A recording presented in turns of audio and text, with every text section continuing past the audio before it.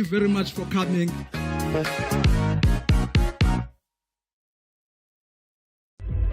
My biggest fear is that we'll not figure out the answers in time. The uncertainty that we live with is enormously challenging. The world has a lot of problems, and fortunately, a lot of entrepreneurs to try to solve them.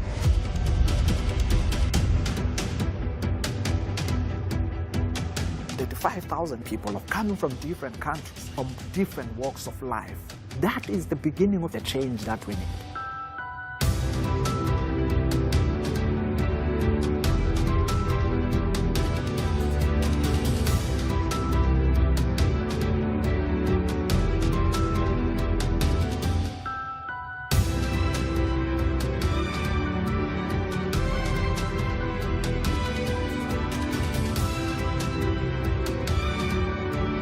People who are willing to go first are what is driving our innovation. Human beings are built for resilience, and creativity often emerges in times of great struggle. We have to be able to dream of a future if we're going to be able to walk into it together.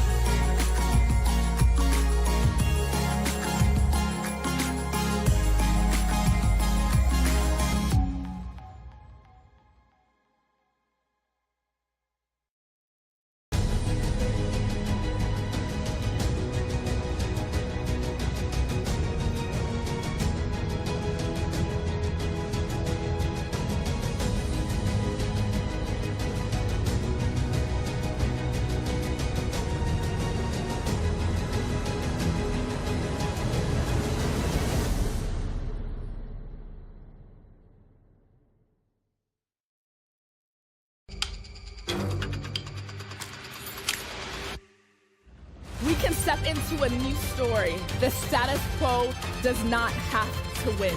We want to have a better future. We want to have a future. We must fight. Now it's time for hope.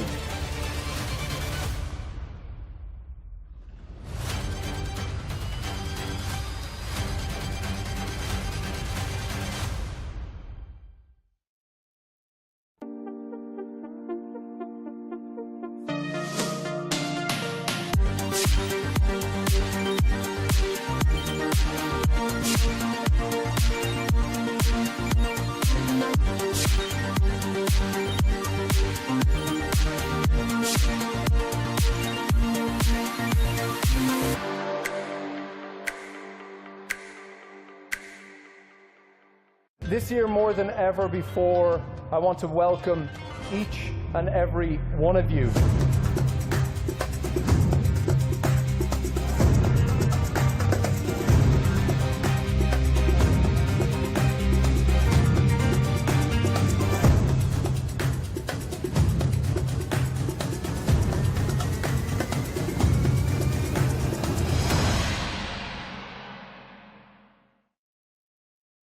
I think we're bored. Bored of perfect, polished, pretty. I would much rather see chaotic energy.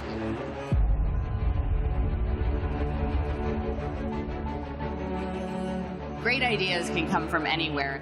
I'm someone I never give up. Resilience is the word. What problems there are that you can solve yourself.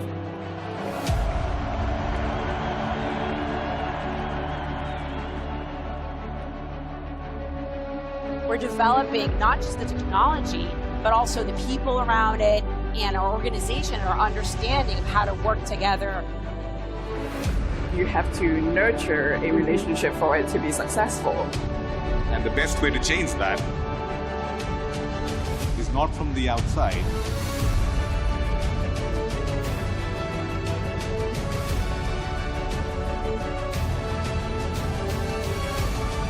part of the dream. Follow your passion. Make the impossible possible. You have the power to determine the direction in which this world moves. If we can do it, everybody else can do it.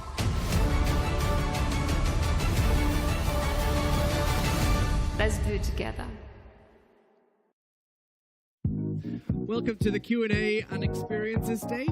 This is the stage that's all about you guys. You guys ask the questions. I'm excited about this. I'm excited to be out there talking to people in person in 3D because for me personally, that's where I get ideas. This kinds of thing I'm doing with you today, it's making me feel so much better.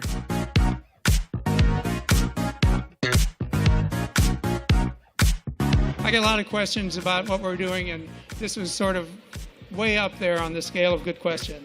The idea of presence, where people share a space together, appreciating each other's music or making a song request, and then you just are okay to go on about your life, but you had a meaningful touch point. The only way we can bring about the change is to be the change that you want to see. Thank you very much for coming.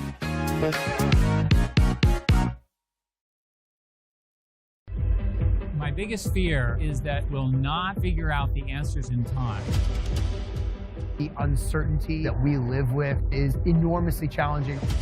The world has a lot of problems, and fortunately, a lot of entrepreneurs to try to solve them.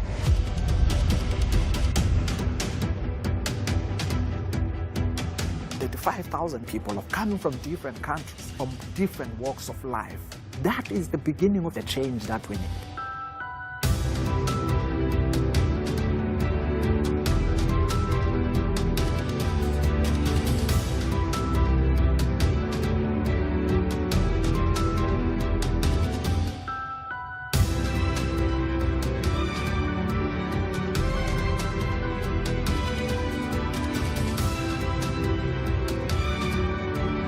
People who are willing to go first are what is driving our innovation. Human beings are built for resilience, and creativity often emerges in times of great struggle. We have to be able to dream of a future if we're going to be able to walk into it together.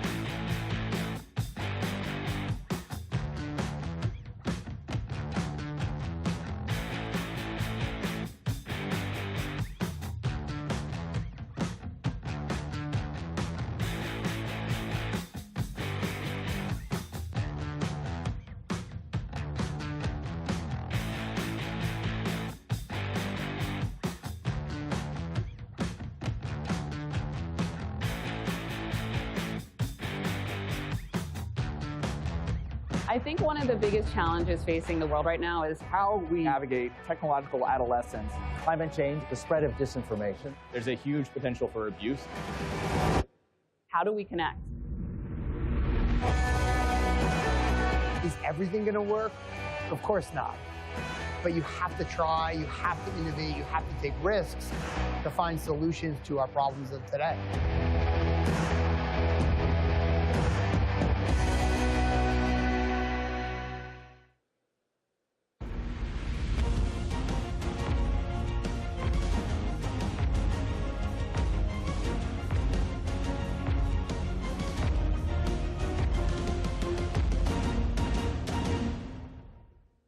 Please welcome to the stage multimedia host and producer, Bridget Trong.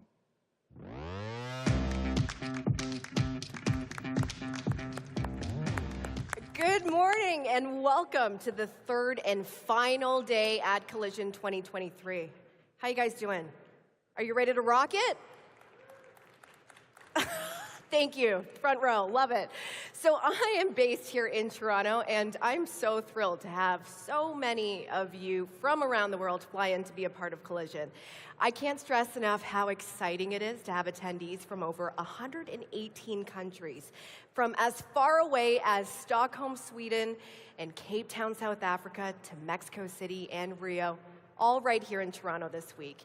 I hope you've had a chance to enjoy some of the city's food and nightlife and have had a chance to meet some new international friends along the way.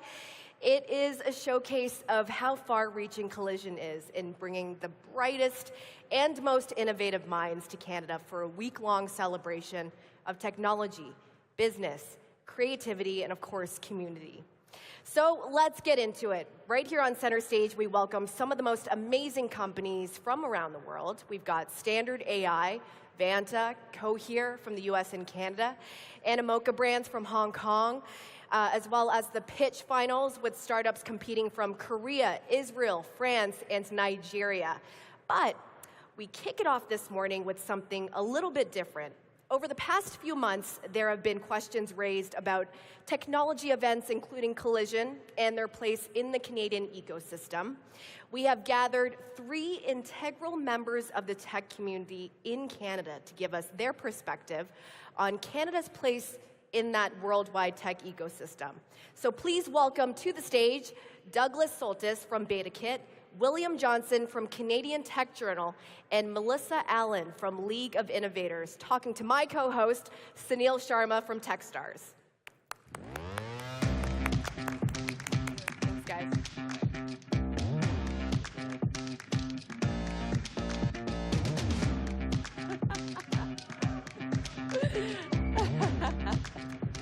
Okay, good morning. Good morning. Final day of Collision. It's been fun for me. I've been around the town. It's been great. But I want to ask the panelists. I don't know. I'll start with you, William. Is this first of all, is Toronto a good place for this event? What do you think? I think Toronto's a great place for this event. You know, leading up to this conference, I was reading the news, and I was reading BetaKit, I was reading the Globe, I was reading the Logic, and you would have thought that this was a bad thing for the city. I don't know. The entrepreneurs I've talked to all week have been enjoying themselves. I've been enjoying myself. So I think we really need to think about, does a conference like this create opportunity for entrepreneurs, which is why we're all here? The entrepreneurs that I've spoken with have said a resounding yes. I don't know, what have you guys heard so far this week? Yeah. I'll absolutely jump in. So I can speak from personal experience. I'm here with my team at League of Innovators.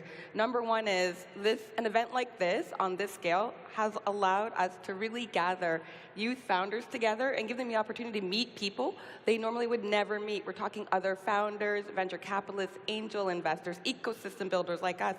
And so I think it's phenomenal. Plus, by the way, also, speaking as a woman of color, a black woman, I believe that 200 tickets were given away to black ecosystem builders, founders, and investors. And I had a young man come up to me yesterday during one of our LOI sessions and thank us for putting on the session, thank us for being here, because it really opened his mind and opened a lot of doors for him in building his business that he would never have access to otherwise. So it's just been a net positive all in all. That's awesome. Cool. I think from the people that we talked to, even looking at the past couple of years of Collision, one of the big things that it seemed to be coming from the municipalities, the province was the idea of Toronto being a destination for entrepreneurs, tech founders all around the world. But I know because we live in a big country, it seems like from the Canadian tech perspective, a lot of people are really using this as an opportunity to reconnect, re-engage, particularly at a time where, like, post-COVID, we haven't been up in each other's neighborhood as much as we would want to or should be. So I think I know there were a variety of Canadian VC firms that threw some very interesting after evening events this week, and I think there was that energy is towards FaceTime that doesn't seem to happen as much in a post-COVID era. Yeah. Actually, so this bills itself as an international event, an international conference. We decided to call this panel, is Canada ready for the world stage? And so there are some aspects of international events when they're in one country or one city, whether permanently or temporarily, that are a bit unique versus, say, a locally created event. So I just maybe want to ask some opinions on the pros and cons of bringing something international here in terms of exposure, visibility, access, maybe with Douglas. And is there any downside to doing it like this? Well, I'm not in a place to evaluate that. I think when we look at people that we talk to, or maybe even just my experience as like a Canadian founder myself, living in Toronto and trying to cover the entire country from a startup tech perspective, like, it is difficult to get around this country. It's like a cheaper flight to Paris than it is to Vancouver. Yeah. So when you're looking at like bringing an event in nationally, particularly for a country like Canada, I think we have to understand the geography and how it's different from then when Web Summit comes to Portugal. And like Portugal is 2 Nova Scotias together. So I think when you're looking at bringing an international event here, work has to be done to kind of bridge the gap between the different hubs and the ecosystems across the country so that they feel like this is something for them as much as it is for the people in the city. Okay, so just to understand your point, you're saying that because Canada is geographically large, there's special circumstances that we must go through for international events to exist and thrive somewhere in the country? Yeah, but then also just to take advantage of it, right? Like, I don't know if you've been looking at the Air Canada prices, but like the travel is a consideration. We cover a variety of other Canadian tech events, and they'll do special activities like hosting trains and things like that to move people through the ecosystem. So I definitely think it's a bigger consideration. It's one of the things that we talk about the most or I guess I talk about the most on BetaKit that I'm particularly interested in, is understanding the difference between Canadian tech as it's represented internationally to the world, and then how the various pieces of Canadian tech sees itself and interrelates with it. And I think Collision's a really interesting event in Toronto because it's in Canada for just all the reasons I laid out there. Sure. Okay, and William, you came here from far away, from Vancouver, right? How did that? How do you feel about doing that? You came to Toronto, where the Collision is based here, but it is representing all of Canada. Do you feel this was a moment to come and sort of experience the tech ecosystem at its best here? Definitely, and to be honest, I have to actively try to avoid Vancouver people. There are so many of them here in Toronto for this event. So I actually think I've seen a lot of Canada here in Toronto. Toronto is the ideal city. Easily accessible through international flights. They actually have like the hotels and the infrastructure. They actually have a nightlife in comparison to Vancouver. So it totally makes sense to do a Collision here. And again, like, I have to actively avoid people from the ecosystem. There's so many Vancouver people here, and there are discussions about bringing Collision to Vancouver, post next year. And that'll be an interesting conversation that we might get into later. Yeah. Well, I'm originally from BC as well, but I love the Vancouver takeover. I'm sure you were one of the organizers of that. There's so many people. I wasn't one of the organizers, and I didn't go. Didn't go. Okay. Doesn't that speak to the point, though? Like, isn't it? Because I struggle with this, right? Because I the same thing. Like, I spent Tuesday evening on a boat with a bunch of very rowdy Albertans and the mayor of Calgary, who had just decided that going up and down Lake Ontario was a great way to connect, and it was a great chance for me to meet people that I wouldn't normally otherwise, but it was an intentionality to like not run into the same people I might at King and Portland. But if this is a national event, I don't understand the sense of like having a Vancouver takeover at a thing. Like, but this is it though. I mean, okay, so it's great that we have an international event coming into Toronto, but outside of that, this sounds like an us problem or an us issue, is I to agree. make sure that we are creating the infrastructure, the foundation, where we can meet different people, right? And I think that's our responsibility as Canadians to curate and to facilitate meeting people you normally wouldn't meet. That's on us. I 100% agree. I think I think communities are driven by creating more value than you capture, but you have to be prepared to capture the value, right? So I think that work going in, and it's one of the reasons why I really liked the. It was put on by Good Lawyer. They're a Calgary-based startup. They made sure, I think last year they did it, and it was like 50% people from Calgary, 50% otherwise. And this year they were able to get it to like 60-40. So they're like creating space to introduce themselves to people from around the world, which I think is really smart. But I completely agree. Like, the onus is on everyone here who shows up, pays for a ticket, attends the after parties to like capture the opportunities that are here. Like that's entrepreneurship 101, I think. Yeah. Do you think that any of these kind of side events or city-sponsored, regional-sponsored events from within Canada, does it relate to any level of competition or infighting or silo building across the Canadian tech ecosystem, even beyond this conference? Like, are there elements of that we're sort of seeing in some of the discussion points around the event or some of the detractors to the event? See, I personally don't see that. I don't see that, and maybe that's who I choose to surround myself with, or who I choose to have as part of my wider community or our wider community. But I really don't see that, because we can't afford to be competitive with each other when we really need to take seriously becoming a global leader in tech. That's my thought. Yeah, I think a lot of the so-called infighting or any of the conflict that people read about is mostly written by people in the media, and it's mostly conversations that people on the stage, maybe me and Douglas are guilty, are having. I don't think everyone's having those conversations. Leading up to, again, Collision, for example, all of the articles that were written about Collision and people being banned and credentials being given and taken away and the cost of the conference, no entrepreneurs were losing sleep over any of that. None. Right? That was a purely, I think, media, government, conference organization conversation. I think this really represents maybe the diversity of perspectives here, because I think, and to your point, I think we're talking to different people.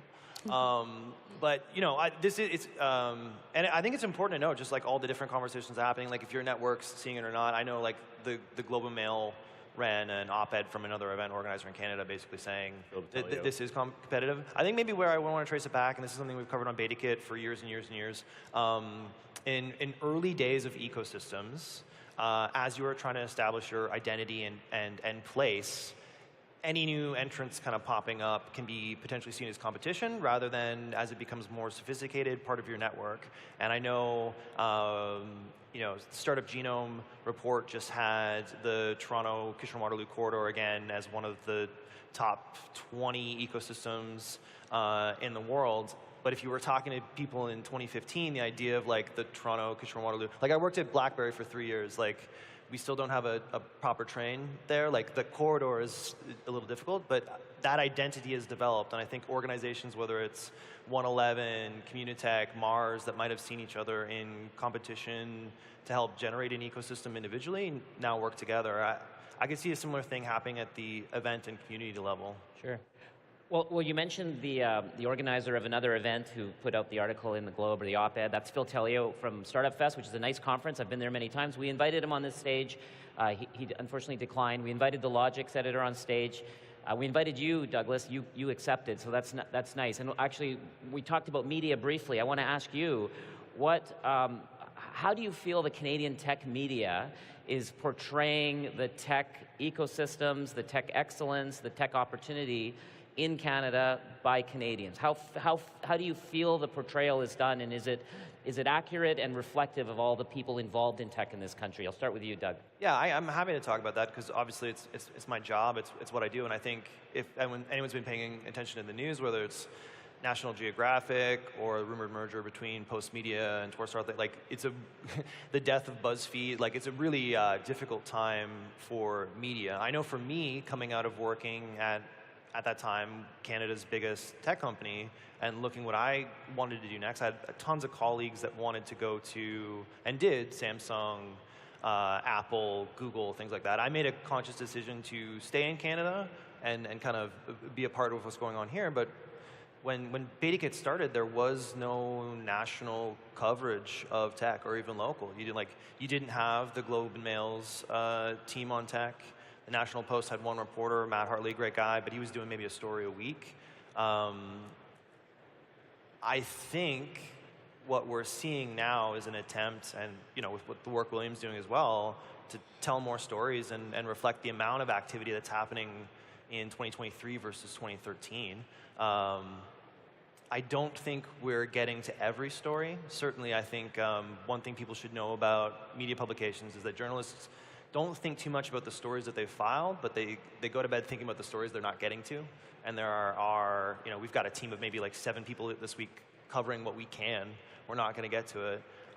We were just talking backstage about some pretty awesome entrepreneurs that are here that we could be telling stories about. I think, I work every day to connect, interrogate, inform this ecosystem as best I can, but we're not getting all of it. Maybe next year. Yeah. We're still growing. Well, Melissa, you've been a rising force in the Canadian tech ecosystem. Do you feel the media has covered your interests well? To be honest, like the Vancouver Tech Journal really embraced me into the ecosystem, but I will be honest, is that when I was first re-entering the ecosystem after a hiatus, after a career pivot, back like 2 years ago, I didn't really feel all that welcome by, for example, like BetaKit and how they covered the project I was working on. And, and as, a Black woman, right, I'm intersectional, right? So not only am I getting pushback for being a black person in this space, but being a Black woman. And again, I didn't quite feel that included or I guess accepted by the coverage, and I found it harmful. But since then, all of us, like the entire community, including the Black tech ecosystem, have continued to really pave the way and push forward our presence. And now, at least, I'm seeing great coverage of what we were doing. But I'm not going to lie, it was very hard in the beginning for me, and that was just 2 years ago. And if we want to be competitive on the global stage, we have to showcase the wins and the excellence of all of our communities, including underrepresented ones. Because listen, in 10 years, a third of our population is going to be visible minorities. So we need to be capturing stories from everybody so we can showcase that internationally. Yeah. I think that's a really important thing to follow up on. I just interject here because being a founder myself, I know how difficult that journey can be, and I know that I have a lot of privilege that makes my kind of job a little bit easier than others. But I think this is an interesting conversation. We only got about 3 minutes left, so I don't think we're going to be able to dig into it. But this is, I think, a conversation about Canada as an ecosystem on the world stage. But there's also a conversation about media and its role in showcasing that. It's my job as a journalist to report the facts as we see them, add context, and again, inform this ecosystem. At a certain point, we have to be okay with that reflection, that information. In this instance, a fund that was really exciting, looking to raise, I think, $100 million, and just didn't come together for a variety of different reasons.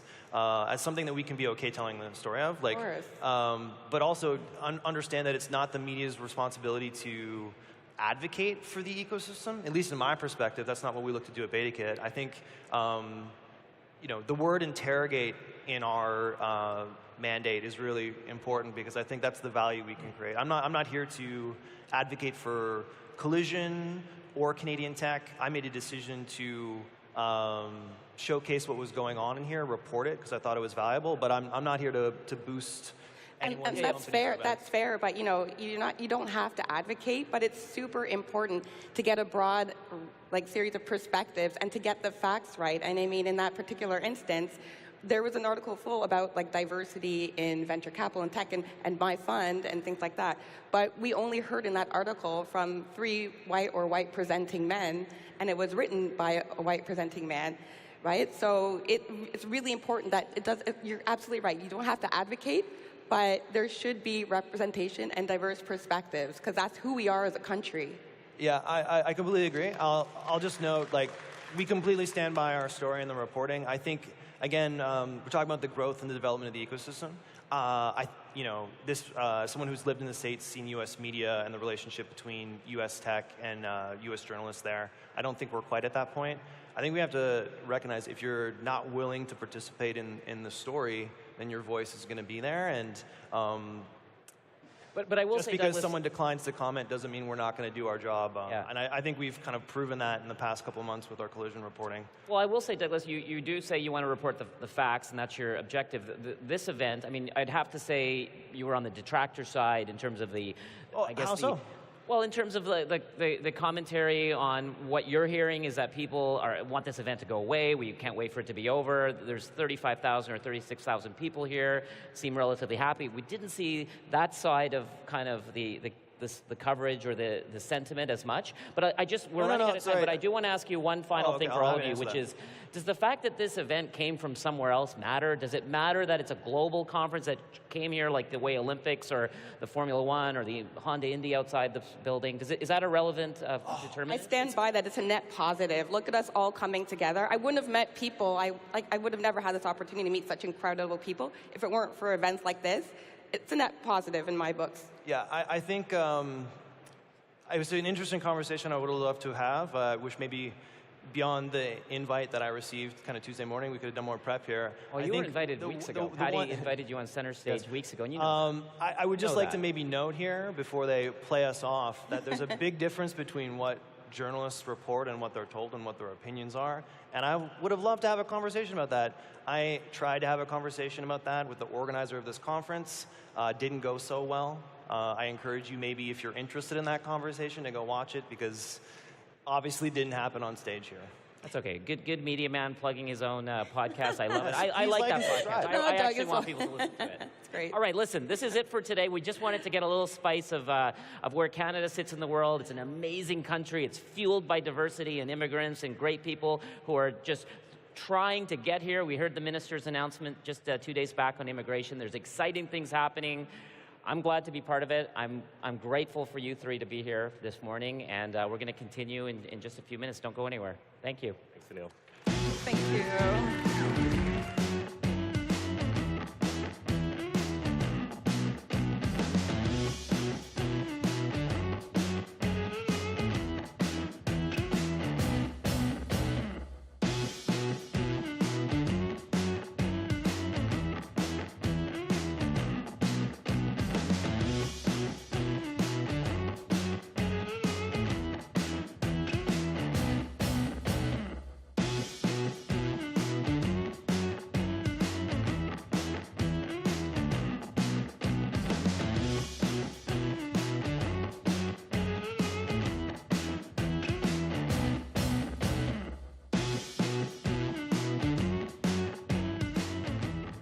All right, that was great.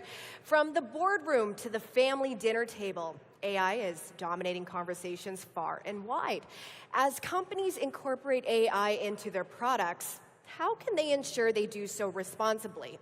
As the co-founder of Grammarly, a company whose core product has been powered by artificial intelligence for more than a decade, our next speaker understands the importance of applying such technology. To find out what it takes to build a long-lasting AI SaaS company without ethical compromises, please welcome the co-founder of Grammarly, Max Litvin.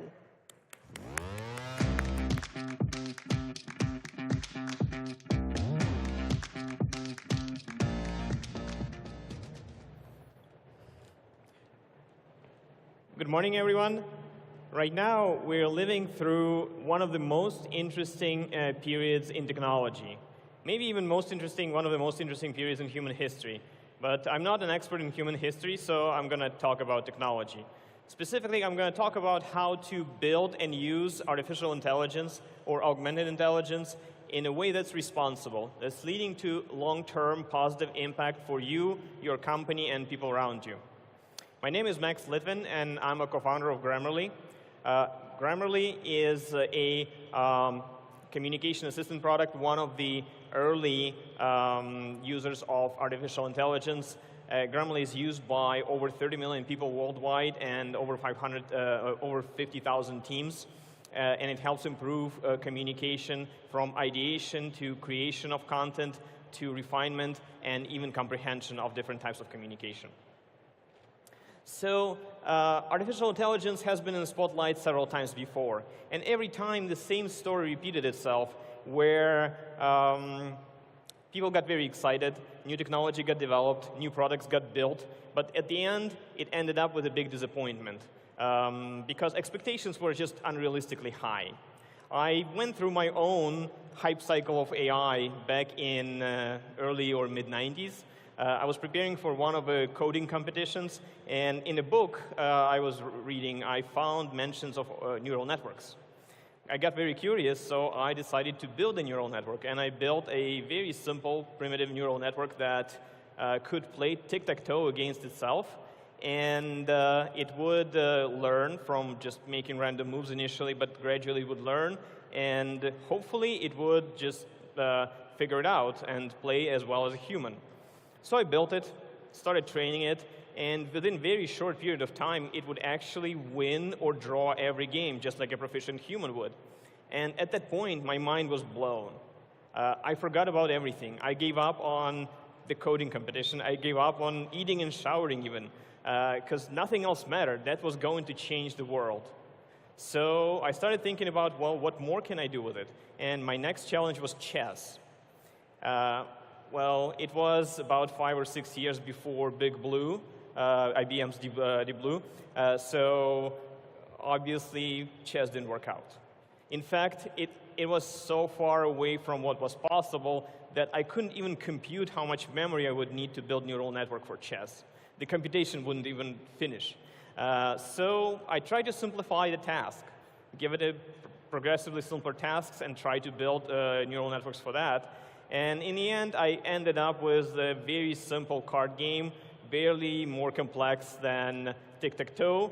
And my realization was, well, it would take 10 times less time to actually build it using more conventional methods.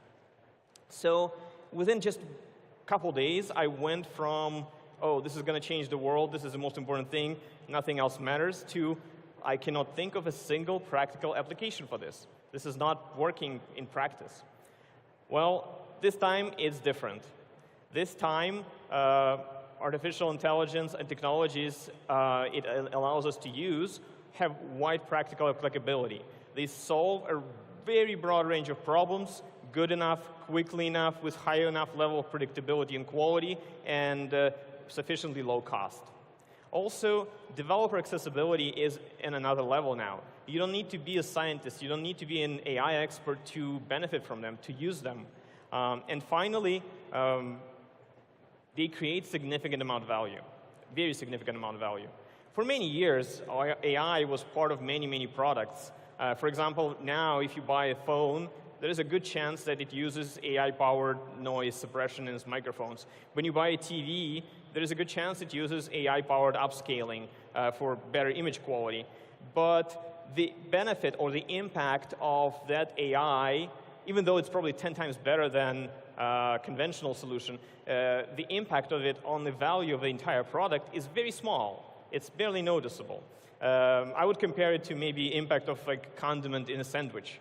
Now, with technologies becoming available these days, AI can be the entire middle of the sandwich. The value is tremendous. It can more than double the value of some products.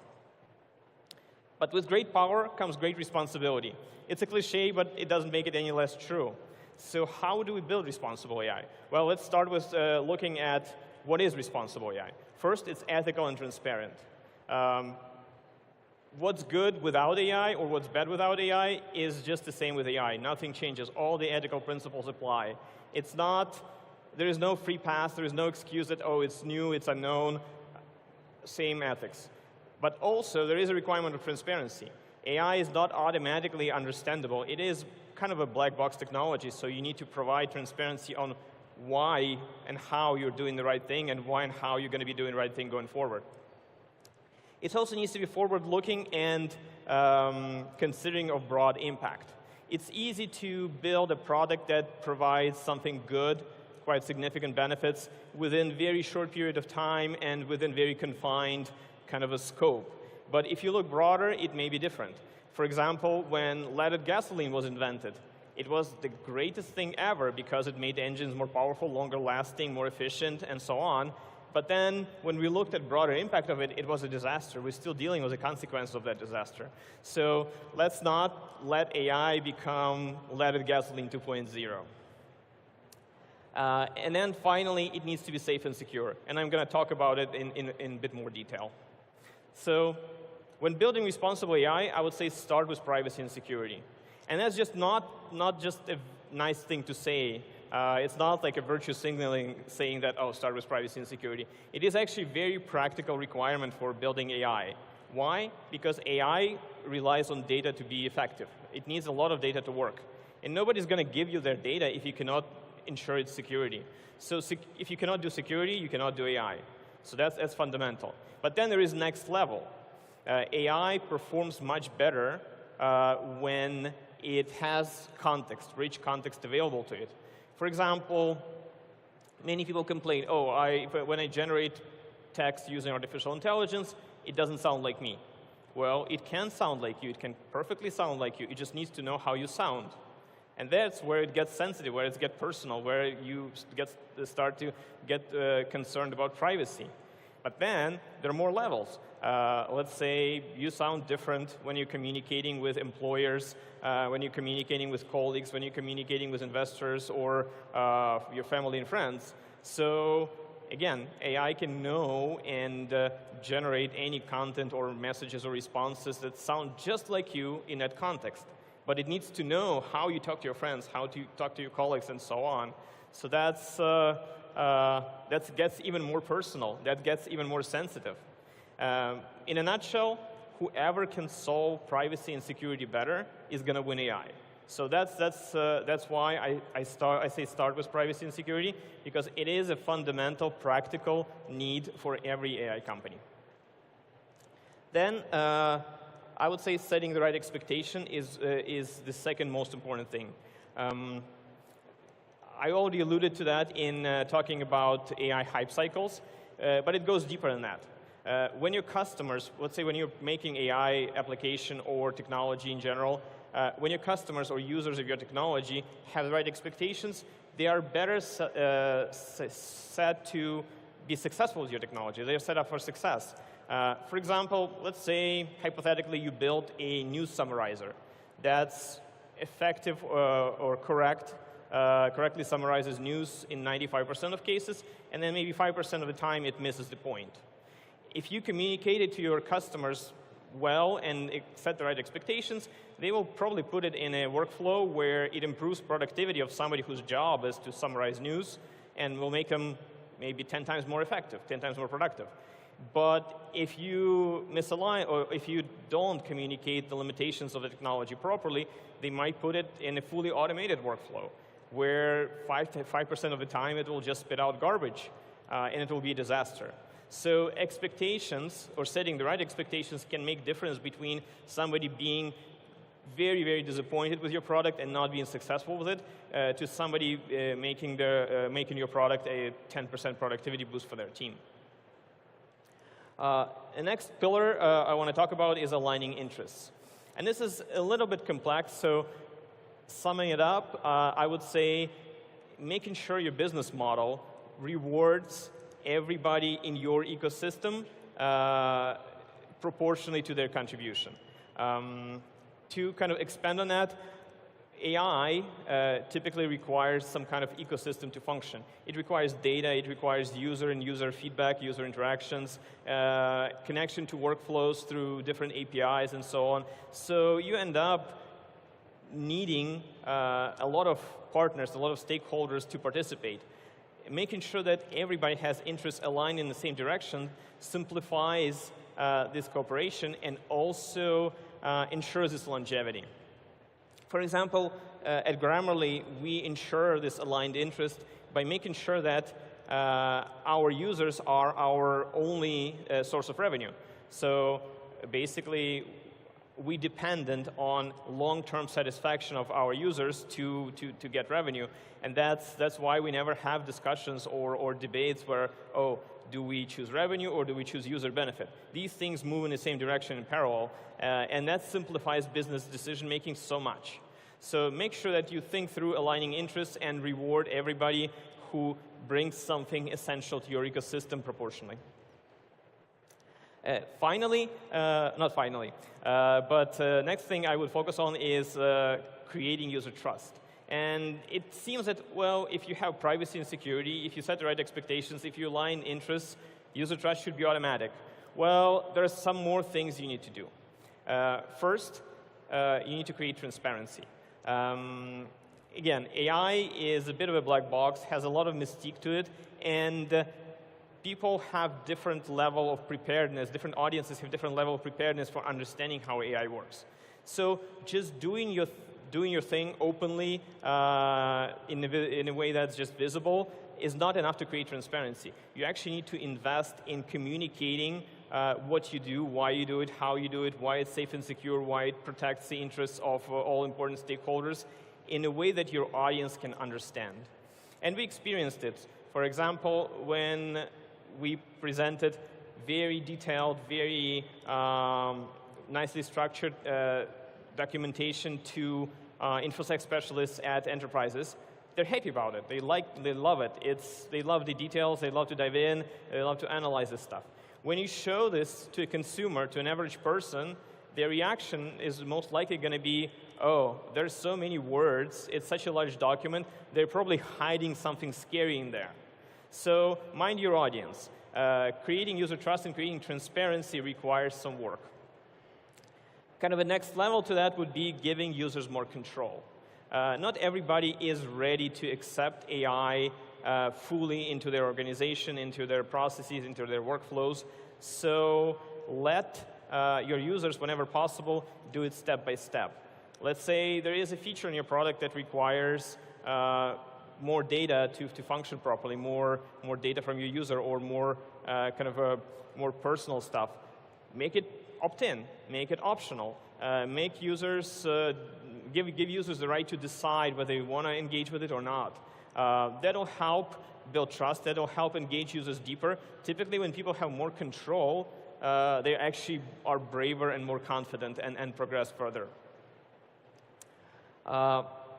And this is my favorite one, enable, not replace. I think the right way to build AI is to improve productivity of people, enable people, let people do more, rather than focus on replacing people. I'm strongly convinced about this is the right path for both just responsibility reasons. It is a more responsible way to introduce AI into organization. It allows organization to adapt to change more gradually and better in a more smooth way. It allows society to adapt to the change more gradually in a more smooth way. But it's also better it's frankly easier to build. It's better for your company if you're building AI.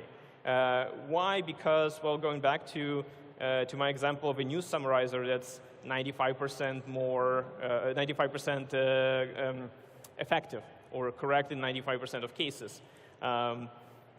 That's good enough for enabling a human. That's good enough for human-in-the-loop workflow where a human can catch the 5% of kind of a faulty text and reprocess it. But in a fully automated workflow, it would need to be 99.9% accurate. And that would require maybe months or years of additional investment, or may not even be possible. So enabling or aiming to enable rather than to replace humans is both more responsible, both socially and organizationally, way to introduce AI, but it also is, frankly, easier to build and easier to avoid AI disappointing your clients or your users. Talking about sharing responsibility, well, right now, artificial intelligence and technologies that are powered by artificial intelligence have very broad capabilities. So it's easy to fall into mind trap of thinking everybody's competing with me and I'm competing with everybody. Like everybody who generates text is competing with everybody else who generates text.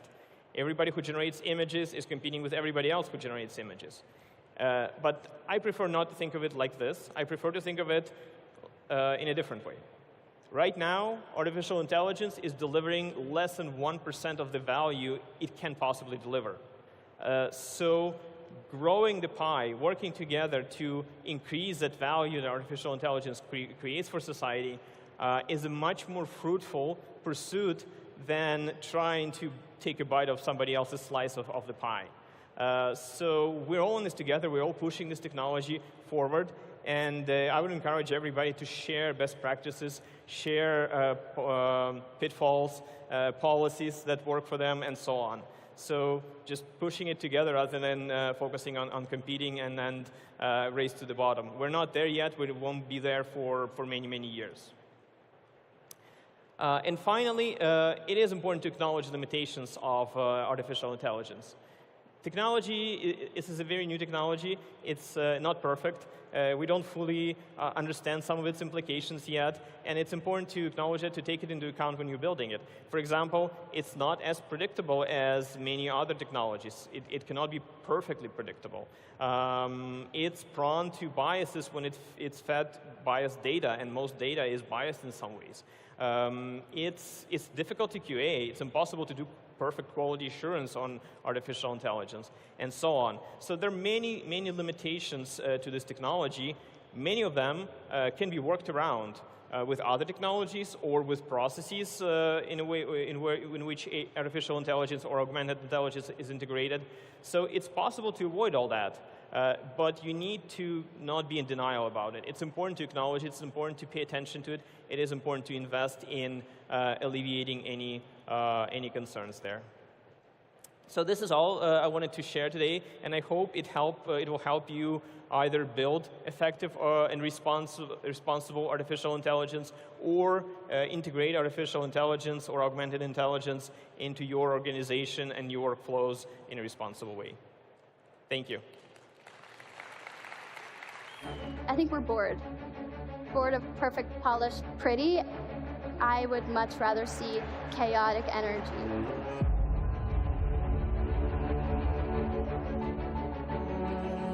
Great ideas can come from anywhere. I'm someone I never give up. Resilience is the word. What problems there are that you can solve yourself.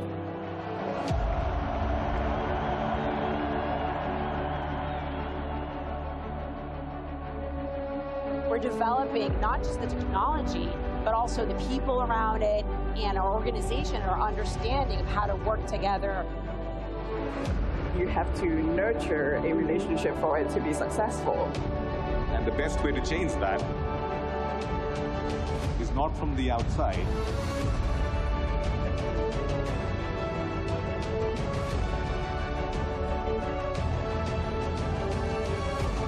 Be part of the dream, follow your passion, make the impossible possible. You have the power to determine the direction in which... All right, get ready for an eye-opening exploration of the trials, triumphs, and time-intensive nature of hardware development. From mind-bending circuits to supply chain showdowns, this next session uncovers it all, leaving you with a newfound appreciation for the extraordinary effort behind every tech revolution.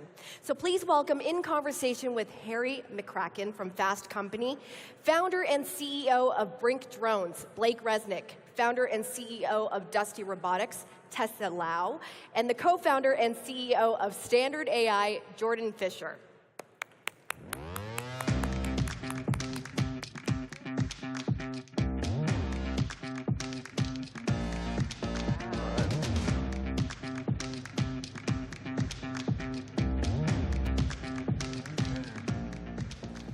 Good morning, Collision. And hi, Jordan, Tessa, and Blake. Thank you so much for joining us for this session. Absolutely. And we just dive in.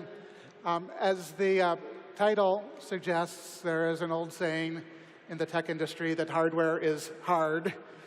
So why don't we start by talking about why that's true, assuming you agree with that, and why, even though it's hard, you're all choosing to pursue what you were doing. Maybe starting with you, Blake. Yeah, absolutely. So we build public safety drones. So devices designed to get eyes and ears in dangerous places. This is largely challenging, I'd say, because number one, we have to develop an immense amount of autonomy software, autonomy hardware in order to make this thing function in the operating environments where it has to fly around. but it's secondarily difficult because we also have to be NDAA compliant, meaning that we can't utilize any electronics from China, which is a major issue because the entire global drone supply chain is really based out of one city, which is Shenzhen. So when we go to develop one of these systems, we have to design and manufacture custom motors and camera systems and radios, flight computers, and kind of do all of that from scratch, which adds some complexity. So by definition, you're bringing some of this stuff back to the US, whether you want to or not. Yeah, we are forced to. But yeah, I mean, I think it's also strategically a good thing. I mean, as we're seeing in Ukraine, they're consuming 10,000 drones a month right now. If the United States wanted to scale up to that production, we just couldn't. So we're doing our best to sort of build out that supply chain here stateside for public safety use cases and every other use case that makes sense. Tessa, tell us about what Dusty is up to. Dusty Robotics. We build robots for the construction industry. Our robots are solving one of the biggest pain points in construction, which is taking the digital building plans and bringing them out onto the site so that people can build off of them successfully and accurately. And so we are actually creating the most accurate mobile robot on the planet right now. 16th of an inch accuracy, working in an unstructured environment. The reason I think hardware is hard is because you don't get a lot of shots on goal. It takes a long time to build hardware, to bring it to production, to even get it to the point where you can actually try it in the real world and see if it works for your customer base. And the reason I think that hardware startups often fail is because with venture funding, you don't get to try a lot of times before you can iterate your way to success. So you got to get it right the first time. Kind of hard to move fast and break things when you're designing a physical object that you can't iterate on all that quickly. Exactly. Jordan, tell us about Standard. Yeah, we build computer vision or cameras that are computer vision powered for physical retail, and we install cameras in the store, and we use that to sort of digitize the space so that we can understand everything that's happening, where are shoppers shopping, where are they taking things.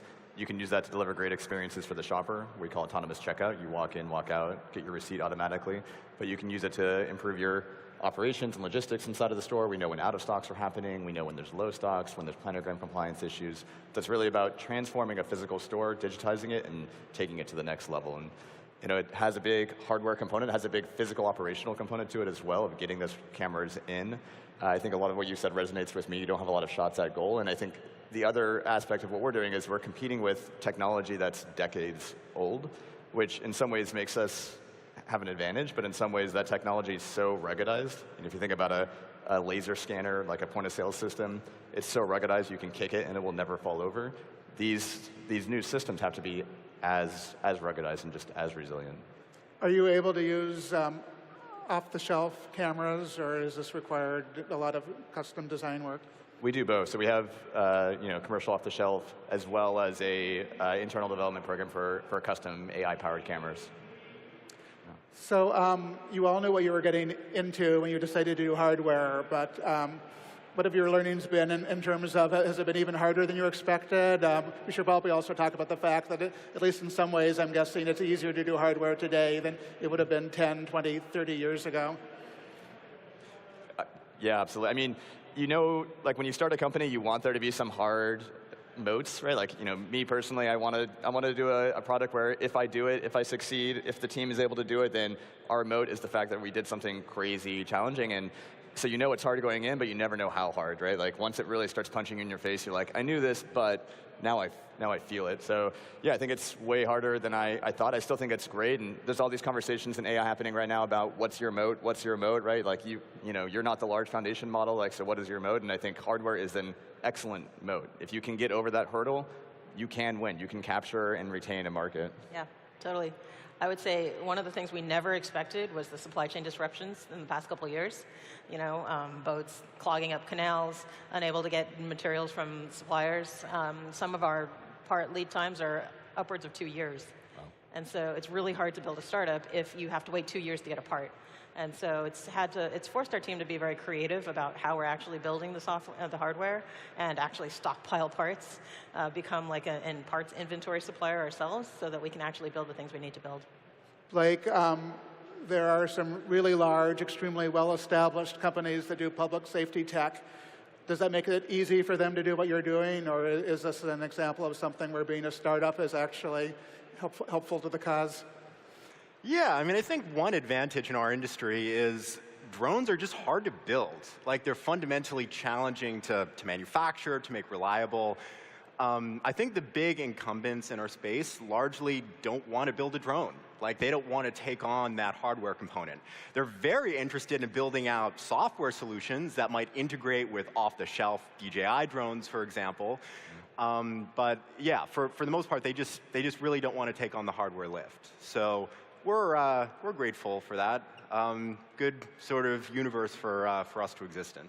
DJI has like an incredible percentage of the drone market, both for the consumer ones that some of us are familiar with, but also enterprise stuff. And it seems like that inherently presents challenges to anybody else who's trying to compete in that market.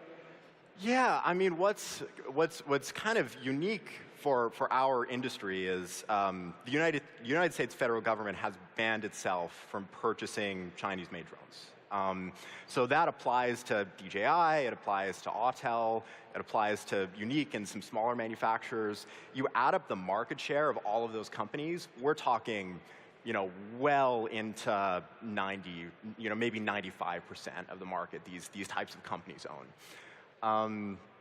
Which is fascinating because basically the largest drone manufacturers on the planet, these big Chinese companies, cannot sell to the largest drone buyers on the planet, which is U.S. federal government and public safety and critical infrastructure.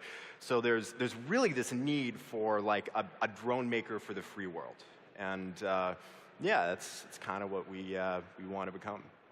You've all been doing what you're doing during a pandemic when remote work became mandatory. What does that mean for companies that inherently have a physical component to what you're doing, and you can't just work in the cloud and accomplish everything over Zoom? I mean, in some ways, it forces you to do the right thing from the beginning. When you deploy the hardware, it's going to be in the field, and it's not going to be sitting on your desk. It's not going to be in your hardware lab. And when you're talking to your hardware team and they're complaining about, well, how do I just plug this thing in? How am I going to debug it? And you're like, well, what are you going to do when it's out in the field? So I think it kind of forces you in some way to develop those best practices, but you still have to have some moment where it's tangible. It's you're able to literally rip it apart, do a teardown, and I think that's challenging. So you can get over it by using capital and just buy a drone, buy a camera for every one of your engineers so it can sit on their at-home desk. But I think at some point you also need to have some physical space. We're 100% remote, except for the fact that we have a hardware lab. We actually took a contrarian view to this. We never went remote. We actually formed a pod, back in the early days of COVID. And so we've been in the office pretty much since 5 years ago when we started in 2018. Well, that made it hard, right? Because the rest of the world is going remote or hybrid or something. Makes it more challenging to hire people who want to be in the office. But we believe that we're creating a really good culture of people who thrive on the energy of actually being in the office with other people who are all striving to accomplish the same mission. We've done the same thing.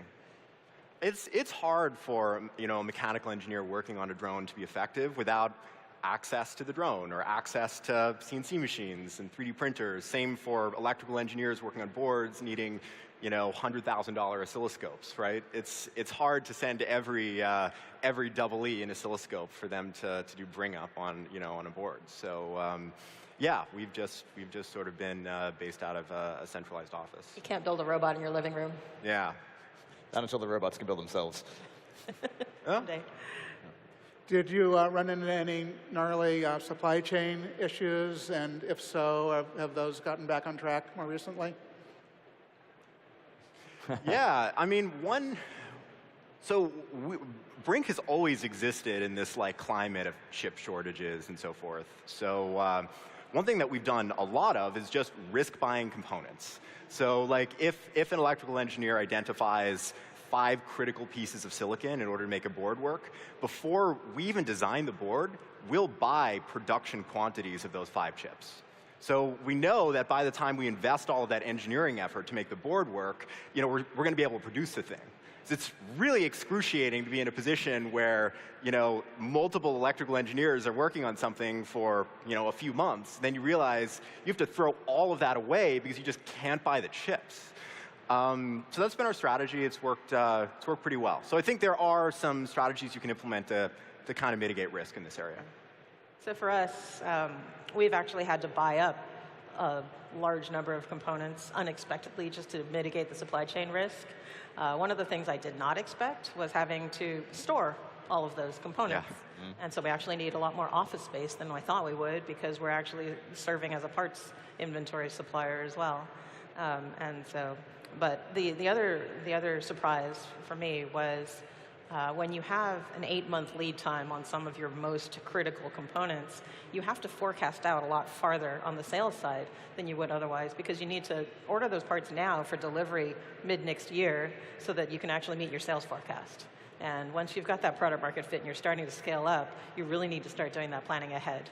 And the supply chain risk just makes it harder. Yeah. Yeah, I mean, for us, risk buy is the name of the game, so we're definitely doing a lot of that. I think it's one more place where you can have a moat. It's one more place where capital can give you an advantage, and it's not so easy to come in and displace you. I think you two sounds like very hardware native, and we're a software company becoming a hardware company, so there's a very large cultural shift that we have to go through where 90% of our DNA is software, and you want to be able to just make a decision and change it tomorrow and then change it again tomorrow, right? Yeah. And the fact that you need to plan 8 months in advance or 12 months in advance is a massive cultural shift, and it's really hard to get not just your engineers, but your entire org to start thinking in that way and thinking about where, they call it risk buy for a reason, where are we comfortable taking this risk and where aren't we comfortable taking it? I've struggled with that a lot.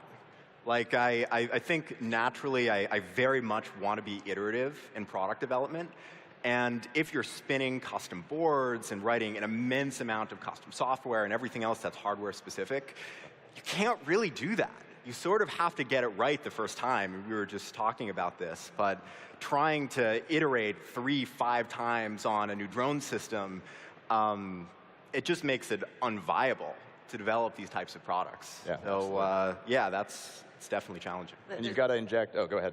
There's another cultural shift that we're seeing, which is that the flow of building hardware is that you build the hardware first, mechanical, electrical, then you build the software that runs on top of the hardware, and then by the time you get to the software part, your mechanical and engineering and electrical teams are wondering, what do I do?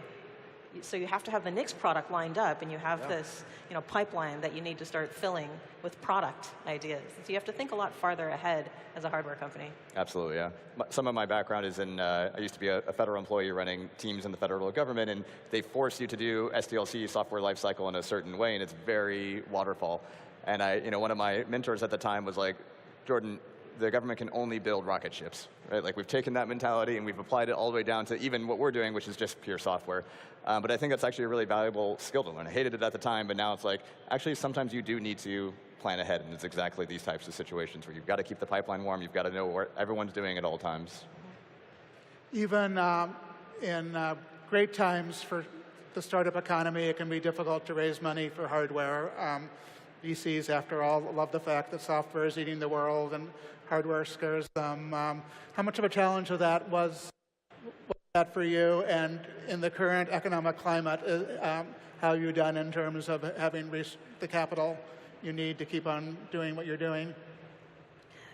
I mean, one of the things that I've seen is a shift towards more interest in non-SaaS businesses. SaaS has gone through a bubble, I would say, and now there's the question of, well, what's coming next now that that bubble has kind of imploded? And so we're actually seeing a lot of interest in built world technology, right? Companies that help build the buildings that we live in, because that doesn't go away. That doesn't crash when the market goes south. People still need houses. They still need conference centers, and all of that still has to happen. Mm-hmm. Right? Yeah, I mean, this is a real dynamic, but one thing I think is amazing about hardware businesses, especially in the public safety industry, but in many different industries, is that the stuff just really matters. Like the alternative to what we build is a dozen police officers holding assault rifles, making entry into a structure, and risking a gunfight. In the future, we're interested in this idea of making the police helicopter obsolete, using drones to respond to 911 calls in seconds, deliver ADs, EpiPens, Narcan, that sort of thing. And I just think like the positive societal impact of the right hardware technologies can be enormous. And I think a lot of investors are, to some extent, looking to have that sort of positive impact on the world. I mean, obviously, they're looking for returns, but they want to do good. And I think hardware enables that in ways that software can't always match. And I think, fundamentally, when you're taking a bet, when you're making an investment, you're looking for a massive TAM, and, I think we all have massive TAMs. Retail is this $25 trillion industry, but you also want to have some assurances that if you get over the hard hurdles, that you win the market. And I think hardware is just one more way that you're putting up those hurdles. It is harder, but if you get past it, then you could potentially be the single player that was able to capture and revolutionize that industry, which is why it's such an attractive bet. We're almost out of time, so let's end with a flash round. If you could get maybe one super quick prediction from each of you for the future of hardware. For me, it's about how do we get AI closer to the sensors itself. Computer vision is, it's in some ways it's been around for a long time, but I think it's still nascent, and I think we can still reduce latency. I think we can still get bigger models that are able to get more insights and put it as close to the actual pixel sensor as possible. Why am I detecting this photon and then doing a bunch of processing and then shipping it over to another processor? Like, let's just process it as we detect it. Tessa? For me, it's about robotics becoming as ubiquitous as electricity. Right now, robotics is kind of like a frontier tech, but the technology is getting better and better. It's getting easier and easier to deploy, and eventually it's going to be in every single product. And when that happens, it's not going to be called robotics anymore. We're not going to be standing on stage talking about it. It's just going to be taken for granted. Blake, take us home. Yeah, absolutely. I think we're starting to realize that there are certain industries that have such extensive national security implications for our country that we just have to own them internally, like chips, like drones, like many different things. So I think we'll see the kind of new generations of startups, hardware startups in each of these areas starting to onshore that technology in the next couple of years. Thank you so much, folks. Good luck to all of you. Hopefully we'll get to continue this conversation. And thank you, audience. Have a great Collision. Thank you. Thanks, Harry.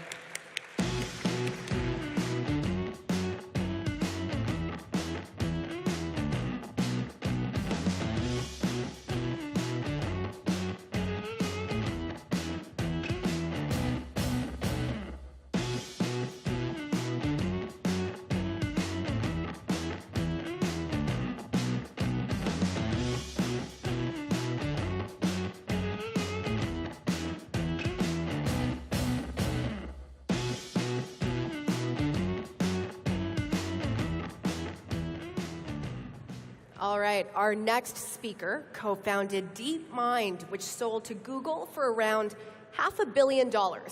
But he wasn't done with startup life yet. So in early 2022, he co-founded another company with LinkedIn co-founder Reid Hoffman called Inflection AI. Now, we all know that AI is going to be the most transformational tool of our lifetimes, but is humanity prepared for full AI takeover? And what happens when millions of us have our own personal AI? To get these answers and more in conversation with Gideon Litchfield from Wired, please welcome to the stage co-founder and CEO of Inflection AI and the author of the upcoming book, The Coming Wave, Mustafa Suleyman.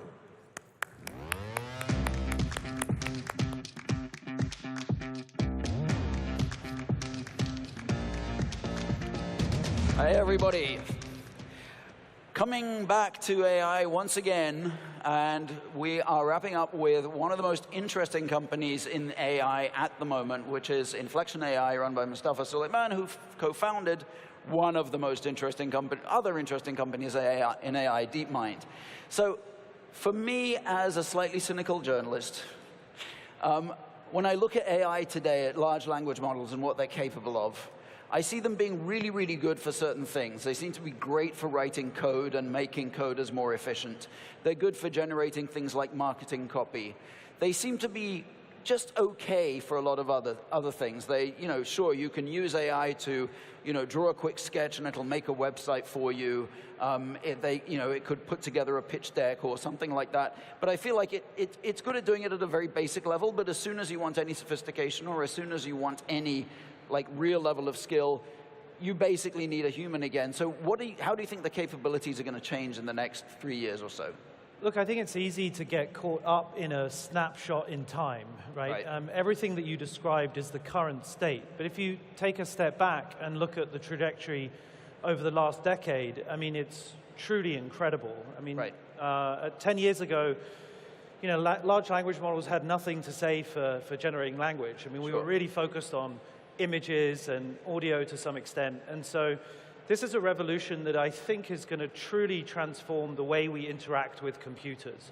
I think in the future, everybody is going to have a personal AI, one that is truly aligned to your interests. And in the future, it will be able to take actions on your behalf. You will proxy it to go and use APIs and to go and make phone calls and talk to other AIs or talk to other humans and buy things on your behalf, book things, organize things. And that really is going to be a very, very different world. In fact, I think it will be a different interface. This is the future interface. But what's going to make this possible? Because you have Sam Altman of OpenAI saying a couple of months ago that he thinks the era of exponential growth of large language models may be over.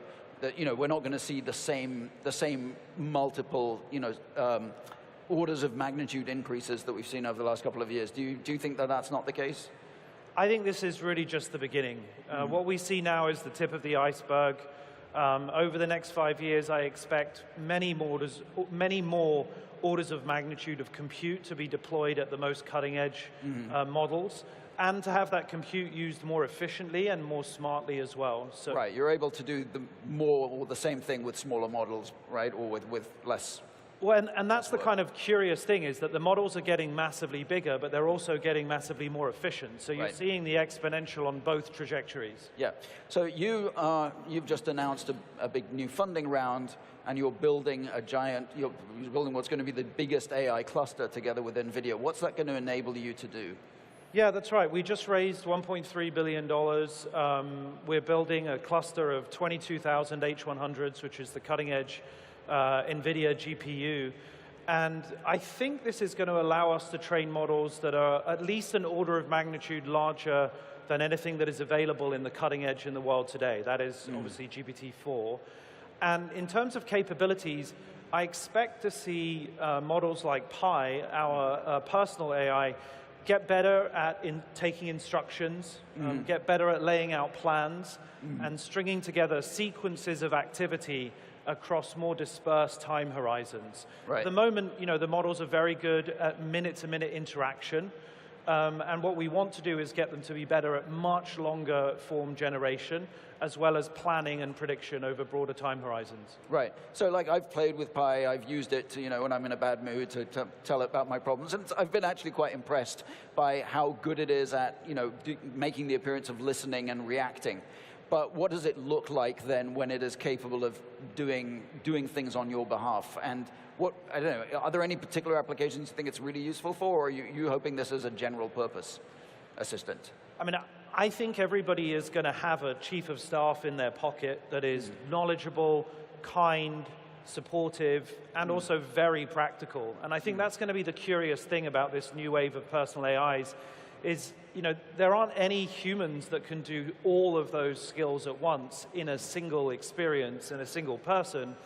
And so this is going to feel quite different to any of the experiences we have of interacting with another person. It'll be consigliere, it'll be confidant, it'll be chief of staff, it'll be coach, it'll be educator and teacher, all in one, and I think that's going to feel quite different to anything we've seen before. All right, so Mark Andreessen wrote a blog post a few weeks ago where he said, AI is, I think he said AI is taking over the world, and he talked about this idea also of these personal assistants, which he said would be infinitely compassionate, infinitely patient, infinitely knowledgeable, and that we would all have such a thing. But he said that's going to make the world a better place.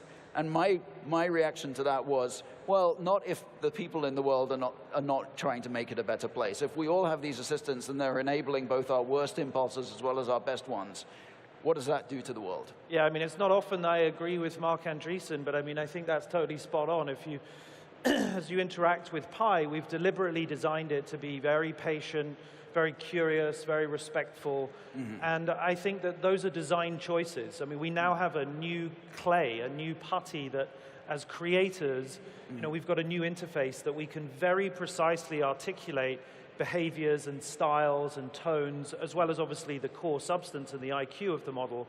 And, you know, some people, of course, will choose to use that for agendas and motivations that might end up causing some harm. There's no question about that. I mean, I think the way to understand this new revolution is that it's the greatest force amplifier in history. And wherever there is power or an agenda, which is basically everywhere, people will choose to use this to amplify their motivations. And so I think the best thing that people can do is to try to grab hold of these tools and try to use them in the best way possible. All right, so when you say it's a force multiplier, though, does that not worry you that we will end up with more people using it for very, very harmful ends?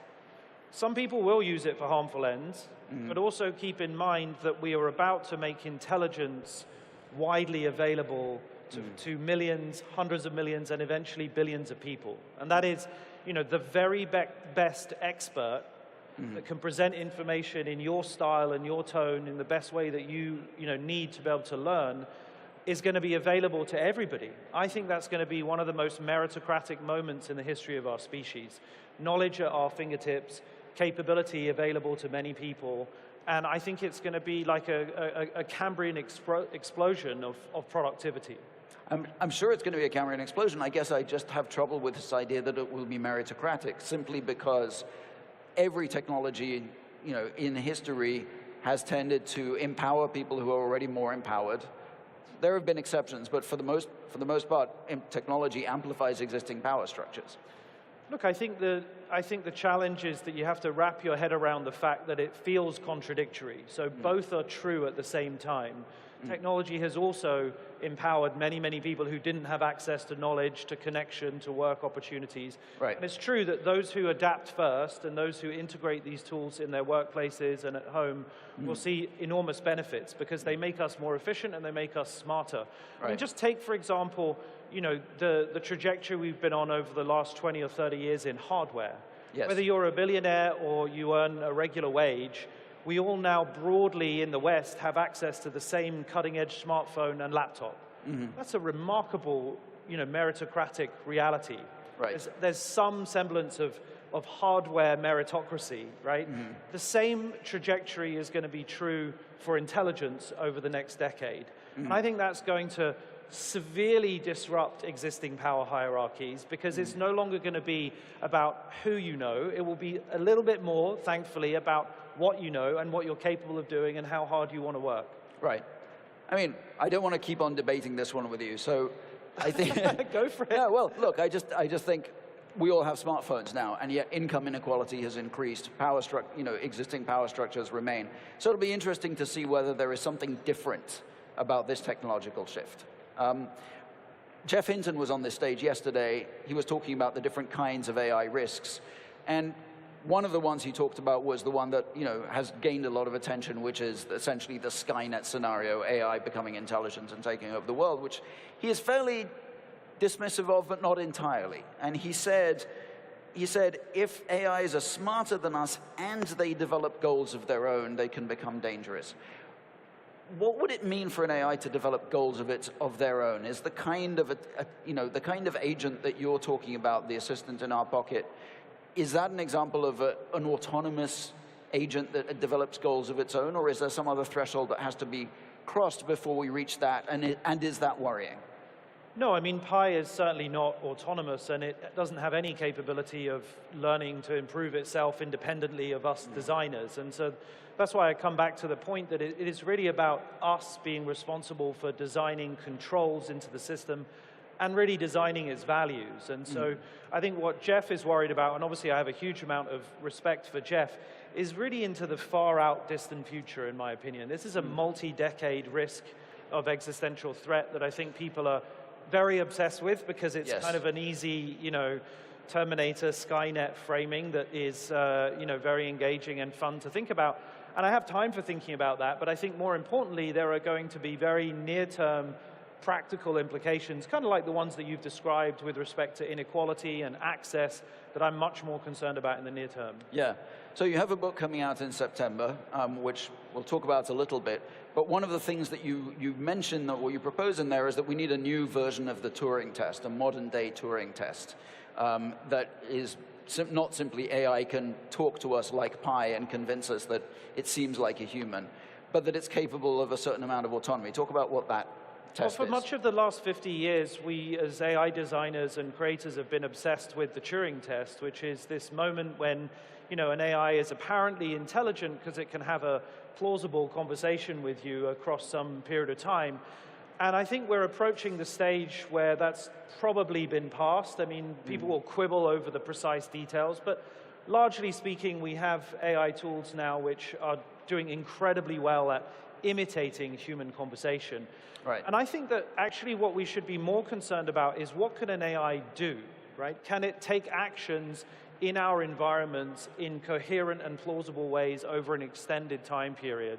And so a modern version of the Turing test, in my opinion, would be a way to measure this, for example, by saying to an AI, if I give you $1 million, can you go off and research the market to invent a new product where there's going to be demand for that product, go and design it, go and commission it to be manufactured, maybe overseas, have it drop shipped, then market it, promote it, and try and produce a great return on that. That would require planning on a huge range of time horizons. It would require all sorts of tool use and interaction with humans and other AI systems.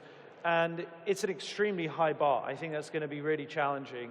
But in many ways, it would be sort of much more impressive than the current version of the Turing test, which I think is arguably already been exceeded. Right. So when you say it's a high bar, do you have an idea of how long it takes to get there? I think that there are going to be glimmers of that kind of progress within the next 3 years with significant human intervention at key moments. But I think there's potential for it to be autonomously done in the next 5 or 6 years. That's not very far off. It's actually not that far off. Right, and even if it's not completely autonomous, it sounds like you're saying it could be a lot easier for me to make $1 million than, I can't simply give the instruction to an AI, make me $1 million, but conceivably in the next few years, I could give it a set of pointers and some steering along the way, and it could go and develop a product for me. Yeah, and we want these AIs to use tools. We want them to interact with the real world. We want them to accomplish scientific tasks. We don't want them to help us with healthcare. We want them to be great educators. And so interaction is the first step, but taking action is the next step of where we're headed. All right, so what does the world look like when it's relatively easy for an awful lot of people to just make $1 million? Well, I think the market changes in that kind of environment, but I think everybody is going to have an AI that is, on their team and aligned with them. I think you'll have a personal AI, I'll have a personal AI Pi, and our AIs might have had a chat before this meeting to have a little tete-a-tete, what's on Gideon's mind. Right. It would say what I'm interested in. Right. So in that case, it's really us talking for our AIs rather than to each other almost. Yeah, well, I think that our AIs will push us to have real-world interactions and spare us the burden of a lot of the administrative tasks of planning and preparation and organization. I mean, we all spend large chunks of our day doing things we would really rather not do, whether it's interacting with banks or booking travel.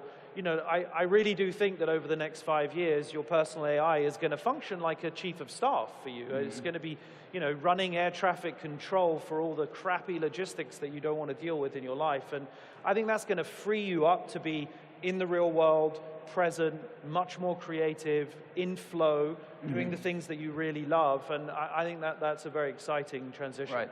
You worked on developing Lambda, the large language models, one of the large language models at Google. Do you think that they should have released it sooner rather than having OpenAI and Microsoft steal a march on them?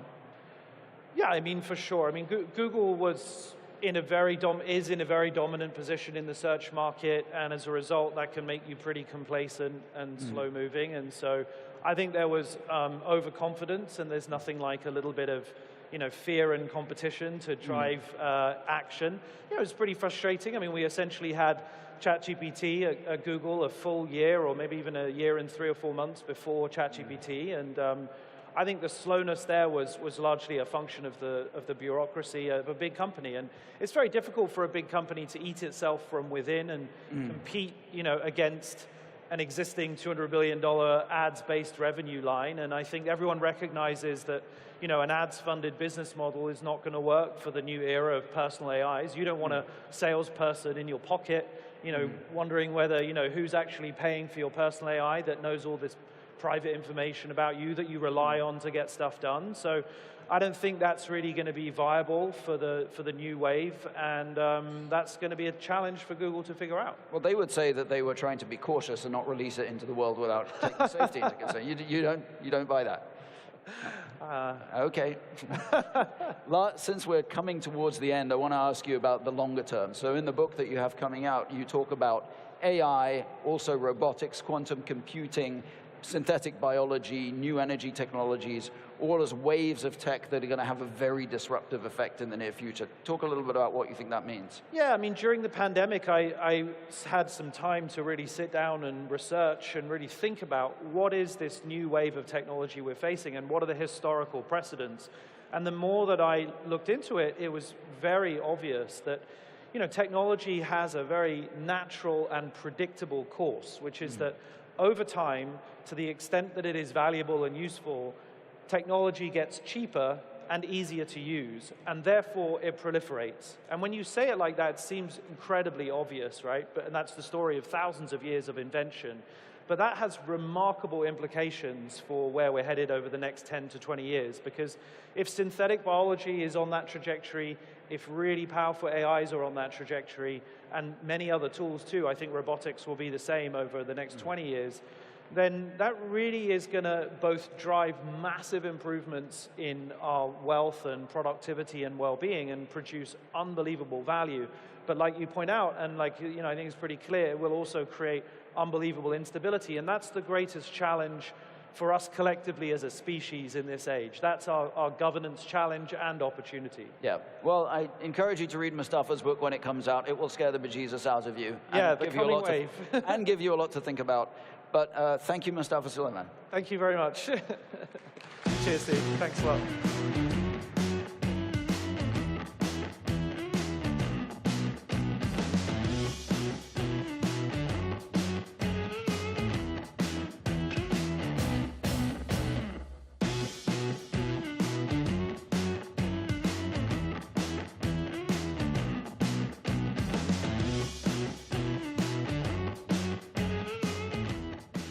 That was great. All right, when the global funds freeze, unicorns drop in valuations, and startups scramble to navigate through the downturn, how have priorities shifted for founders, and what will become the new metrics for a successful tech story? Let's find out with this panel led by TechCrunch's Frederic Lardinois. Please welcome Christina Cacioppo, the co-founder and CEO of Vanta, and Jay Das from Sapphire Ventures.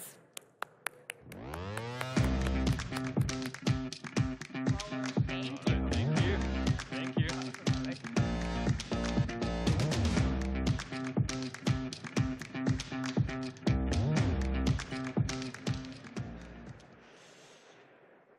All right, the end of the unicorn era. This is going to be the depressing panel. Unicorn apocalypse. It's not what we want to see, but here we are. Do you even think that premise is correct? Is it the end of the unicorn era? Jay, you want to take that? I'll start. My definition of a unicorn is very different than the definition of what people think of a unicorn in valuation. So for me, a unicorn is a software, or actually any company that gets to $1 billion in revenue or ARR.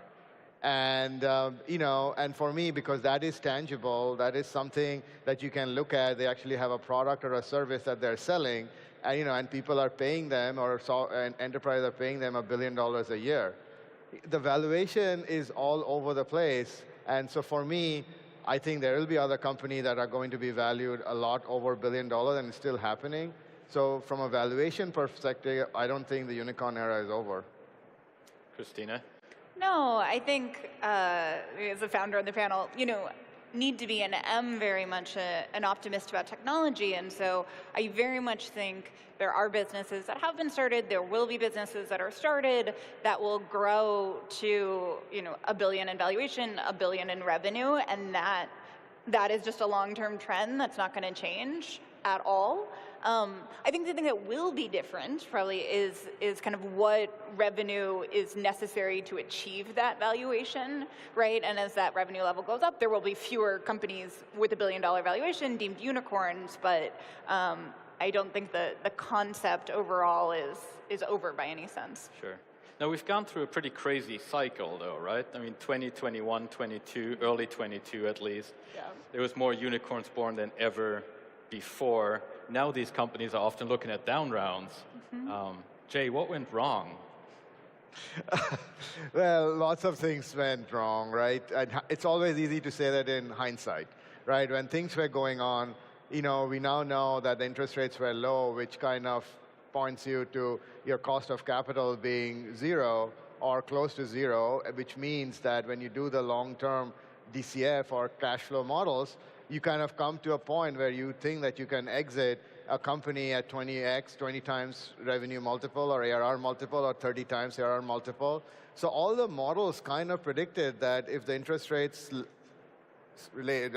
kept low, you would get these kind of valuations, and you would have companies that are valued at 40, 50, 60 billion, even with like $1 billion in revenue. And I think that's what kind of changed. And I think the other thing was, there was a lot of supply and demand of supply of capital. Lots of funds had raised a lot of money, and they needed to deploy it, and that was partly, again, driven by interest rates, and they had to deploy it in companies, and valuation is an auction process. Sure. Let me challenge you a little bit on that. Shouldn't you, as VCs, have seen this? Because you've been through these cycles before, and we've had hype cycles like this. In hindsight, we should have. We didn't. To be fair, we actually tried to be more reserved and did a fewer deals than a lot of our competitors. But we were as bad as anybody else in terms of not realizing that this will come to an end. Sure, sure. And Christina, you raised at the beginning of this hype cycle, you raised, as the downturn started as well. Can you talk a little bit about what that experience was like and what that felt like from the entrepreneur's perspective? Yeah, absolutely. So for some context, we raised Vanta Series A in basically January, February of 21, which is very much the beginning of the cycle, but I don't think we really realized it at that time. That was, right, kind of first winter of COVID, vaccines weren't out, everyone was, in fact, just kind of sitting at home bored, and, just wanted to talk and make new friends over slide decks on Zoom. And get SOC 2 certification. And get SOC 2 certification, which I would love to help folks with. But more seriously, that fundraising process was almost totally over Zoom. I think it put a lot of power, that dynamic put a lot of power with the entrepreneur, because you could very credibly say, hey, I'm talking to firms, this week and going to have a data room next week and would like, offers by this date, and I'll make a decision by this date. And you didn't have to schedule, right, with someone. You didn't have to figure out when you could drive down to Sand Hill. You didn't have to be like, oh, should I get on a plane to New York and meet New York investors in person? You were just sitting on Zoom back to back. Yeah. And VCs were too, but they knew that. Yeah. And so they it did just make more of, I think, a bidding market. Again, you sort of realize it's happening at the time, but in retrospect, I think there was a lot of that I saw in January, February, and then it just, super continued through 2021 to the, term sheet, sober text message, yes. No meeting, just go stuff. And then we raised our Series B almost a year ago. It was May 2022, announced early June 22. And then, so taking y'all back a year ago, the ice was melting, right? And the public markets had falling and were falling, and all the interest rate talk was going on. And it did feel like almost, like literally in the almost every day we're having conversations, the environment was just getting worse and worse. And it was so different, and there was so much skepticism of like, well, you know, you've surpassed your revenue projections, and now you're at this new revenue milestone, and you know, good for you, Vanta, but how much should you burn? How much of the cost? What does retention look like? Like, you know, good job on your revenue growth, but here's my 7 other questions I want to ask you. And just totally different dynamic. Yeah, I was talking to an entrepreneur earlier this morning, and everything has changed. He's trying to raise right now, and investors are ghosting him. LPs don't want the funds to invest at all because they're worried. Is that kind of, you know, you're not raising right now, but is that what you're seeing? And Jay, are you ghosting a lot of entrepreneurs? I try not to ghost people, and you know, we have this whole thing where associates will go back if we are not going to take a. But to be fair, like, you know, entrepreneurs ghosted VCs during the hype in 2021. But look, it is part of the cycle, right? There's always more scrutiny when things are not working out, but when capital is not free. But overall, I think it makes you a better company, right? A better CEO when somebody kind of comes in and pokes around. Because when you're in a public market, remember, you're going to have the same kind of scrutiny, if not more, when you go public. So having that experience and building your team that they are able to provide all these answers and run a business that is efficient, I think is good for everybody. Sure. How has that changed for you right now, running a unicorn? Yeah, I think I actually much prefer this, like the 2023 and sometimes the 22 environment to like 2021. I think 2021 to me, when I look back, it was a lot of FOMO. It was a lot of like, you got to make a decision fast. You know, exec candidates were on the market for all of 14 seconds. And so if you didn't, you know, meet them and decide you wanted to hire them and then hire them in 12 seconds, like all bets were off. And I think everyone made a lot of decisions that were not very well considered because, like, kind of how can you in that time frame? On the company side, on the exec side, like on the folks who work company side. Investment side. Investment side, yeah. You know, it's just like, it's a little like, how can you do this so well so quickly?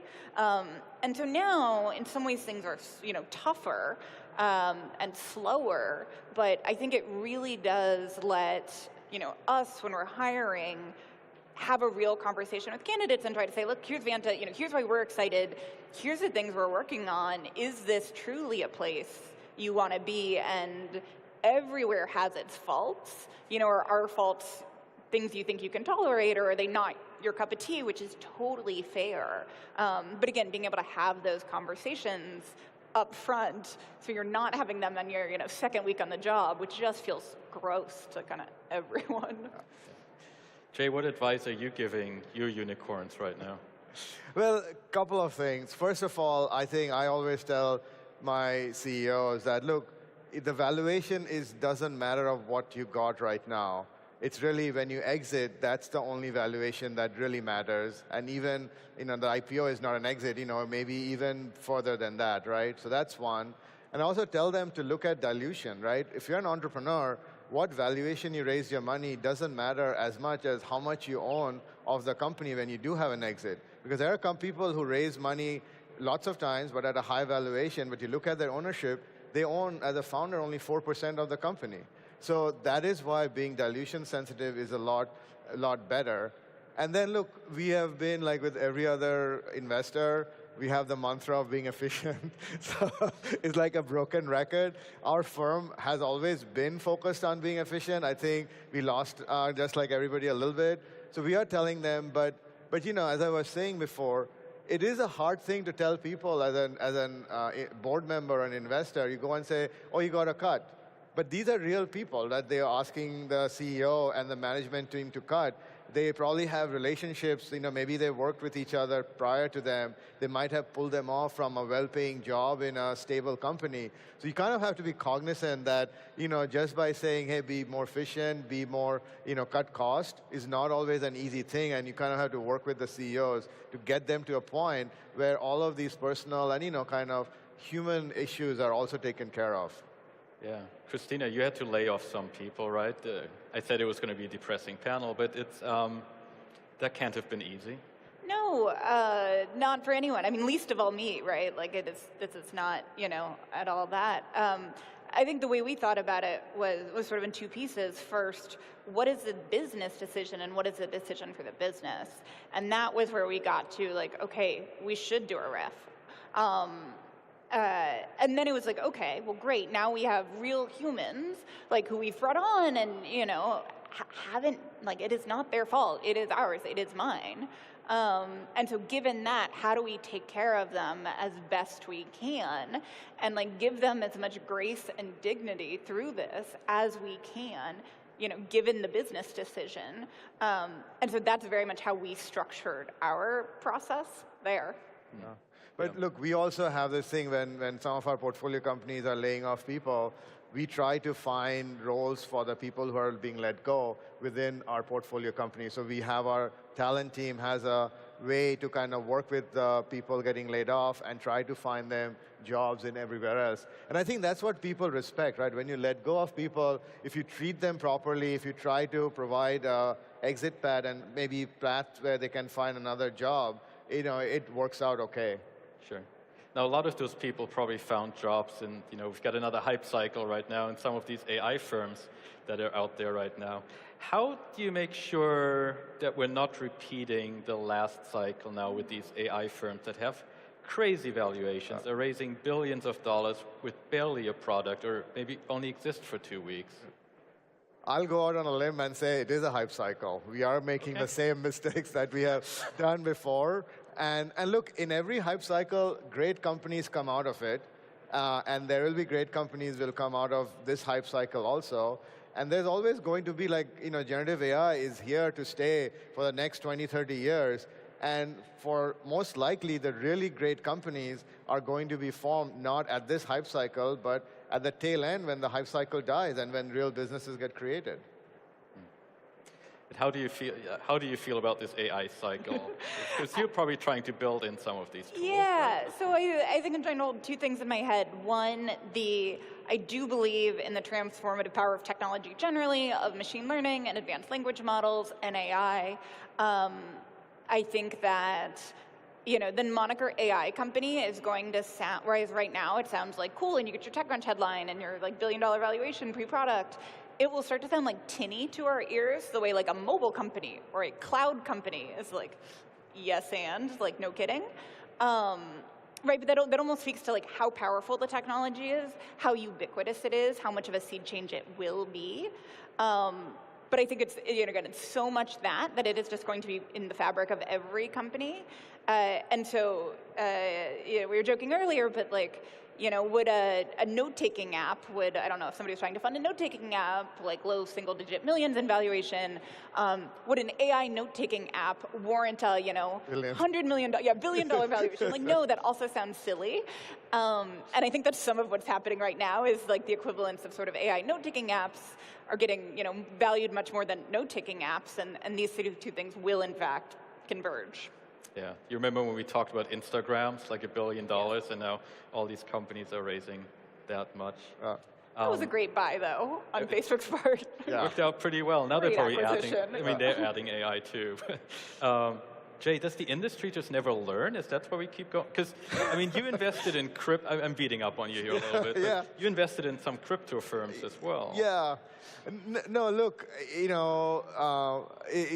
the AI, I think people learn and they don't learn, right? Because there is a lot of FOMO, again, going on in this space, which is like, there's, from an investor perspective, there's pressure from LPs, like, hey, what generative AI company have you invested in?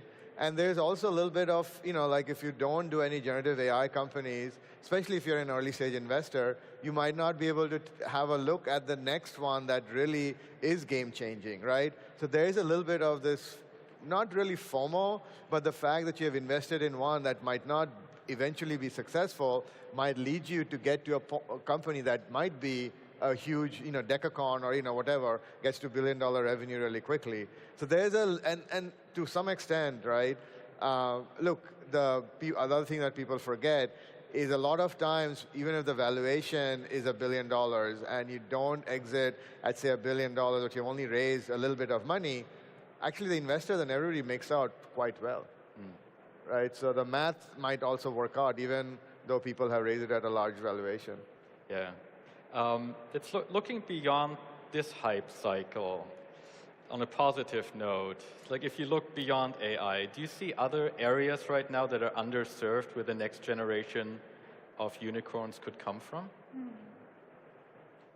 Gosh, I think running a SaaS company is this, and the tools within a SaaS company opportunities, it is partially like how many SaaS vendors do we, like, I think at Banta the number is potentially 3 digits, right? There are so many tools, and yet so many of them do not work well together.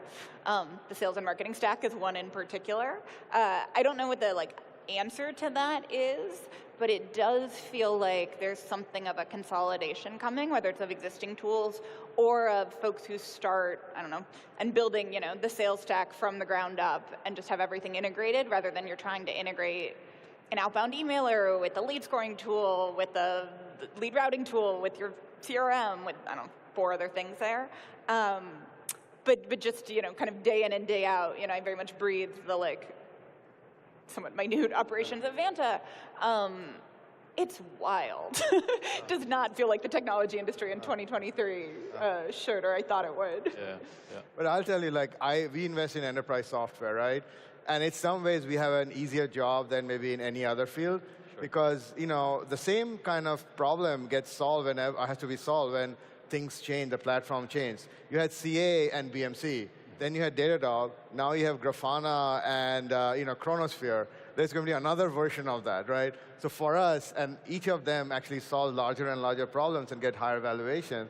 So for us, it's always like, what you're doing, there's going to be after 5, 7 years, somebody doing it a little bit differently, and you invest in that, right? And that's kind of how we look at it. Yeah, they create larger and larger products, ecosystems that then need to be integrated. That's right. It keeps a whole cycle keeps going. Cycle of enterprise it's companies. Kind of the gym. Virtuous cycle. Yeah, I know. Depends on if you're the integrator or not. That's right. Absolutely. Well, thank you both very much. I'm glad we ended on a positive note here. Okay. Thank you so much. Thank you. Thank you.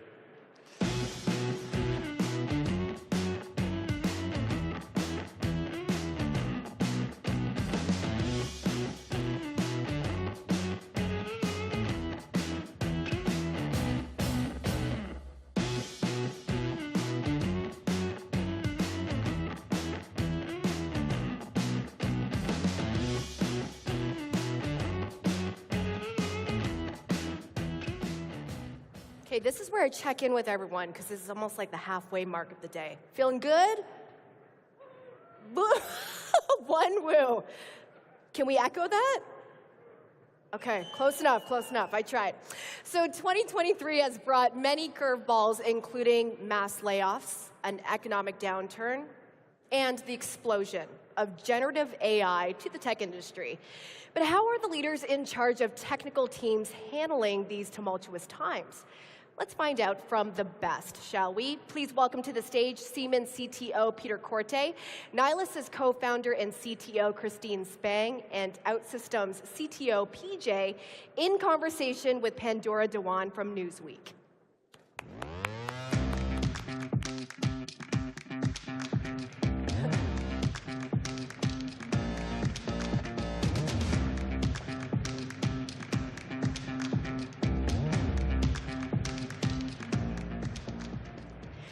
Good morning, Collision. Thank you all for joining us at the center stage this morning.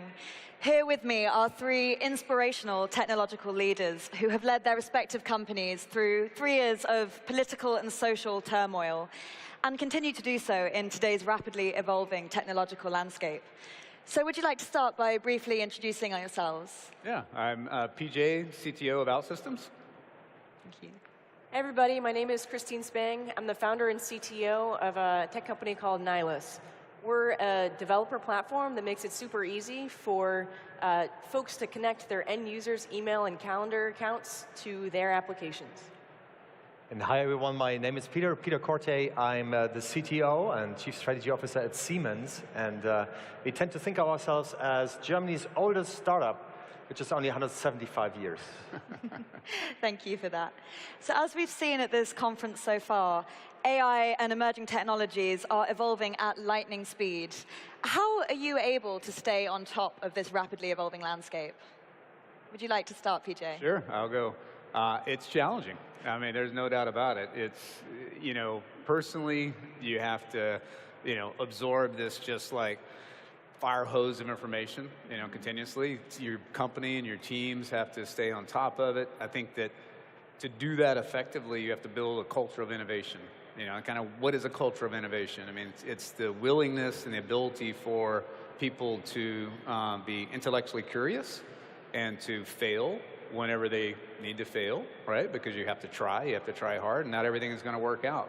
But if you have the opposite, where people can't go out, try new things, stay on top of new things, see where they stick, you know, they're going to pull in and they're not going to learn, right? So you got to have that culture of innovation. Learning is built into the process. You expect failure as part of it, which is, it's challenging for people to understand what that means to actually build in failure as an objective. But you want teams to go try things that don't stick and work out. And I think it's this, whether it's AI, whether it was cloud, mobile, you know, cloud native, whatever it is, the same principles apply. You have to have that culture of innovation that is built into how you do, you know, your work. Yeah. And Christine? Yeah. First off, I just want to tell everyone here that even the people I know that work in AI feel kind of overwhelmed by how much change and sort of the pace of things being released. So it's kind of a universal feeling out there, and you know, don't feel alone. I would say that as a technical leader, there's a few things I lean on. One is that, you know, I have a team of around 60 people, and I really rely a lot on those folks who are really in the weeds to really introduce me to some of the latest developments and what's the most interesting things to be looking at. So we have a shared Slack channel that we have. It's called #MachineLearning, and folks there share latest updates, new releases, interesting papers, things like that. I'm a big fan of reading sort of high-level survey papers and things that talk about applications and just generally high level how this new tech works. I use a tablet, you know, sync those papers to a tablet and just read them on the couch at home. But you know, I think that it's a very common and big challenge as a, you know, a technical leader that, you know, often you get into this position by being really good at building things, and then you know, when you are in that position, you know exactly how everything works under the hood. And I think one of the biggest challenges about leading a team is getting really comfortable with delegating and also learning through others, and using that to kind of try to stay as sharp as you can.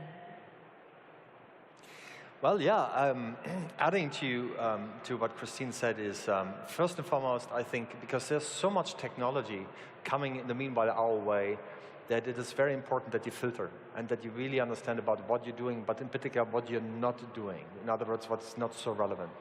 I'll give you an example. Of course, AI, and I'll get there in a second, is hugely important. We have a huge debate about quantum computing. So should we invest into quantum computing at this point, yes or no? And we clearly said no, because we're not going to build quantum computers. We're going to use them, though. So we're going to stay somewhat engaged, but we're not going deep. So therefore, we just, you know, we look at what's happening. Whereas in AI, we really have to go deep. So first and foremost, really understanding where you go and where you're not going. And then going deep, though. Really, you know, there's so many buzzwords, and really trying to cut through the fog of buzzwords and seeing how does it really work on the ground level. So exactly as Christine said, is important. Second, we believe really in tech with purpose. That is always thinking about, okay, this is the technology, but what is the opportunity that you can bring to make things better? And so in AI, for example, if you can say, you know what, this is really speeding up, for example, design such that you can better you know, build cars or trains or whatever that is, and you can reduce CO2 emissions, increase productivity and all of that, that's good. So this is then the direction we're taking. But it really takes a use case in mind that you have to come up with. Which gets me to the third point, which is really about AI. And from my vantage point is, it's not so much about the technology, it's more about the humans that very often feel threatened by it. In other words, they say, you know what, in particular in AI, if you think about, we have 24,000 software developers. How do they feel now about AI? Because you hear about Copilot and all these things making you 40% more productive, so immediately what they hear is, you are after my job. So why should I engage? And so that's why taking that fear away and saying, you know what, this is a companion. We try to rephrase it and say, this is a companion that helps you to achieve your goal faster is really the key thing. So motivating your people, listening carefully to their needs, I guess really makes the difference.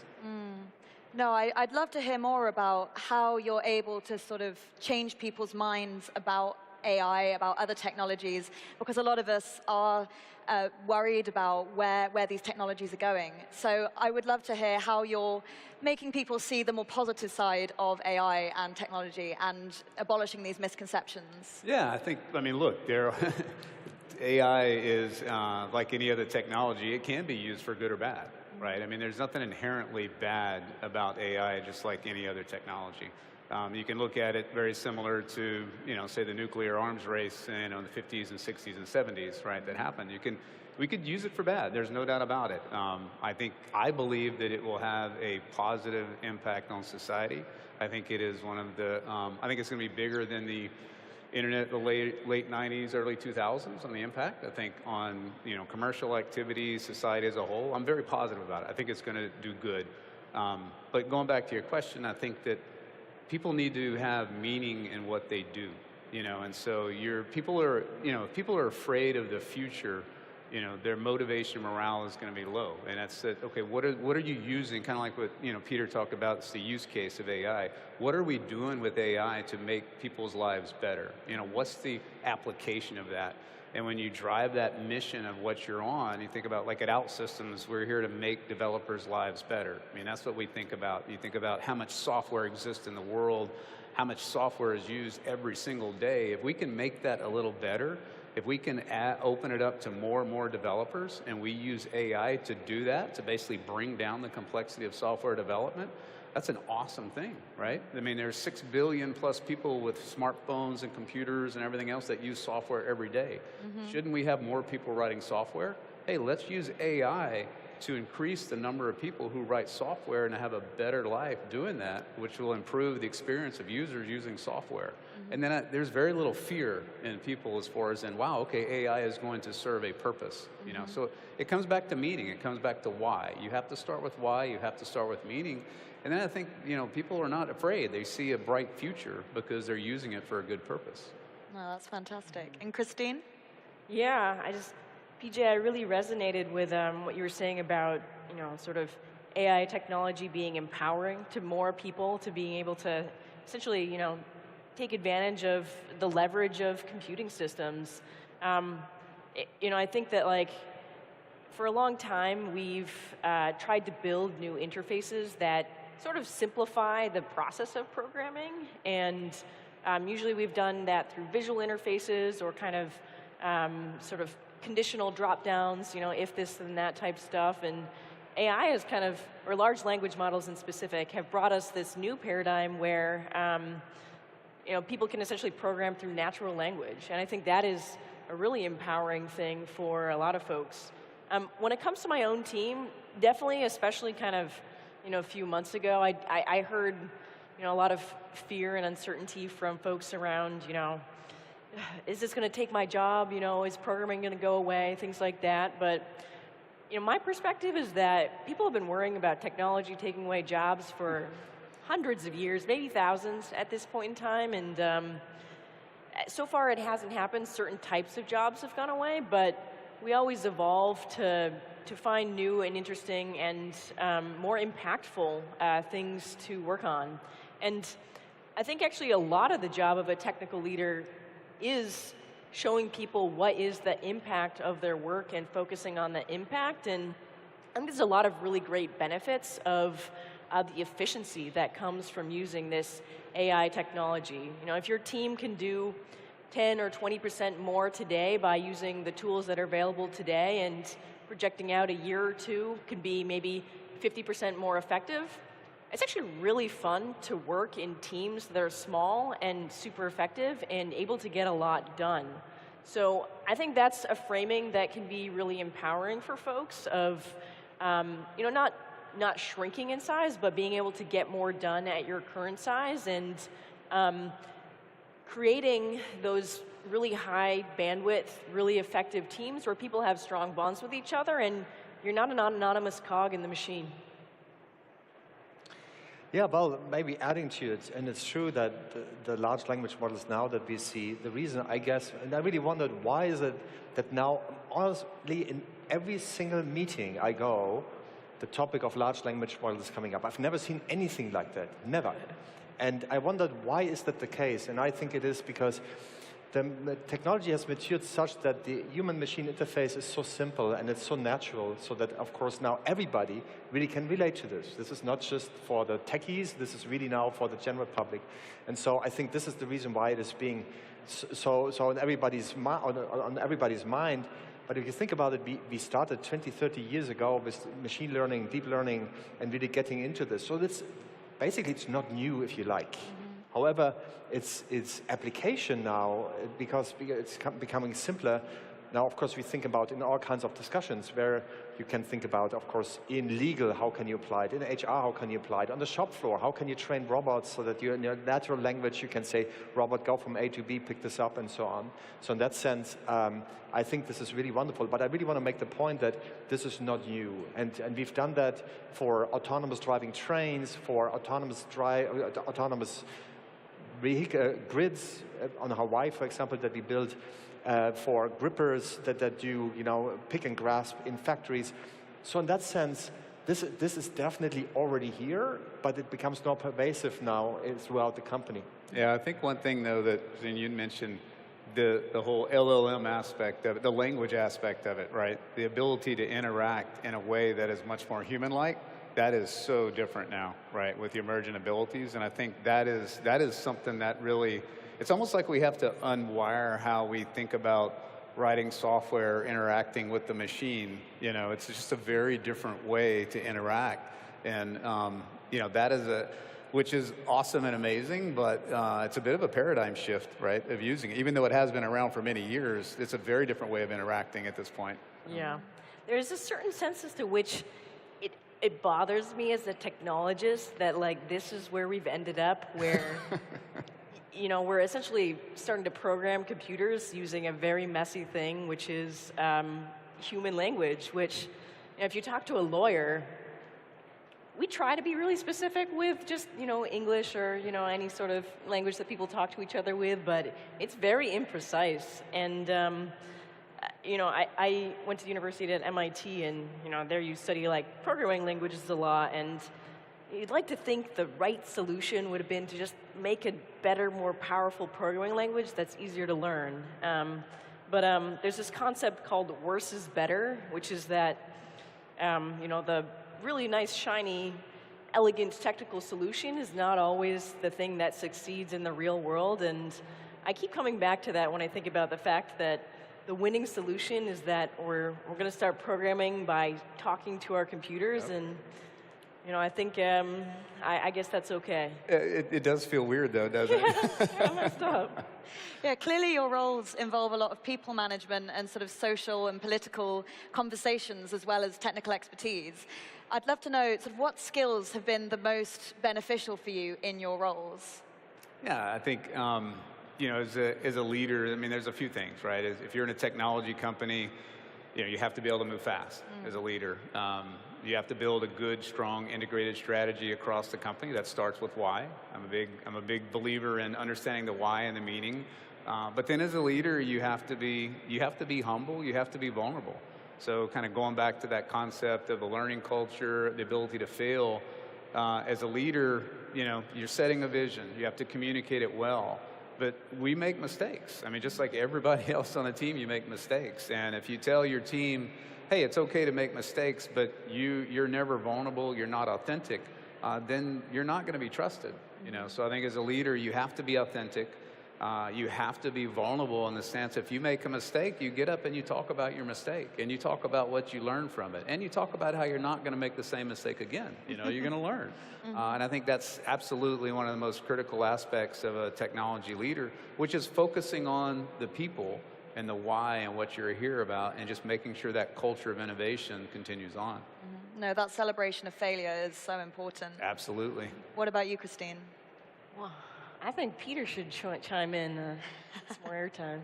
Well, I agree with everything that PJ said. I would add, though, is because everything is moving so fast, of course, that growth mindset for sure is very important, but also the empowerment. You have to let go because it's impossible to, comprehend everything at this point. So you have to believe your experts and empower them to make those decisions, even if they might be wrong.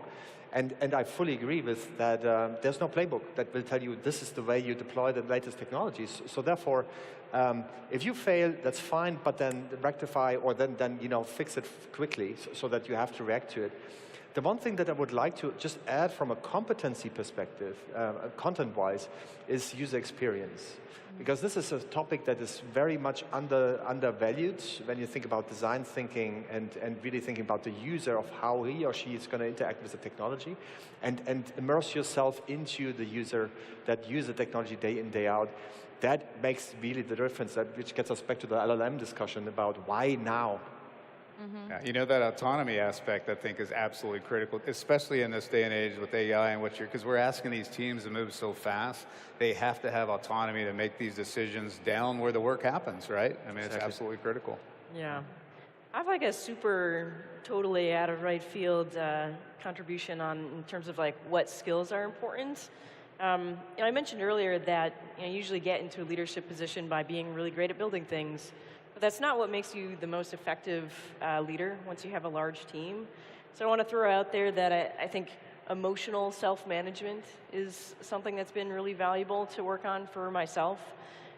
Just being able to take a step back and see why you're reacting certain ways. I think when delegating, when listening, putting other people first, those are things that are really important when you get to be working with a large team of other people. Great. Love it. Well, thank you all so much for your insights this morning, and thank you for joining us here. I hope you enjoy the rest of your conference.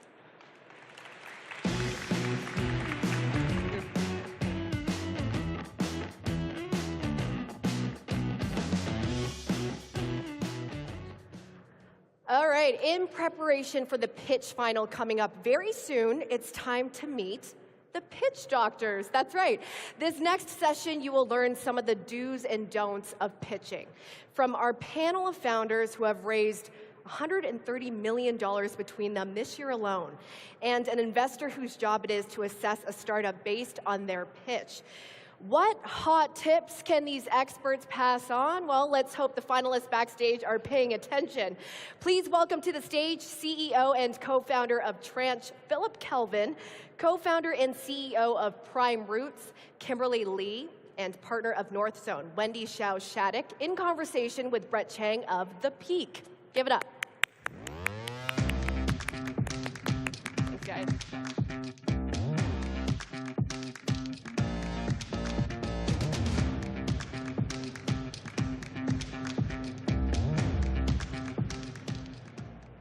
Well, thank you so much, everyone, for coming out to our talk today. We've got some great founders that are going to be pitching after us, but we thought that in the lead-in to that, we would speak with some experts on pitching to get their advice for the founders that are coming up after this. Now, what I want to do is start by just letting our esteemed panelists introduce themselves, and we'll start at that end and we'll work our way over.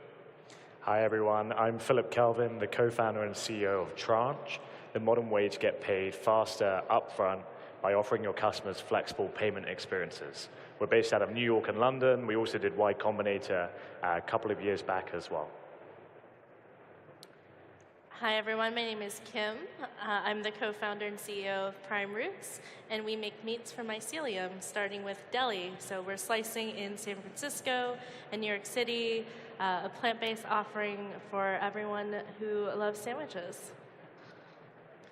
Hi, everyone. My name is Wendy. I'm a partner at North Zone. We're a $3.3 billion venture capital fund based in London, New York, Amsterdam, and Stockholm. And we've invested in companies like Spotify, iZettle, Klarna, and Spring Health, amongst many others, here in the US and in Europe. Awesome. Well, thank you for that. And so we were talking backstage about whether we start with the do's about what to do when you're pitching or the don'ts. But I think just to get the most important part out, we'll start with the don'ts. Wendy, you hear a lot of pitches. what are some common mistakes that you see founders make when pitching? I don't know that I approach the conversation, thinking, oh, there you made a mistake, or here you did the right thing. I do think a lot of times that, the pitch hasn't resonated. It's because it's been a bit too rehearsed and not as customized to kind of the situation at hand. Because at the end of the day, for us, a pitch is just a conversation between two people, and it can always feel a little off if that one person is having a conversation that they've practiced and the other person is, trying to join in on that. But in general, I think pitching the most authentically as you can is the best strategy. And Kimberly, in your experience, what have you seen go well and what have you seen go not so well in terms of pitching? So I've done a lot of trial and error, a lot of A/B testing, and this is a little bit of a hot take, but I don't pitch with a deck. Okay. So whenever I pitch with a deck, you're tempted to read and follow that flow, where that might not necessarily be the flow that the other person is thinking about. And you want to answer the questions that the person on the other side might have before they ask it. So I like to make it more natural without a deck. That's really interesting, the no deck style. Philip, what do you think in terms of pitching? What should founders avoid? And you've pitched a lot, so I'm sure you've got some good advice here. I think there's a few things, but if I was to put it down, I think one of them is that they don't focus enough on them and the team. They think that actually it's, the size of the market is, $20 trillion. And they focus in on that, or they say in year 12 we'll have revenue of $1.4 billion. What they don't realize is that people are investing in them and their team and working out why they're the right people for the problem. Whether the market is 5 billion or 25 billion, it doesn't matter if you're the wrong people to tackle that problem. So really talking about the team up front is a way to get around that.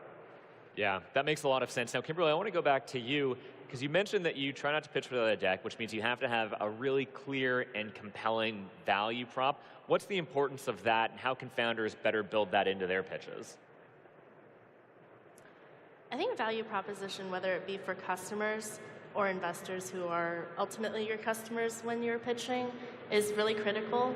And so it's figuring out what matters to the individual or the fund that you're pitching. Because if you're talking to an agnostic fund versus a specialist fund, everyone's going to have a different lens for which they see the world. And so it's not necessarily that your value proposition changes, but usually there's a list of things that make your company unique or cool. And it's really honing in on the top 1 to 3 things. Yeah, and Wendy, you hear a lot of pitches on the investor side, and so I know your time is valuable. So can you speak to the importance of brevity when presenting a pitch?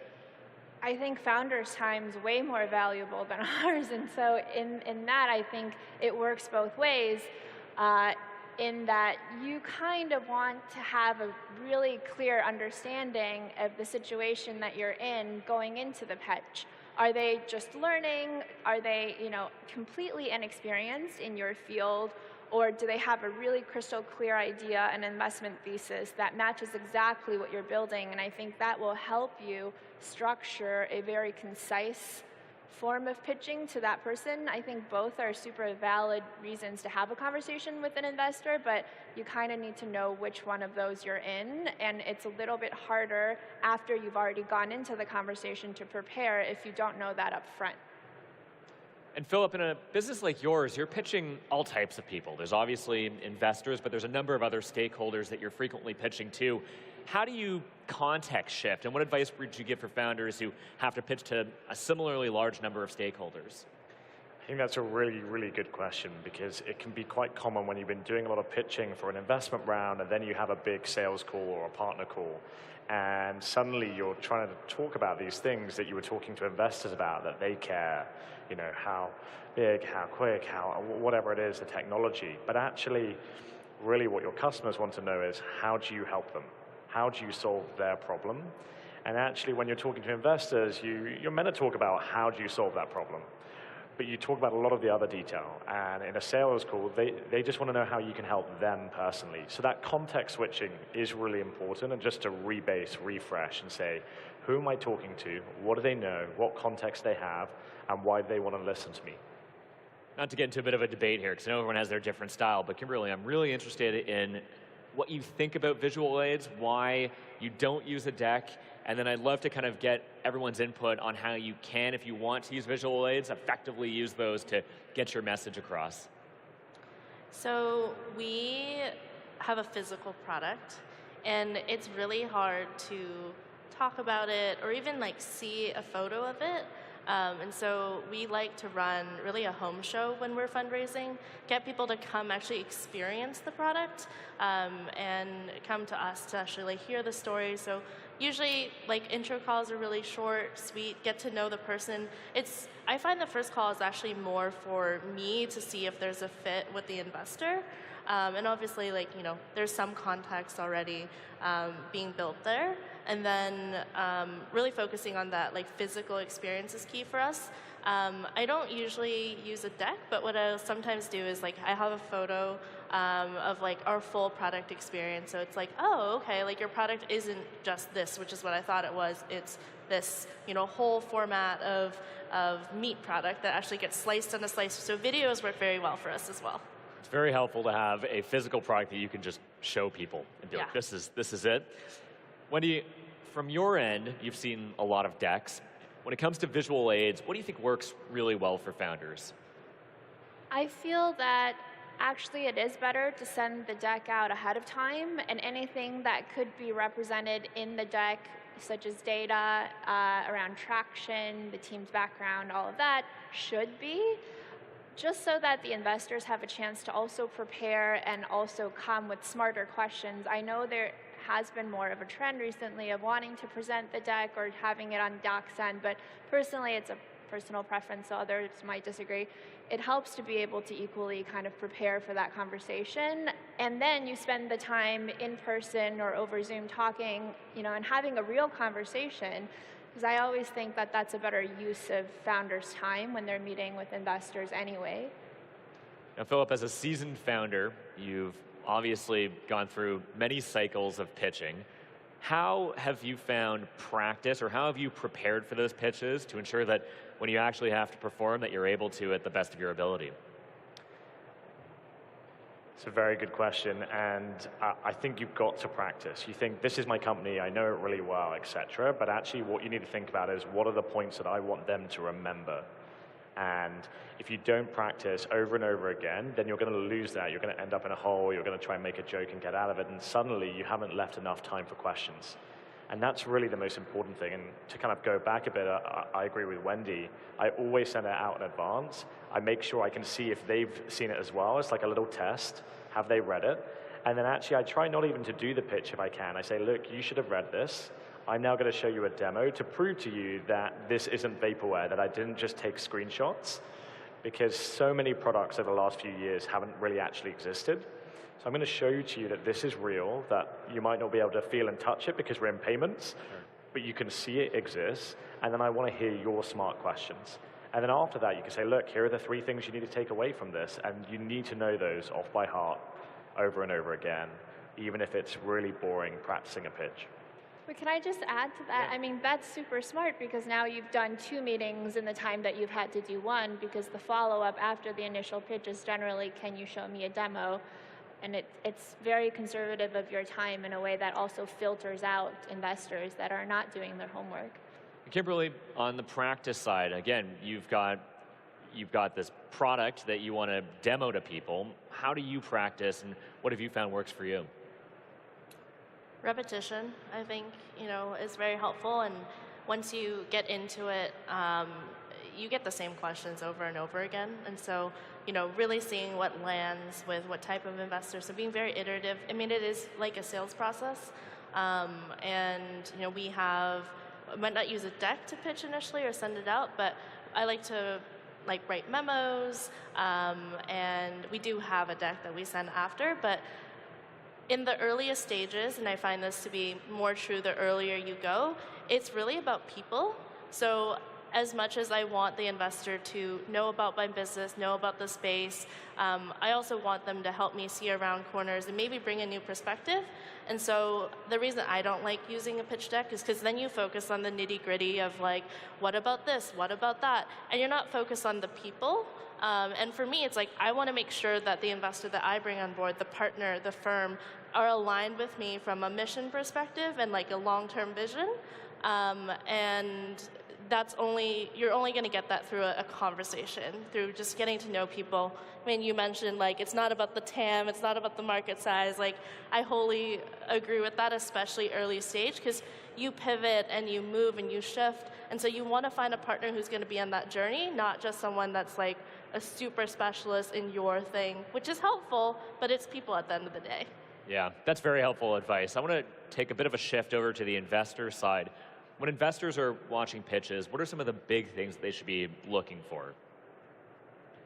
What should be investors looking for? I think at the end of the day, it is a human connection that you have with the founder when they're pitching. And if you feel emotionally engaged in their pitch, there's no other way to fake that. And I think most people can feel when it's happening. And that has a number of factors around, it could be a thesis fit. A lot of times we'll have very smart ideas around exactly what we want to invest into, but then it isn't until you hear a founder pitch their product or their story that it perfectly threads the needle in the way that you could have never imagined, and that's sort of an aha moment, and you just know that. I think for other investors, it's different things. Some focus more on softer cues, but generally, I think it is a very emotional experience for investors when they do watch a pitch. Yeah, Philip, you deal in fintech, and so there's obviously a lot of financials and data behind that. How do you balance out that side of a pitch with the storytelling component, which I think is ultimately very important from the investor side? I think in a business that has a lot of numbers, a lot of different metrics, you just need to be honest and say which is the most important one that both shows the chart that everyone wants to go to the top right, but is also a meaningful metric that actually means something. And so, saying this is how many unique visitors we got to our website for a B2B fintech is pretty useless. Doesn't tell you anything. So picking your metric and then making it very clear on a very clearly labeled chart that has no room for ambiguity, and just having that there as a way for someone to contextualize how big you are, how fast are you growing, where are your problems, without having the whole, spiel, because ultimately if they're interested, you're going to have to provide that data, and what you should do is make sure you have that data ready to send afterwards in a data room or via email, however you do that. So there isn't a big gap from the pitch where you've spoken about the numbers to actually sharing the concrete numbers. So you can have a chart, just make sure it's the right chart, it's clear, people understand it, and you can talk about it without going too deep in a hole. And Kimberly, just on that point, I would love to kind of hear how you approach the storytelling, the narrative component to you, how you weave that story together to get investors really interested in what you're putting in front of them. So if the story changes with every stage, with all the learnings, and I think what I try to do is really convey those learnings as if like that person was there on the journey with us. And I'm very upfront about what we do know and like what makes us great, but also what we don't know and what we have to figure out together. Yeah. Because if I know a lot of founders will bias towards everything is great, there's nothing wrong, there's no problems, you just have to give me money and I'll make it happen. I think that that's going to lead to disappointment. And so being very upfront by we killed it here, we're the best here, these are the things we still have to figure out. How can you help us figure this out? What are your thoughts? To really see if it's a good working relationship. So it really all comes down to people, and that's how I approach the pitch. It's very people-centric. One point of tension that I'm kind of finding here is we talked about this before when it comes to TAM and market size versus the actual business and the product itself. How do you balance those two things, Wendy?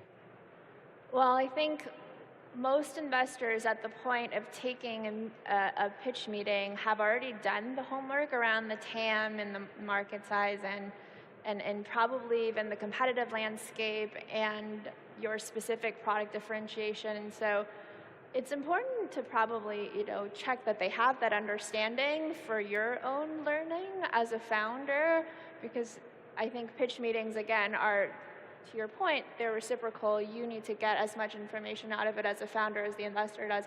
But I think, spending a ton of time on that doesn't feel like the most intuitive thing to do. It's more about seeing if they can follow your journey, if they can think about the problem in different ways that are helpful to you as you've navigated them in the past. And so I think it's fun. It's like a test in both directions.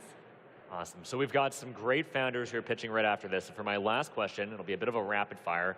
What's your quick one piece of advice to any entrepreneur who's getting into pitching? We'll start with you, Wendy, and we'll work our way to Philip. This might sound simple, but just be authentic, be yourself, and kind of let your natural energy through. That's the best way to do it, I think. Yeah, I think convey your passion for what you're doing. It always shows, and it's really important. Awesome. Philip? I think you've just got to smile. People don't smile enough. If you smile on a phone call, people are more likely to like you and you'll have a better result. It's the same for pitching. Remember to relax and smile, and then you'll get that emotional connection and people will believe more what you're saying.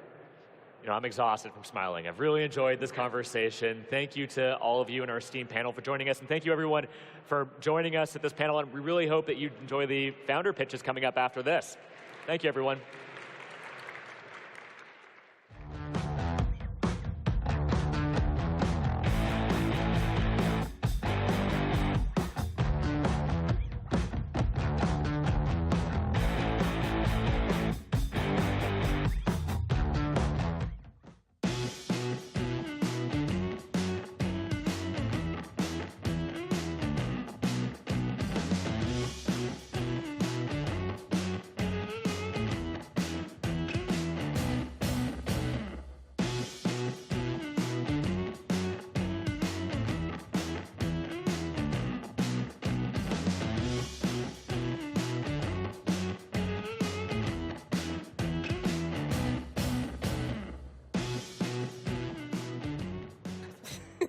So at Collision this year, we have welcomed nearly 1,500 startups from around the world. Now, it's time to find out the best of the best in our pitch final. From almost 500 pitch applicants, we shortlist that down to 70, and then the 10 semifinalists you saw us present yesterday. Now, you will see the 3 finalists pitch against each other to see who will beat the one true winner of Pitch 2023. Please welcome my good friend, the Robin to my Batman, the co-host of Rise, Casey Lau, and the pitch final judges for the greatest startup competition in the world, Wesley Chan, co-founder and managing partner at FPV Ventures, Mary D'Onofrio, partner at Bessemer Venture Partners, and John Ruffalo, founder and managing partner at Mavericks PE.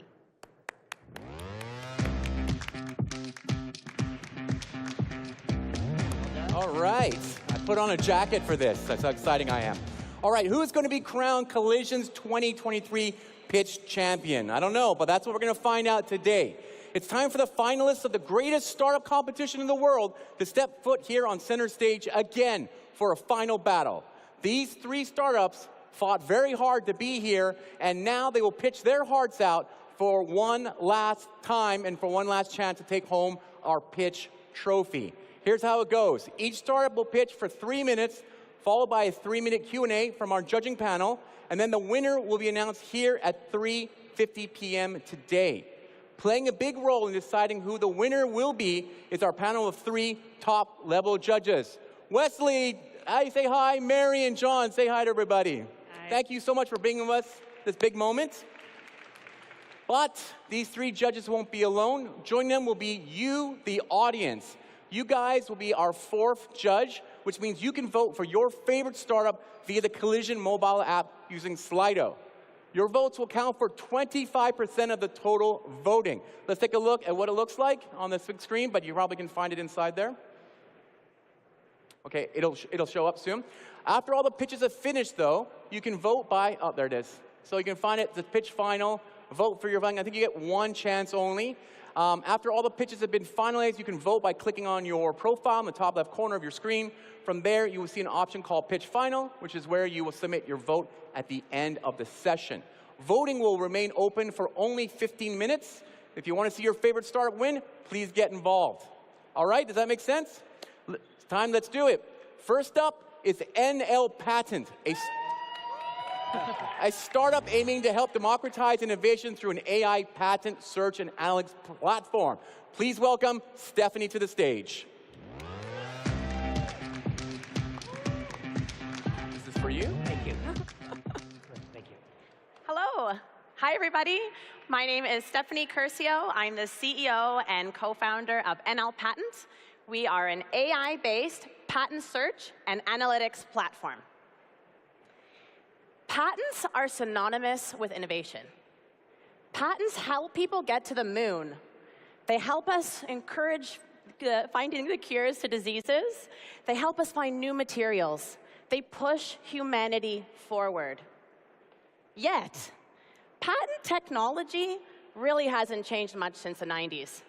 This is true. Some of the most innovative companies in the world are still managing their patent portfolios on Excel spreadsheets. This is not okay. Most patents start with a patent search. But has anybody out here tried to read a patent before? Anybody? They're really hard to read. They're long, they're complex, they're full of technical jargon. And those technical terms tend to change a lot over time. Something somebody used 5 years ago may not be technical jargon today. So it makes this task really, really hard. And on top of that, there are over 100 million patents to search, and that number is growing. And that's where we come in. We have specifically built a fine-tuned large language model that is designed to understand patent language. Instead of entering in keywords into a database, which is how things used to be done before in the old days, our clients just describe their invention using natural language. Our AI system reads it, understands it, and generates a list of results that's actually similar to that description. And best of all, those results are often better than a trained human expert.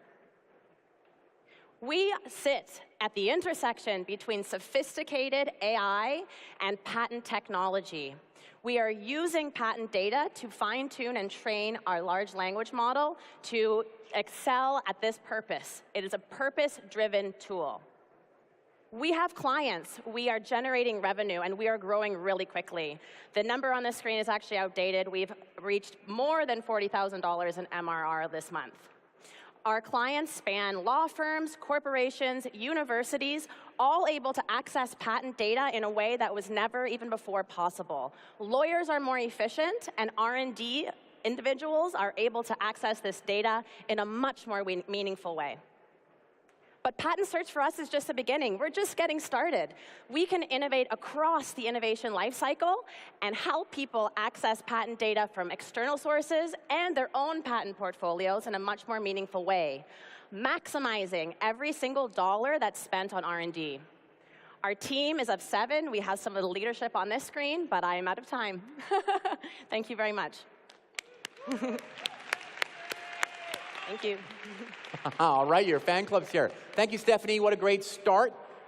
Judges, do you have any questions for Stephanie? Certainly.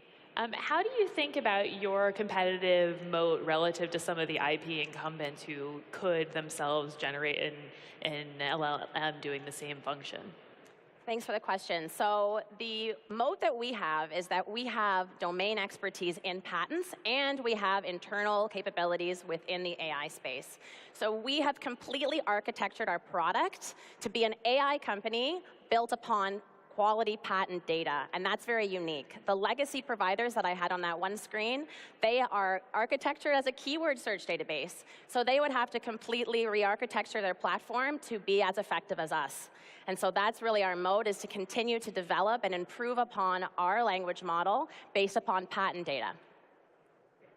I have a follow-up question. Yes. Great presentation, by the way. Thank you. Really enjoyed it. When you're grabbing the data, are you grabbing it from an LLM, a general LLM, and then you're going to each of the patent databases per country? Is that how that works? Yeah, something like that. So we've started with an LLM, and then we've trained it specifically on over 100 million patents. And we have fine-tuned it, so basically rewarded it in certain circumstances to make it more effective and efficient at searching. We use patent office data. We use data specific to the patents themselves.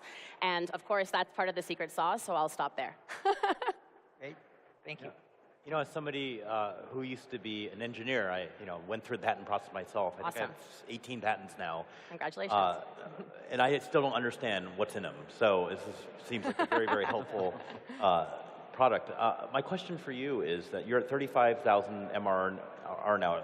How do you get to 100 million ARR, or about 8 million MRR? If you have some of the world's best names, and you're making 35,000 MRR, how many more people do you have to get? Do you have to go worldwide? I'm just sort of curious how that journey to 100 million is. We ask this of all of our startups that pitch us so that we truly understand the amount of grit or the amount of work they have to do to get to that $100 million number. Great question. So it's twofold. First of all, we have some leading institutions that are currently using our product, but they're using it in one department. So we want to expand to different departments and create more collaboration features so that R&D can talk to legal. And then they can also talk to their service providers. So collaboration is something that we'll be doubling down on as well. The other aspect is creating more of a workflow tool. So instead of a solution to search and analyze patents, we can also create more of a patent management tool. So you kind of stick with the platform for all of your patent needs. You start and you input your disclosure, you take yourself through the patent process, and then you manage your patent portfolios all within NL Patent. We will be the de facto patent management software in 5 years, let's say. Great, excellent. Thank you, Stephanie. What a great start. Thank you. All right, our second finalist, let's see if I can say this properly, Fractionum, is making real estate investing easy and fun through its licensed and fractional investment platform. Let's hear it for Ron.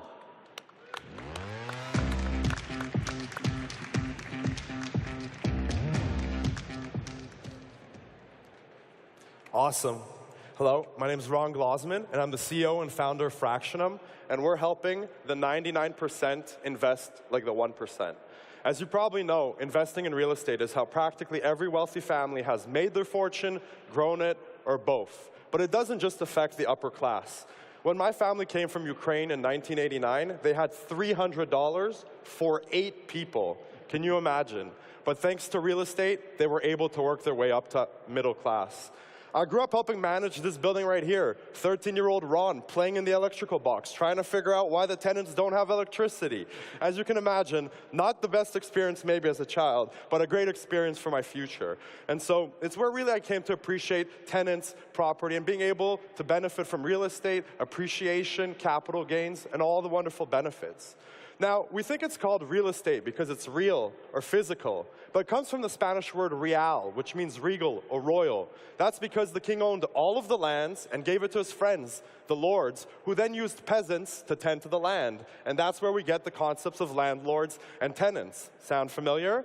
Not much has changed. If you're not a family office, a wealthy billionaire, or a hedge fund, you likely don't have access to these deals. And even if you do, you now need to have months of time to underwrite the property, assess the cash flow, win the negotiation, and if you win, you now need millions of dollars in cash for the equity down payment. The system is set up from the ground to prevent people like you and I from breaking in. But now, there's Fractionum. You can start investing in real estate with just $100. We partner with the top real estate operators in the world, known as GPs. They review hundreds of deals every single year to find the 2 or 3 profitable ones they invest in. And it's their deals that you'll find on our platform. Our GPs have 10+ years of a profitable track record. Coupled with our easy-to-use interface, you can invest like a pro with the pro. And the most important piece, even the biggest operators in the world are usually 15 to 20% short on every single deal they make. And the real estate industry is huge. We focus on commercial multifamily specifically, $10 to $100 million apartment buildings. And that means that our GPs usually need $1 to $20 million in the next 60 to 90 days to close on the property. And if they don't, they lose that deal. And that's where we come in.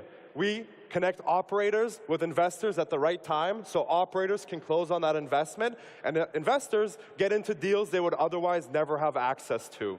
And I'm happy to announce on the main stage that after 18 months, we're finally a licensed EMD, which means we can work with the 99% of Canadians who are unaccredited. I'm a serial entrepreneur, raised $15 million for my last startup. My co-founder has a $40 million mortgage and investment corporation, and we'd love for you to join us on changing the way we invest in real estate. Thank you. Wow. Right on the nose, Ron. Judges, questions for Ron? Sure. Can you please explain your revenue model? Yeah, so we charge a 5% acquisition fee. So for going out, doing all the due diligence, working with lawyers, accountants, setting up the partnership, so these are GP-LP partnerships, we take 5% of funds raised. Got it. Thank you. Awesome pitch. Thank you so much for sharing Thank the you. vision. Obviously, these are awesome investment opportunities for the people that you attract. How do you liquidate your money or get it out of the platform? So two ways. One is we believe in buy and hold. I'm a big believer, don't time the market. Time in the market typically wins. And so we'd like you to hold it for 5 to 7 years. But we also have an ATS, an alternate trading system. So you can trade in real time, buy, sell, and trade those shares if you wish to exit early.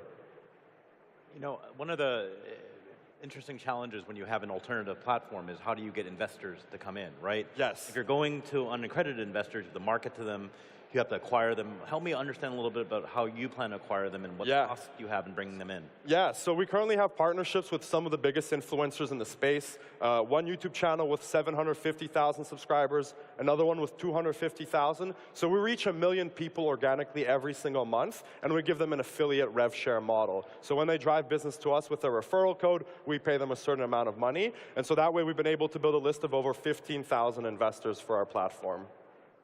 Awesome. Great. Excellent. Thank you, Ron. That was great. Round of applause. Thank you so much. All right, last but not least is Sizzle. Sizzle is on a mission to empower every commercial kitchen to be a shared space. Let's give a warm round of applause to our final pitcher of the day, Azra.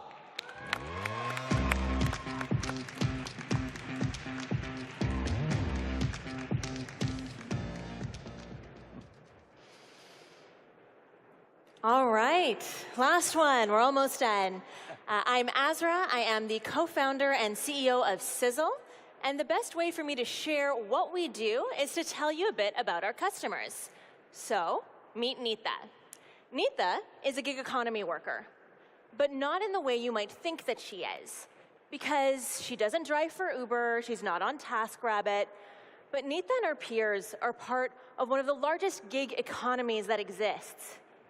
They make and sell food.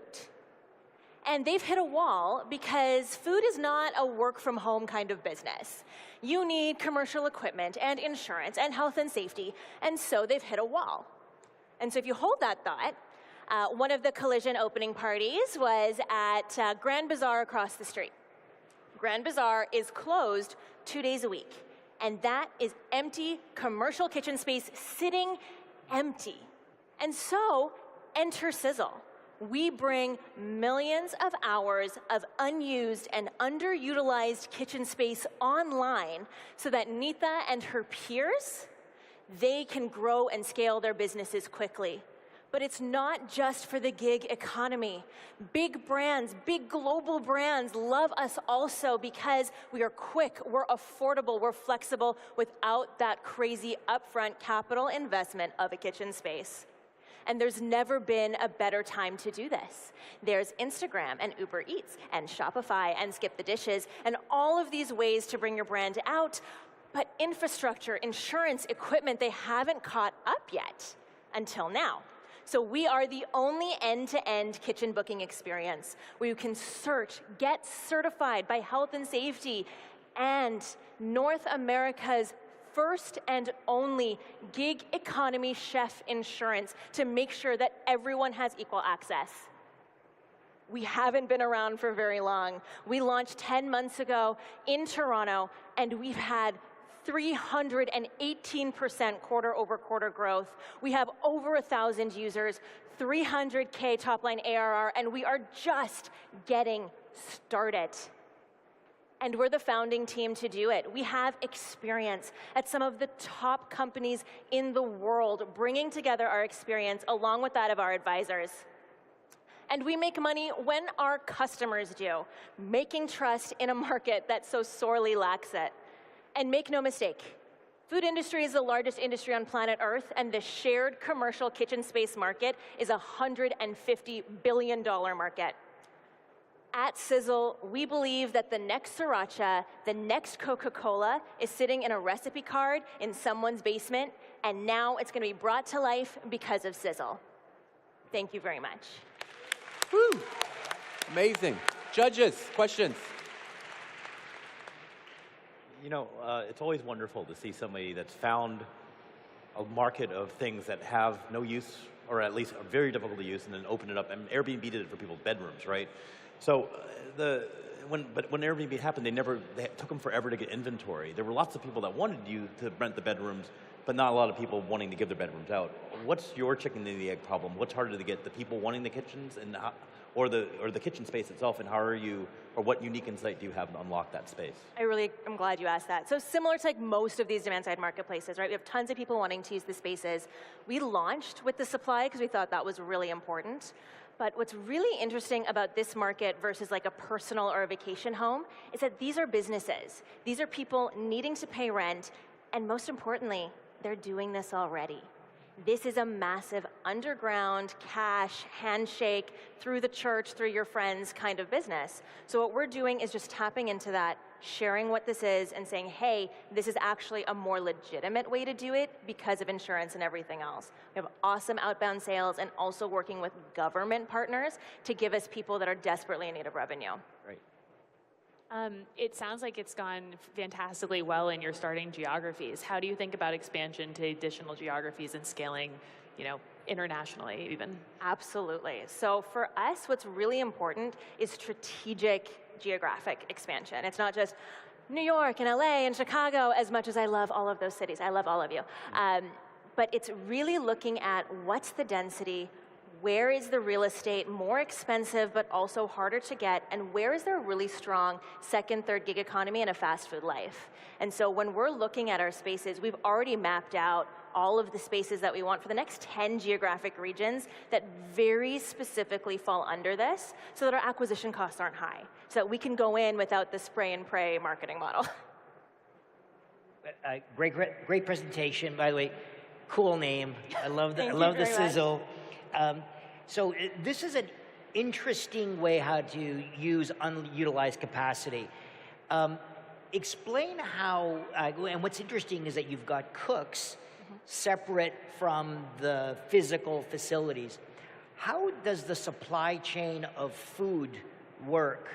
Because it sounds as though that's a complicated logistics. Can you explain that a little bit? Absolutely. So currently, that's something that's on our roadmap, actually, is to bring down all of the costs for food ingredients so that these individuals are able to access ingredients for their base product a lot cheaper, because the restaurant, the space, they already have the big contracts. They already have the wholesale groups. So how do we bring some of these groups together? Hopefully I answered your question.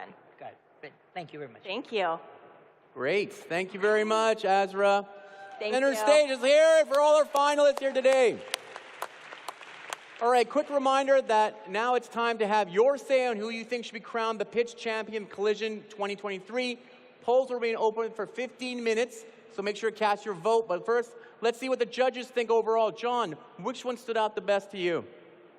Well, you got to let the crowd decide, but this is spectacular. I must agree. say. I didn't realize it was 500 that we started. This is what this whole conference is about, and this is the future of where the world's moving to. And to see 3 spectacular presentations, this is a very challenging decision here. Yeah, you guys will deliberate after this. Mary, maybe don't tell me your favorite, but any advice to the 3 that maybe you saw, or which one stood out the most? I think all three of them were fantastic, and to John's point, really fought through a lot of competition. I think it's also really noteworthy to note that while we've been talking a lot about AI during this conference, there's one in real estate, there's one in food and a marketplace, and so it kind of points to the fact that there are really interesting businesses that can be built across different subsectors or sectors in general. So excited to dig in with my fellow judges here and pick a winner. Right. Wesley. Boy, all three are good this year. Yeah, right. And you know, the pitch was so well rehearsed as well. They really understood the market segment. Yeah. They really understood how to get to make money, and some of them are already making tons of money, right? We had one on stage that's already making 35,000 MRR. You don't usually see pitches like that on places like this where they already have an amazing set of paying customers. So it's going to be a tough one. Okay, and I mentioned this yesterday, and you guys don't know, there's like 30 different countries who are doing the pitch rounds, and all three of these are Canadian startups. Is that right? All three of them are from Canada. What's fascinating is, you know, for a number of people out there who have done pitches, to do it in 3 minutes is extraordinarily challenging to hit those points. But those are three outstanding elevator pitches that, boy, they've been trained extraordinarily well. All right. All right, so that's it. We'll leave it there. The judges' scores will now be collected and counted, as will all the audience Slido votes. The winner pitch will be announced here on center stage at 3:50 p.m., so be sure to stick around for the big reveal. See y'all later. Thank you.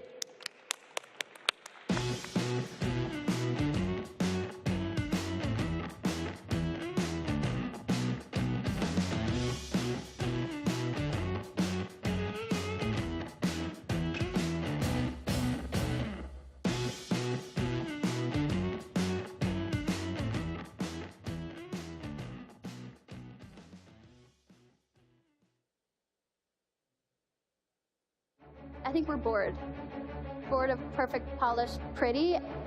I would much rather see chaotic energy.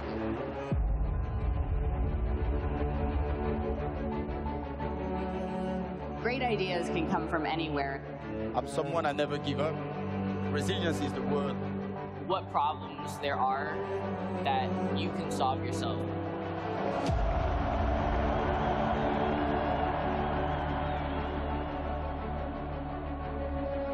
We're developing not just the technology, but also the people around it, and our organization are understanding of how to work together. You have to nurture a relationship for it to be successful. And the best way to change that is not from the outside.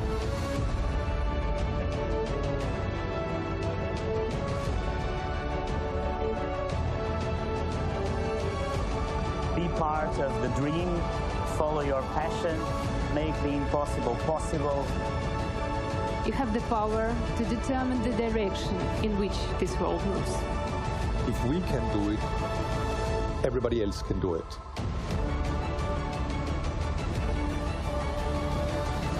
Let's do it together. Welcome to the Q&A and Experiences stage. This is the stage that's all about you guys. You guys ask the questions. I'm excited about this. I'm excited to be out there talking to people in person in 3D because for me personally, that's where I get ideas. This kinds of thing I'm doing with you today, it's making me feel so much better.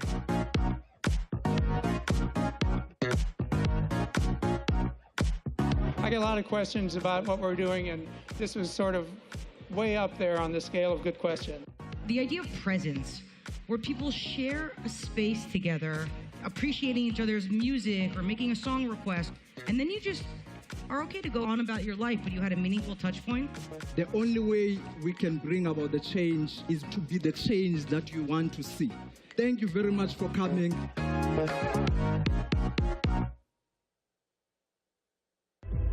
My biggest fear is that we'll not figure out the answers in time.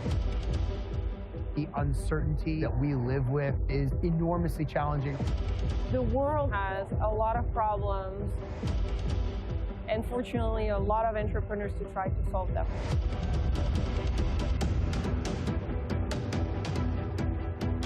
The 5,000 people are coming from different countries, from different walks of life. That is the beginning of the change that we need.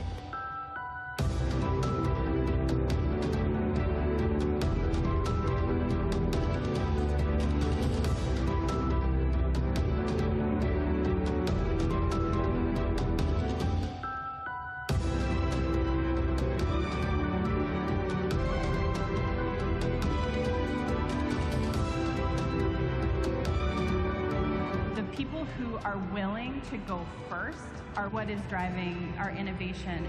Human beings are built for resilience, and creativity often emerges in times of great struggle. We have to be able to dream of a future if we're going to be able to walk into it together.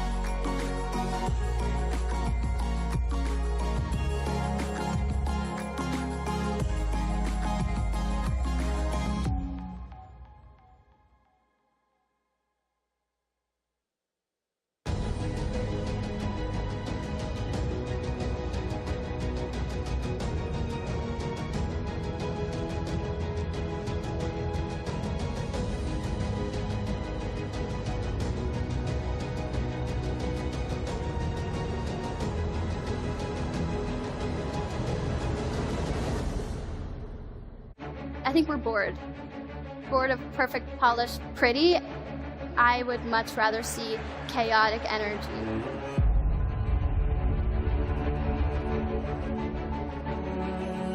Great ideas can come from anywhere. I'm someone I never give up. Resilience is the word. What problems there are that you can solve yourself.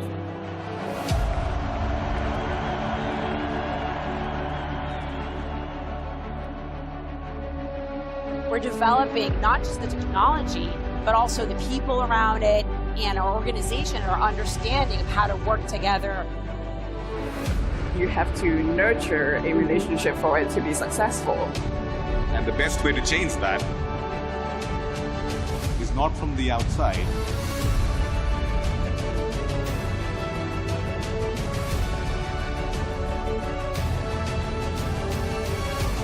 Be part of the dream, follow your passion, make the impossible possible. You have the power to determine the direction in which this world moves.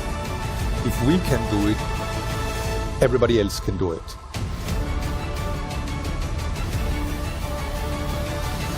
Let's do it together.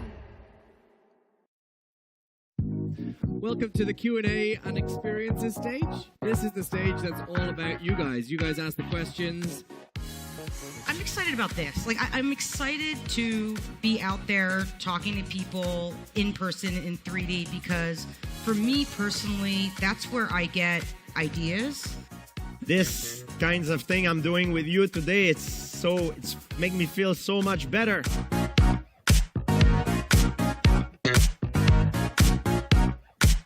I get a lot of questions about what we're doing, and this was sort of way up there on the scale of good question.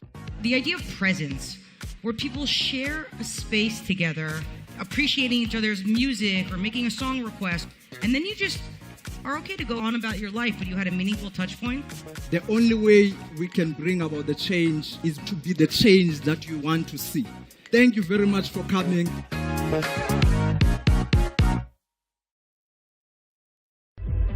My biggest fear is that we'll not figure out the answers in time. The uncertainty that we live with is enormously challenging. The world has a lot of problems, and fortunately, a lot of entrepreneurs to try to solve them.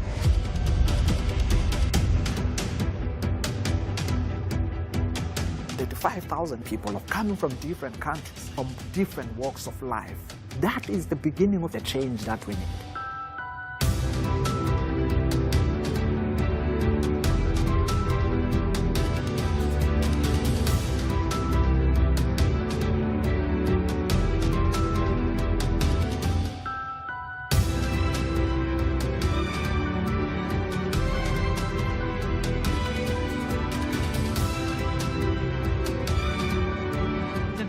who are willing to go first are what is driving our innovation. Human beings are built for resilience, and creativity often emerges in times of great struggle. We have to be able to dream of a future if we're going to be able to walk into it together.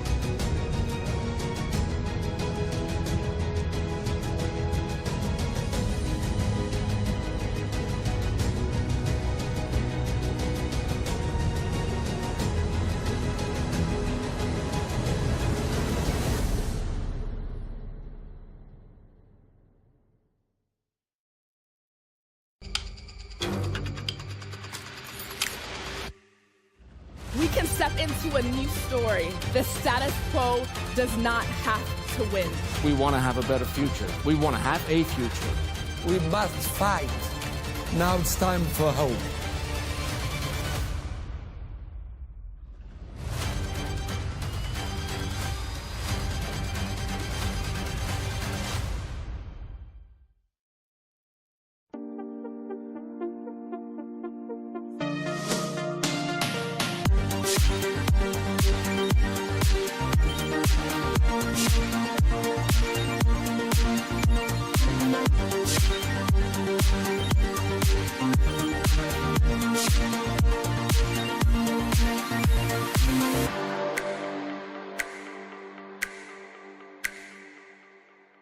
This year, more than ever before, I want to welcome each and every one of you.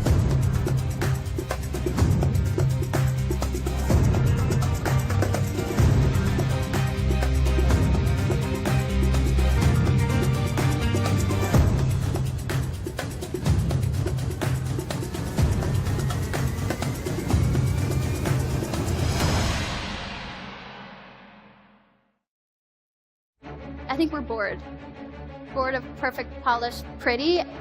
I would much rather see chaotic energy.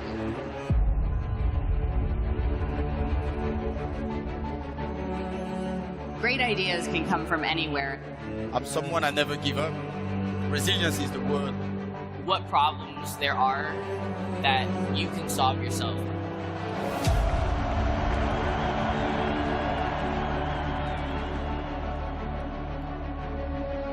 We're developing not just the technology, but also the people around it and our organization, our understanding of how to work together. You have to nurture a relationship for it to be successful. And the best way to change that is not from the outside.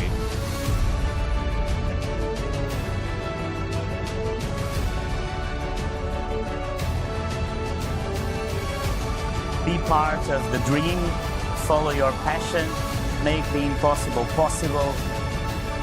You have the power to determine the direction in which this world moves. If we can do it, everybody else can do it.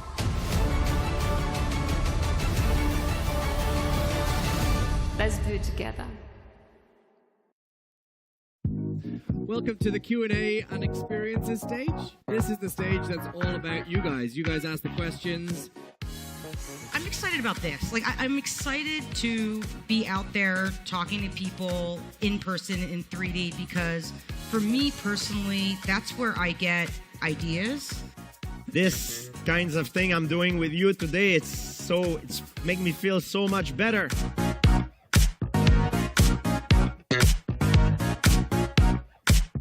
I get a lot of questions about what we're doing, and this was sort of way up there on the scale of good question. The idea of presence, where people share a space together, appreciating each other's music or making a song request, and then you just are okay to go on about your life, but you had a meaningful touch point. The only way we can bring about the change is to be the change that you want to see. Thank you very much for coming.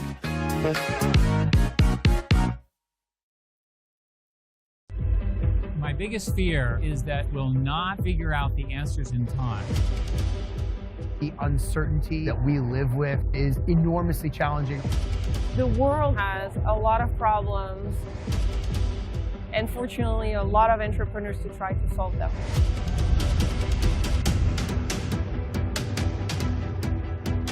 The 5,000 people are coming from different countries, from different walks of life. That is the beginning of the change that we need.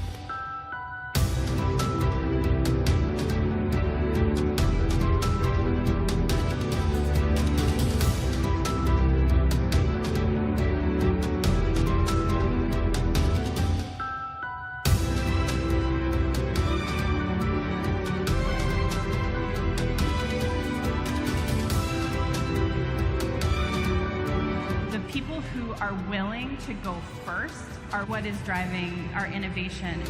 Human beings are built for resilience, and creativity often emerges in times of great struggle. We have to be able to dream of a future if we're going to be able to walk into it together.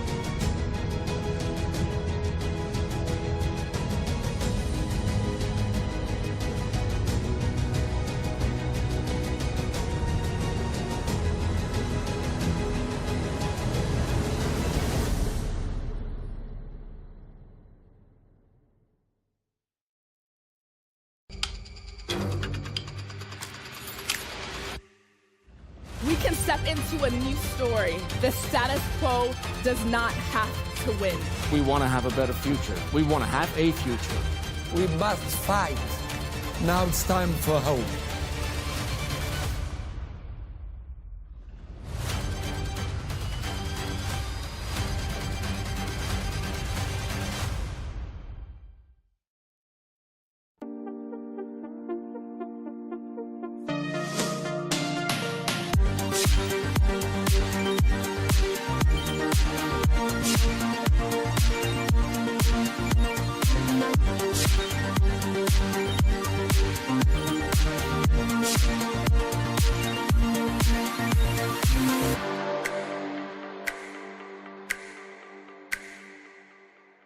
This year, more than ever before, I want to welcome each and every one of you.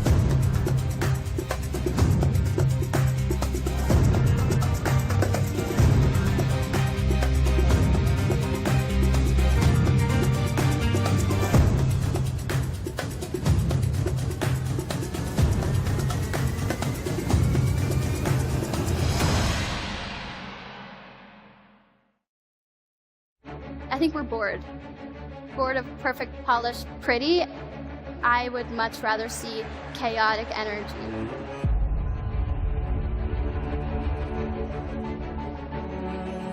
Great ideas can come from anywhere. I'm someone I never give up. Resilience is the word. What problems there are that you can solve yourself.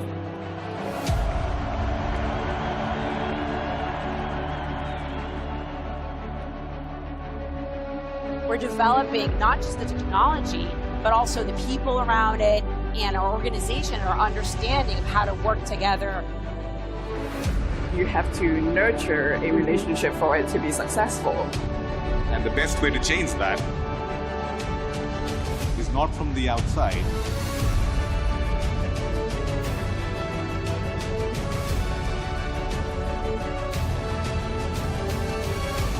Be part of the dream, follow your passion, make the impossible possible. You have the power to determine the direction in which this world moves. If we can do it, everybody else can do it.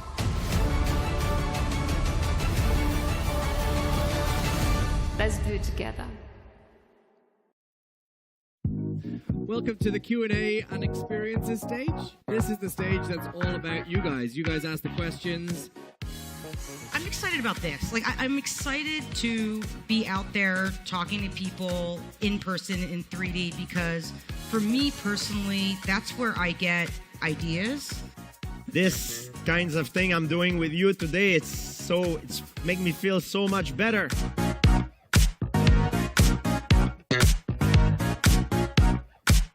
I get a lot of questions about what we're doing, and this was sort of way up there on the scale of good question. The idea of presence, where people share a space together, appreciating each other's music or making a song request, and then you just are okay to go on about your life, but you had a meaningful touch point. The only way we can bring about the change is to be the change that you want to see.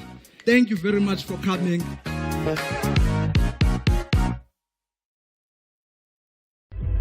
My biggest fear is that we'll not figure out the answers in time. The uncertainty that we live with is enormously challenging. The world has a lot of problems, and fortunately, a lot of entrepreneurs to try to solve them.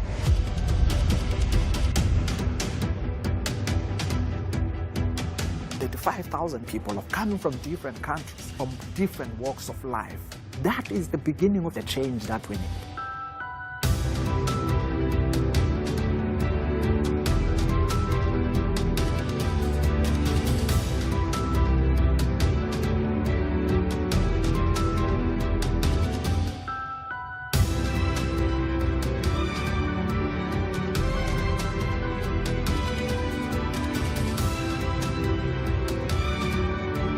People who are willing to go first are what is driving our innovation. Human beings are built for resilience, and creativity often emerges in times of great struggle. We have to be able to dream of a future if we're going to be able to walk into it together.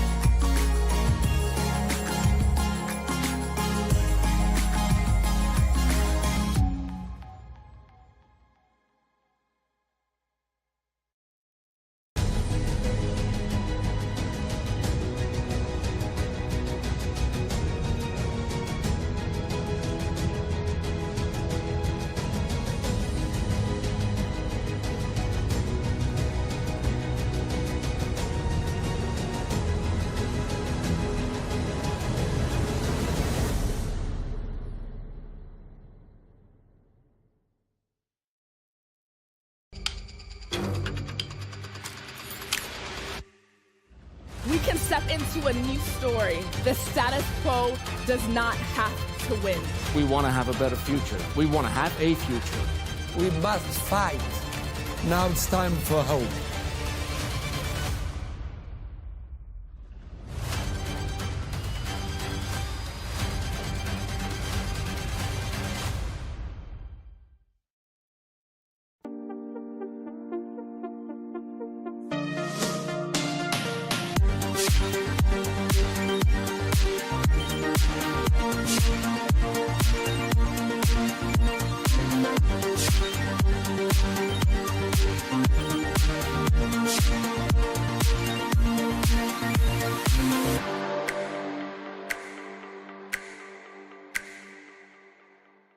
This year, more than ever before, I want to welcome each and every one of you.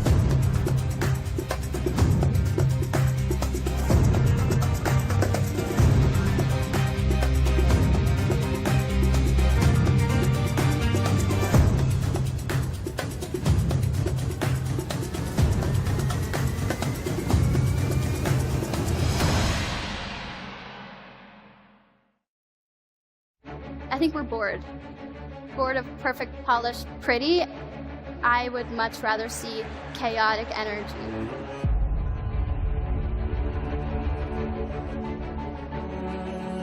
Great ideas can come from anywhere. I'm someone I never give up. Resilience is the word. What problems there are that you can solve yourself.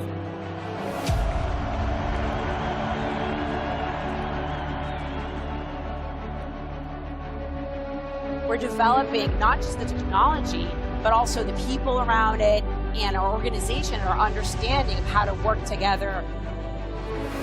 You have to nurture a relationship for it to be successful. And the best way to change that is not from the outside.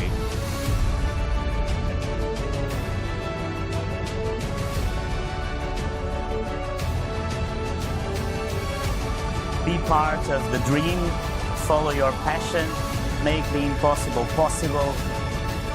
You have the power to determine the direction in which this world moves. If we can do it, everybody else can do it.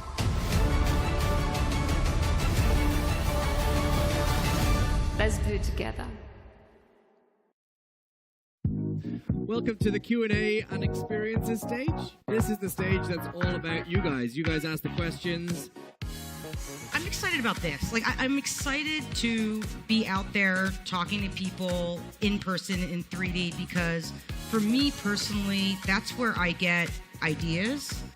This kinds of thing I'm doing with you today, it's making me feel so much better.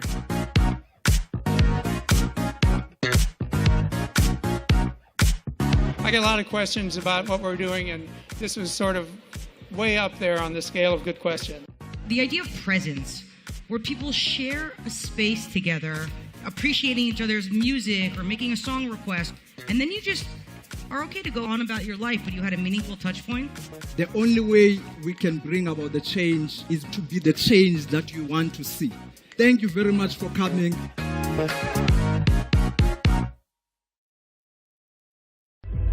My biggest fear is that we'll not figure out the answers in time. The uncertainty that we live with is enormously challenging. The world has a lot of problems, and fortunately, a lot of entrepreneurs to try to solve them.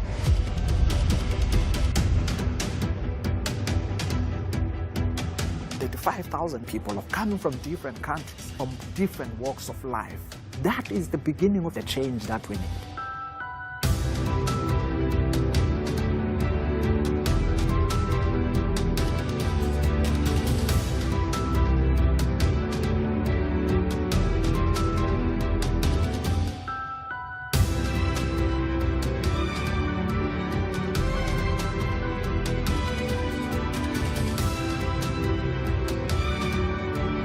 People who are willing to go first are what is driving our innovation. Human beings are built for resilience, and creativity often emerges in times of great struggle. We have to be able to dream of a future if we're going to be able to walk into it together.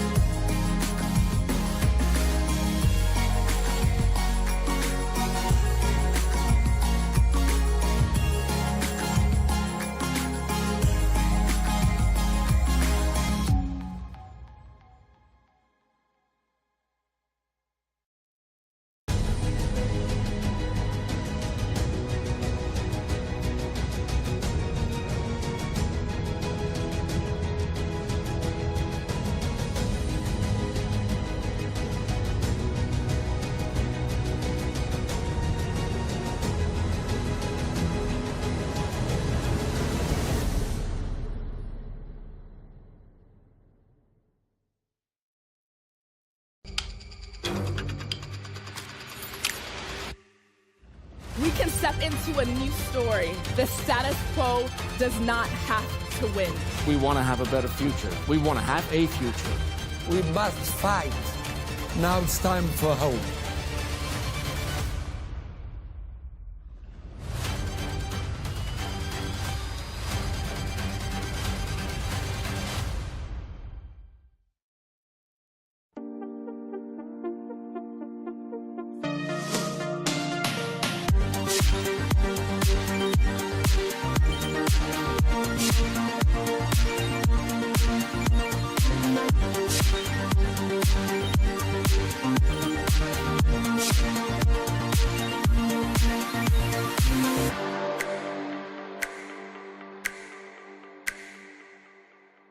This year, more than ever before, I want to welcome each and every one of you.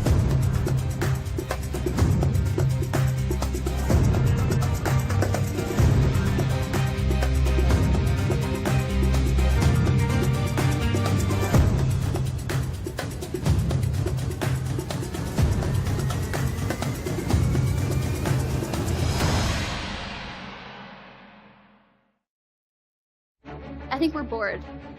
Bored of perfect, polished, pretty. I would much rather see chaotic energy.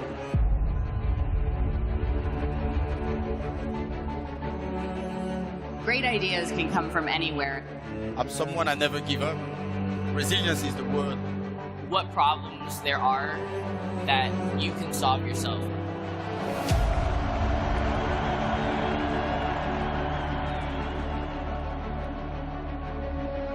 We're developing not just the technology, but also the people around it and our organization are understanding how to work together. You have to nurture a relationship for it to be successful. And the best way to change that is not from the outside.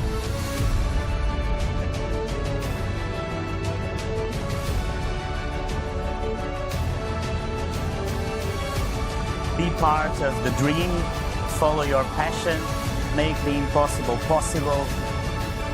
You have the power to determine the direction in which this world moves. If we can do it, everybody else can do it.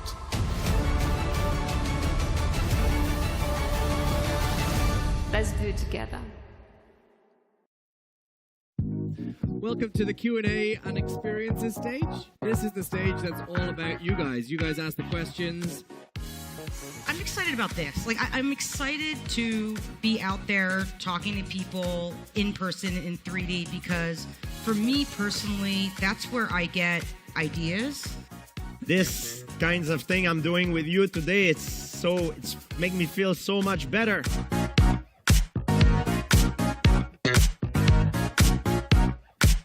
I get a lot of questions about what we're doing, and this was sort of way up there on the scale of good question. The idea of presence, where people share a space together, appreciating each other's music or making a song request, and then you just are okay to go on about your life, but you had a meaningful touch point. The only way we can bring about the change is to be the change that you want to see. Thank you very much for coming.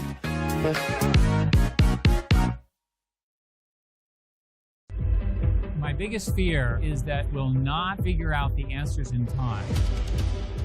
The uncertainty that we live with is enormously challenging. The world has a lot of problems, and fortunately, a lot of entrepreneurs to try to solve them.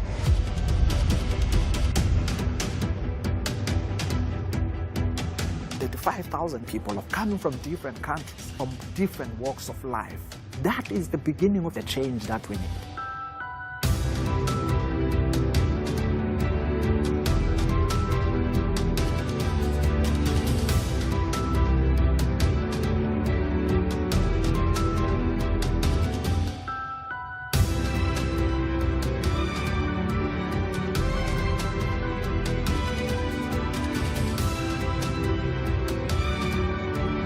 People who are willing to go first are what is driving our innovation. Human beings are built for resilience, and creativity often emerges in times of great struggle. We have to be able to dream of a future if we're going to be able to walk into it together.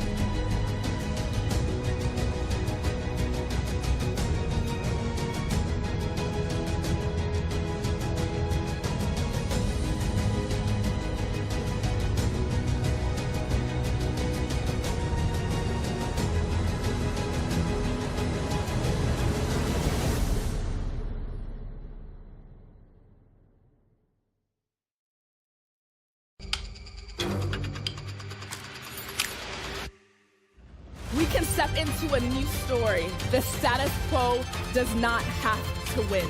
We want to have a better future. We want to have a future. We must fight. Now it's time for hope.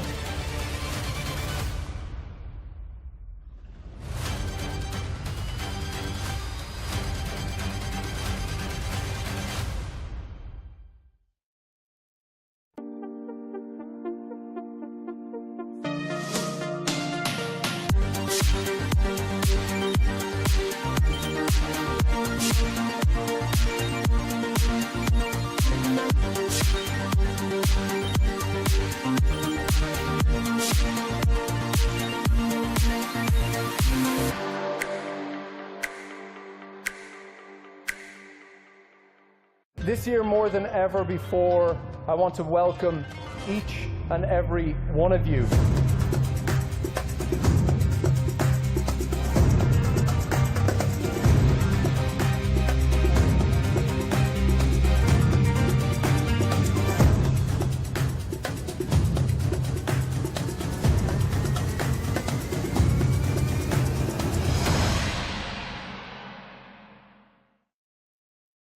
I think we're bored. Bored of perfect, polished, pretty. I would much rather see chaotic energy.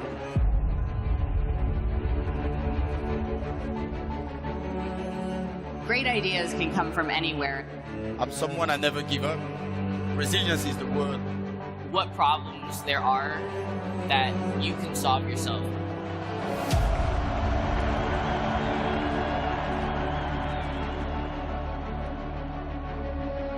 We're developing not just the technology, but also the people around it and our organization, our understanding of how to work together.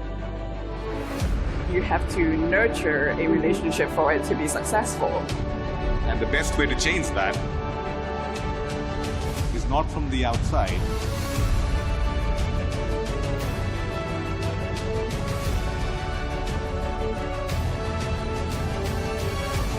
Be part of the dream, follow your passion, make the impossible possible.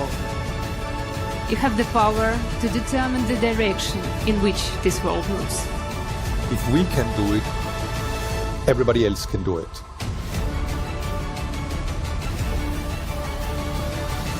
Let's do it together. Welcome to the Q&A and experiences stage. This is the stage that's all about you guys. You guys ask the questions. I'm excited about this. I'm excited to be out there talking to people in person in 3D because for me personally, that's where I get ideas. This kinds of thing I'm doing with you today, it's make me feel so much better.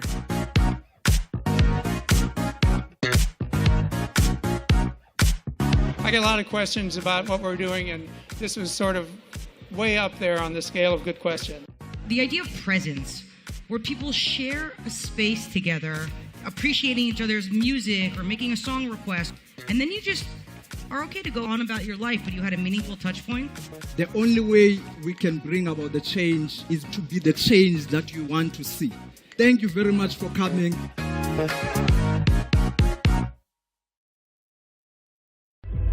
My biggest fear is that we'll not figure out the answers in time. The uncertainty that we live with is enormously challenging. The world has a lot of problems, and fortunately, a lot of entrepreneurs to try to solve them.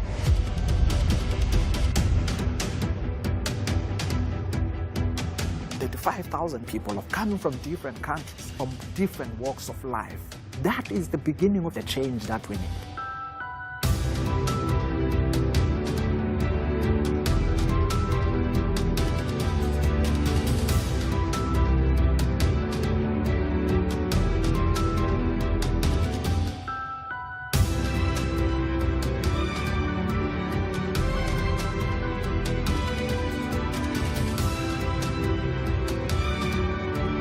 People who are willing to go first are what is driving our innovation. Human beings are built for resilience, and creativity often emerges in times of great struggle. We have to be able to dream of a future if we're going to be able to walk into it together.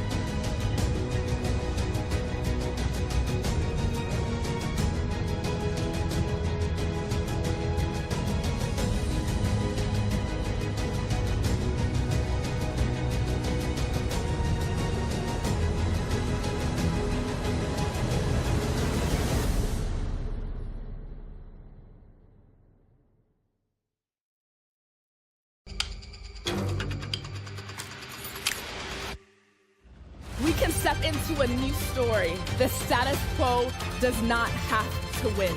We want to have a better future. We want to have a future. We must fight. Now it's time for hope.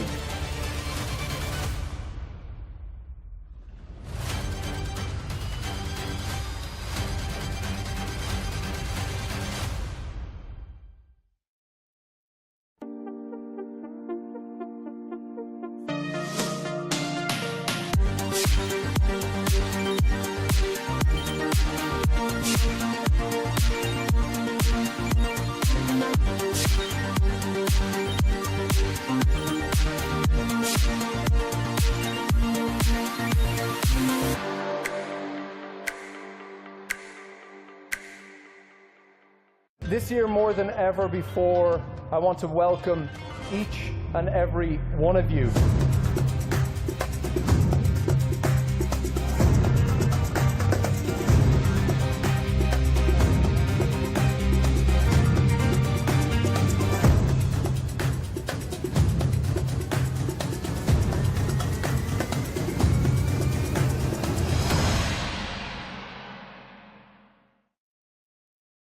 I think we're bored.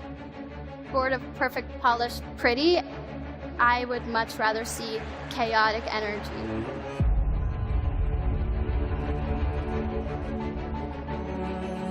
Great ideas can come from anywhere. I'm someone I never give up. Resilience is the word. What problems there are that you can solve yourself.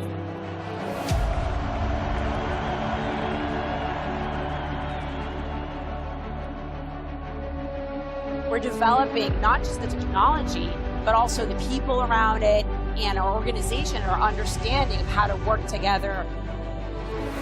You have to nurture a relationship for it to be successful. And the best way to change that is not from the outside.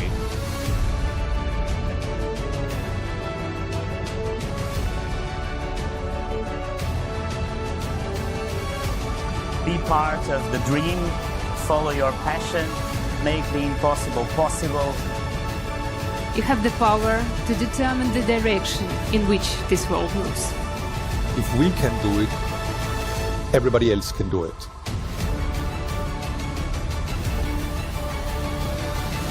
Let's do it together. Welcome to the Q&A and experiences stage. This is the stage that's all about you guys. You guys ask the questions. I'm excited about this. I'm excited to be out there talking to people in person in 3D because for me personally, that's where I get ideas.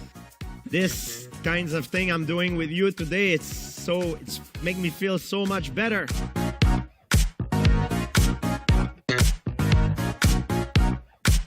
I get a lot of questions about what we're doing, and this was sort of way up there on the scale of good question.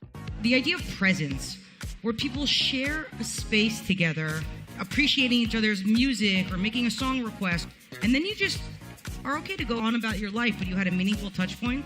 The only way we can bring about the change is to be the change that you want to see. Thank you very much for coming.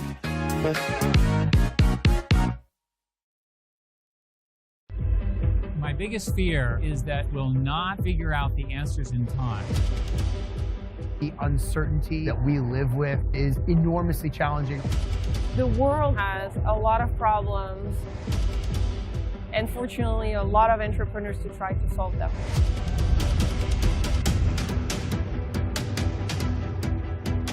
The 5,000 people have come from different countries, from different walks of life.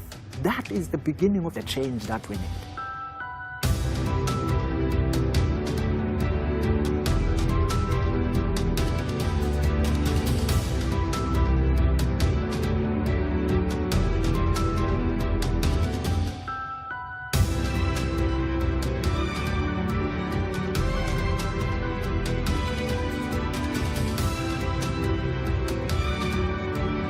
People who are willing to go first are what is driving our innovation.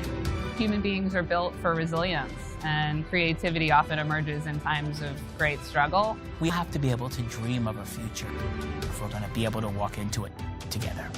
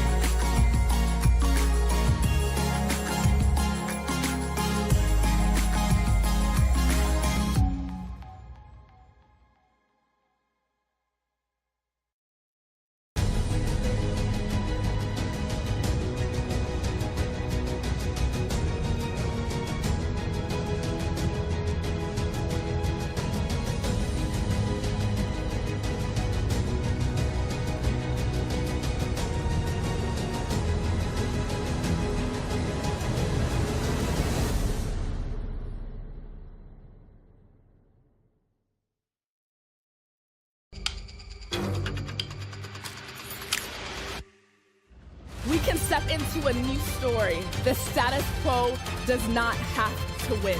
We want to have a better future. We want to have a future. We must fight. Now it's time for hope.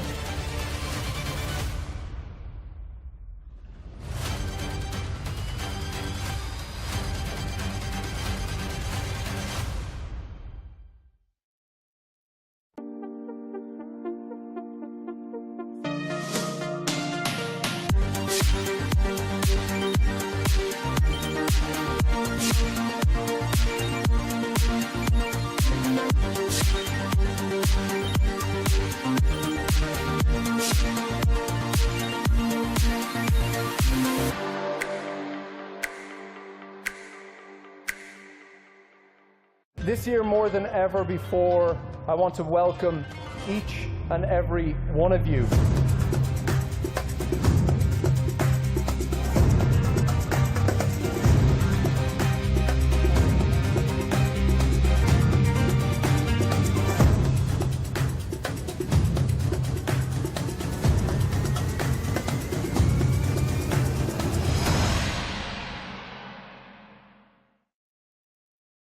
I think we're bored.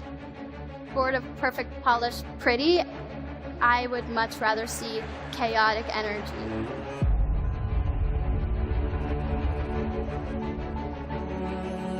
Great ideas can come from anywhere. I'm someone I never give up. Resilience is the word. What problems there are that you can solve yourself.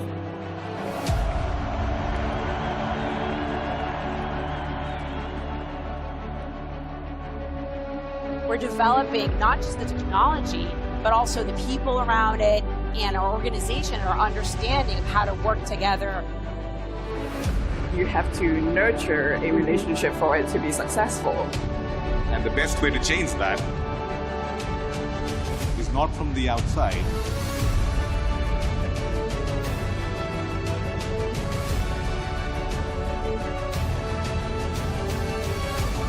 Be part of the dream, follow your passion, make the impossible possible. You have the power to determine the direction in which this world moves. If we can do it, everybody else can do it.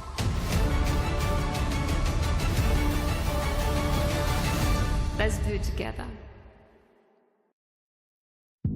Welcome to the Q&A and experiences stage.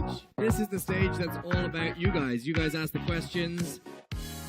I'm excited about this. I'm excited to be out there talking to people in person in 3D because for me personally, that's where I get ideas. This kinds of thing I'm doing with you today, it's make me feel so much better.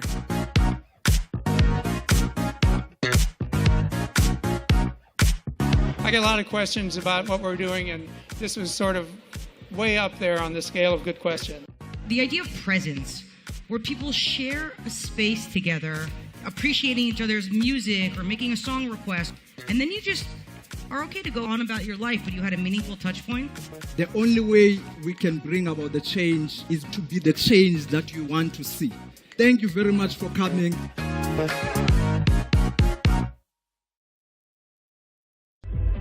My biggest fear is that we'll not figure out the answers in time. The uncertainty that we live with is enormously challenging. The world has a lot of problems, and fortunately, a lot of entrepreneurs to try to solve them.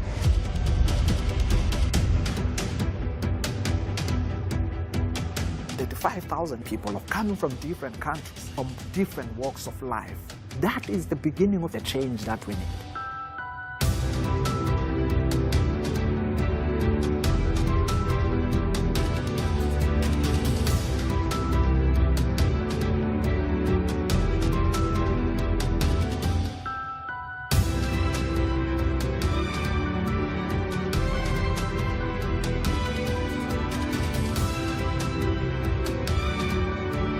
People who are willing to go first are what is driving our innovation. Human beings are built for resilience, and creativity often emerges in times of great struggle. We have to be able to dream of a future if we're going to be able to walk into it together.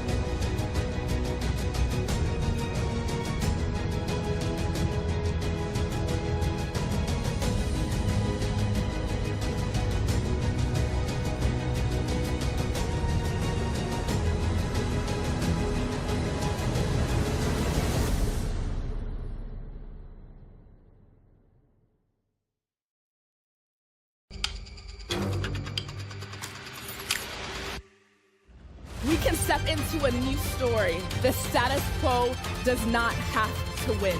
We want to have a better future. We want to have a future. We must fight. Now it's time for hope.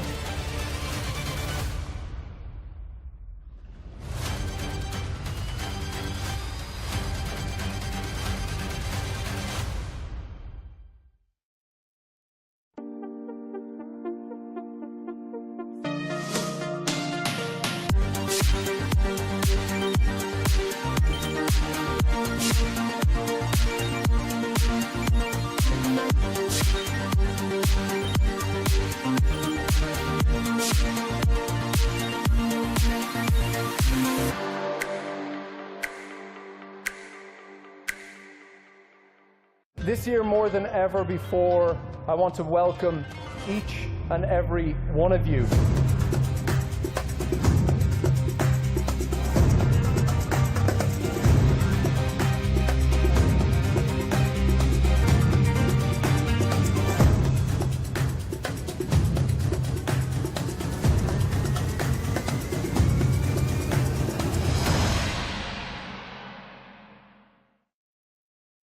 I think we're bored. Bored of perfect, polished, pretty. I would much rather see chaotic energy.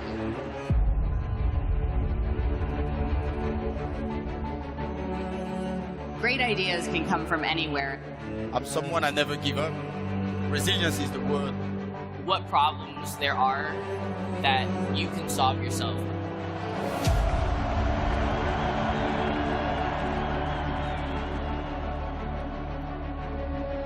We're developing not just the technology, but also the people around it and our organization are understanding of how to work together. You have to nurture a relationship for it to be successful. And the best way to change that is not from the outside.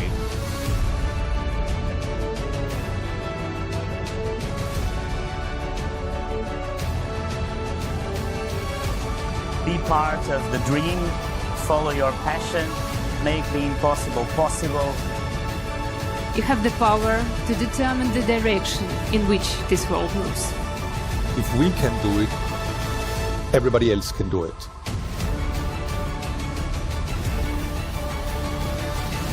Let's do it together. Welcome to the Q&A and experiences stage. This is the stage that's all about you guys. You guys ask the questions.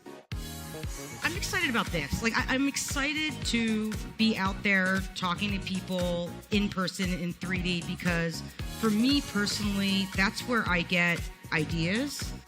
This kinds of thing I'm doing with you today, it's making me feel so much better.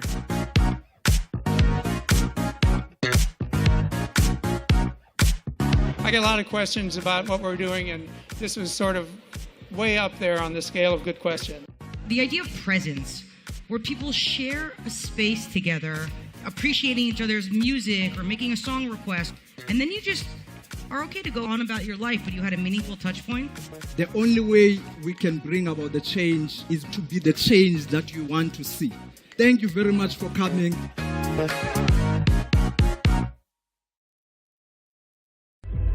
My biggest fear is that we'll not figure out the answers in time. The uncertainty that we live with is enormously challenging. The world has a lot of problems, and fortunately, a lot of entrepreneurs to try to solve them.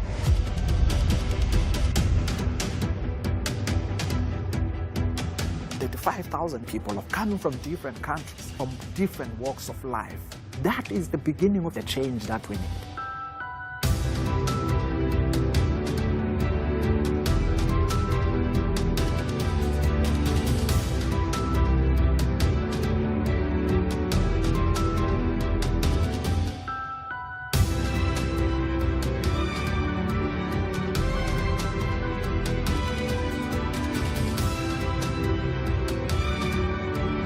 People who are willing to go first are what is driving our innovation.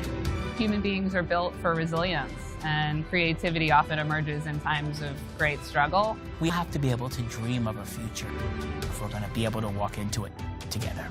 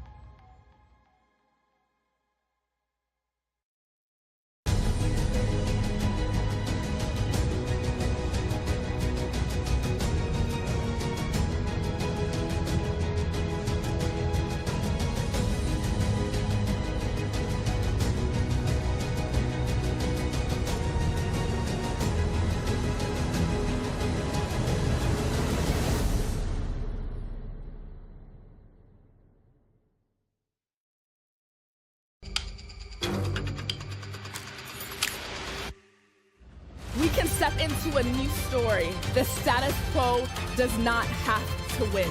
We want to have a better future. We want to have a future. We must fight. Now it's time for hope.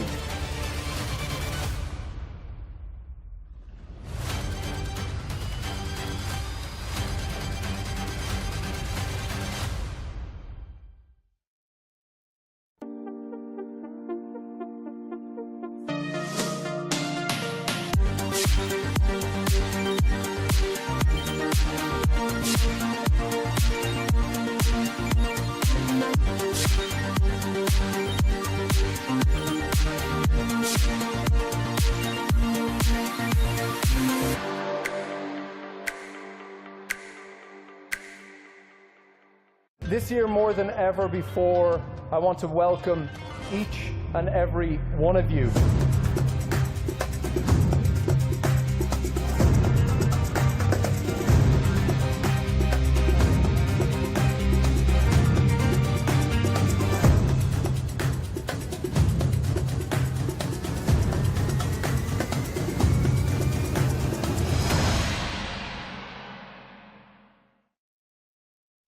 I think we're bored. Bored of perfect, polished, pretty. I would much rather see chaotic energy.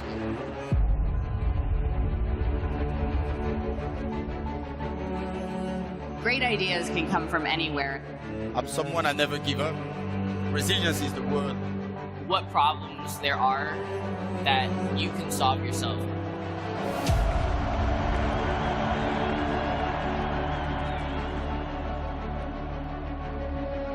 We're developing not just the technology, but also the people around it and our organization are understanding of how to work together. You have to nurture a relationship for it to be successful. And the best way to change that is not from the outside.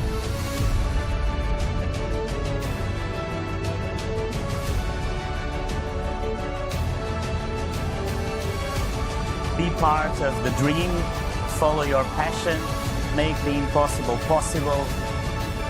You have the power to determine the direction in which this world moves. If we can do it, everybody else can do it.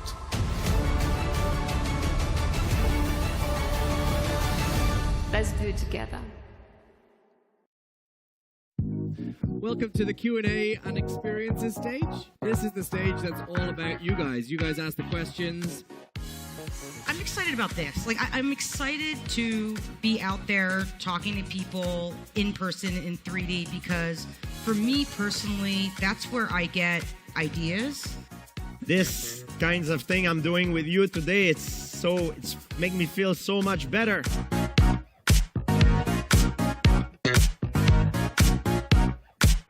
I get a lot of questions about what we're doing, and this was sort of way up there on the scale of good question. The idea of presence, where people share a space together, appreciating each other's music or making a song request, and then you just are okay to go on about your life, but you had a meaningful touch point. The only way we can bring about the change is to be the change that you want to see. Thank you very much for coming.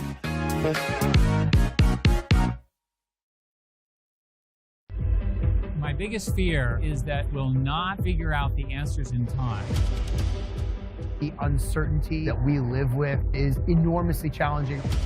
The world has a lot of problems, and fortunately, a lot of entrepreneurs to try to solve them.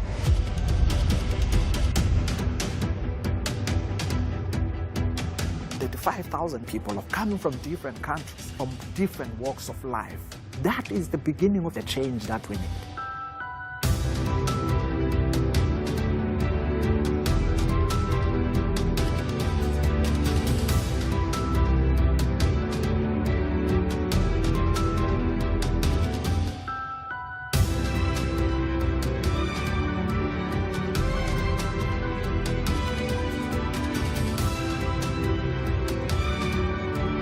People who are willing to go first are what is driving our innovation.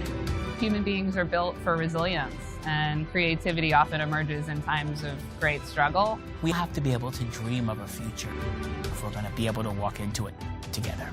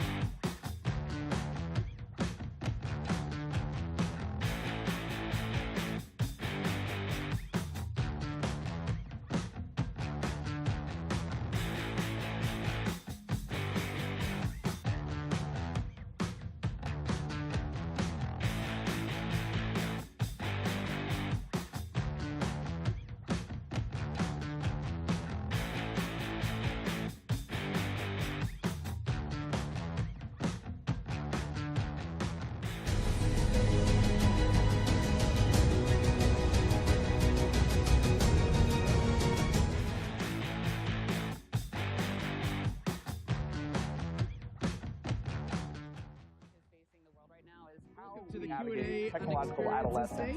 climate This is change, the stage spread of that's all about disinformation. you guys. There's You a guys huge ask the potential for questions. abuse. How do we connect? Is everything going to work? Of course not. But you have to try, you have to innovate, you have to take risks to find solutions to our problems of today.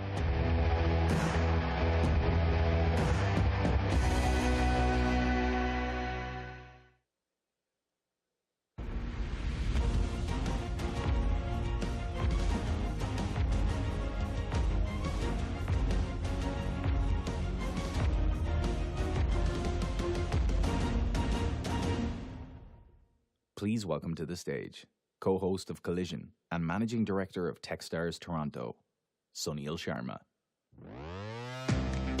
All right, okay. Oh, people, it's the final afternoon of Collision. I actually always feel sad when this event comes to an end, but we still have lots more to go. We're going to talk about a really critical company in the world of tech, Silicon Valley Bank, because through nearly 4 decades of its existence, Silicon Valley Bank served numerous tech startups and became the largest bank by bank deposits in Silicon Valley. But over a period of just 2 days in March of this year, it went from being a bank and solvent to being broke, as depositors rushed to withdraw their funds, resulting in the federal regulators in the United States closing the bank for good. But important questions remain. What will be the long-term ripple effects of this collapse? So to find out, we've invited 2 of Silicon Valley's top investors who have intimate visibility on what happened and how it can be ensured that something like this never happens again. So please welcome Wesley Chan from FPV Ventures and Nigel Morris from QED Ventures in discussion with Toronto's own Nisha Patel from the CBC. Thank you, thank you.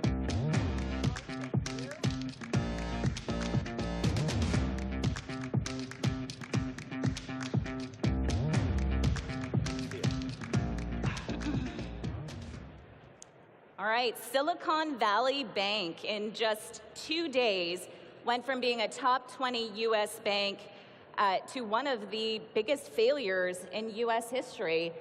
Nigel, I want to start with you. When you reflect back, just how important was SVB? Look, I've been fond of saying to anybody that will listen that banks need to develop a clear strategy. And Silicon Valley Bank had a really good strategy. They were really terrific at serving the venture community. And they did a really good job of creating terrific net promoter scores and really being very focused on that. So they were doing a great job, and they were well managed in terms of the way they focused on customer. We'll talk about a little bit about what problems they encountered, but they were really important. They did a really good job, and they were one of a kind. And you know, the issues around SVB have been pretty well documented. Wesley, when you look at what happened, do you think this was a wake-up call in terms of risk management for the sector? You know, look, SVB was so important to our ecosystem, right? I think 80% of our startups that I work with, that we funded and are funded in previous funds, bank with SVB. They almost did 80–90% of all the venture debt in our business. So when you were a startup and you needed extra credit, or you needed an extra line, you needed some capital cushion for your startup, SVB had the best terms, and they worked very closely with many of our founders.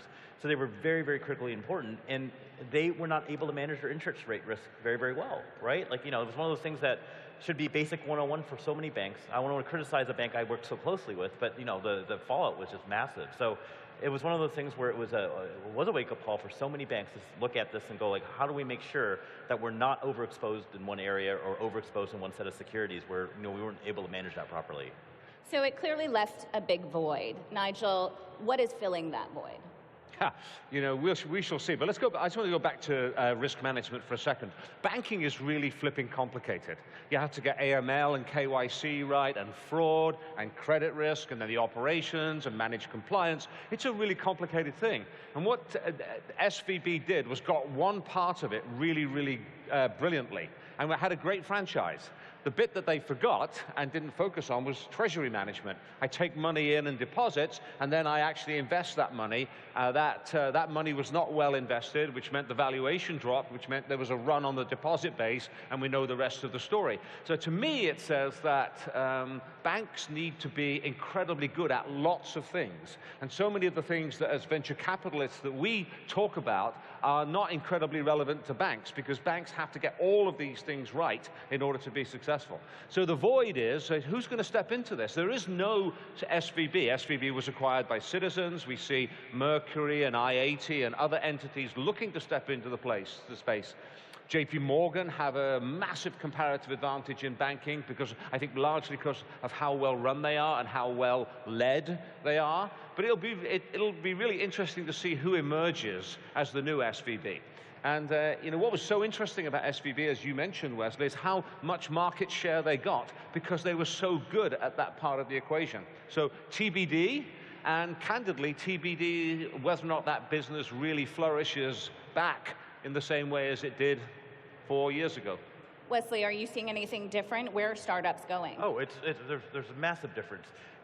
I'm on 11 boards. We never ever talked about treasury management ever at our board meetings. So it's just something that happened, right? You got a good CFO, you got a good finance team, they just put all their money with SVB. And now today, that's actually a board topic. People are saying we got to find a safe place to put the money, and maybe a couple different places to put the money, so that we don't have this SVB situation where there were people crying on the phone with me during the time, that weekend, that they thought their money was gummed up, going, we can't make payroll on Tuesday. Because Tuesday was when the money got wired out of the bank account, and there's this bank failure where they couldn't wire the money out. So we talk about today where we put the money, where is it safe. We don't care so much about, oh, is there a good customer relationship or not. The safety is the #1 issue right now for a lot of folks, you know, thinking about this and where to put their money. It's really hard for a VC or for a founding company to judge the efficacy or the skills of a bank's treasury capability. So what you have to do, I think, is where you were mentioning here, is you have to build in contingency. So rather than having all your eggs in one SVB basket, you have to be oven ready and very vigilant about moving your money from bank A to bank B should you start to see problems emerge. And that has to be now a focus of the venture firm and indeed the entrepreneurial company you're backing. So you build in contingency, you build in buffer so that you can't be single-threaded and dependent and have to go through the chaos and pandemonium that we went through just 3 months ago. The big problem before the SVB collapse was that SVB went to every one of their startups and said, we want 100% of your deposits. By the way, we'll give you this venture debt, and there's this thing called covenants, right? Where they said, if your money is not 100% with us, you violate the covenants on your venture debt, and we get to withdraw and close your venture debt line. Nobody wanted that, right? That would be death for the startup. And so they said, 100% of your money had to be with us. That was something that was okay with a lot of boards back then. You know, I remember approving off on one that's going like, oh, SVB sounds like they're great, you know, wonderful. I don't think your money's unsafe with them. But after this happened, no one can get that covenant past any boards anymore, right? You cannot put 100% of your money with any bank. One of the things that I think really escalated the situation was, you know, bank runs used to be slow, but with the digitization of finance, with social media to kind of amplify the message, how do you think that played a role in the decline? You know, it was very interesting. I was with 5 other VCs at a conference at that point, and we started getting word that, you know, there was some shaky stuff. They had that Goldman announcement that morning. The CEO, Greg Becker, had gone on and said, oh, you know, we're okay. And every time a CEO says, we're okay, your deposits are safe, there's something, you know, possibly fishy going on. And then we started getting calls from a lot of our founders. Is our money safe with SVB? Now, you know, I've had 20 plus years working with them. They were wonderful. The people there are top notch, but they did not get the treasury managed part right, and so many people lost confidence. They didn't die because they didn't get that treasury piece right. They died because there was a confidence run on the bank, and no bank can serve a bank room when everybody says, oh my goodness, there's a chance my deposits aren't safe, there's a chance I can't not make payroll, I got to pull it out now, and that's what wound up happening. We got all these calls, and we just said, you know, you have to do what you have to do to survive. Nigel, you've been in the business for a long time. How are you advising startups in navigating this post-SVB world? Yeah, well, look, the banks clearly conflated stickiness and friction with loyalty. And I think what we saw with SVB was this, the beta, the velocity and the speed at which money would move away from SVB was absolutely unprecedented. So the SVBs of this world assumed that those deposits would stay and stick. In this Twitter world that you were talking about here, the things moved so quickly and so fast that it required the regulatory intervention. So what do? So you have to make sure that you're not single-threaded and that you have the ability to be able to open up new accounts really quickly and to move money really quickly.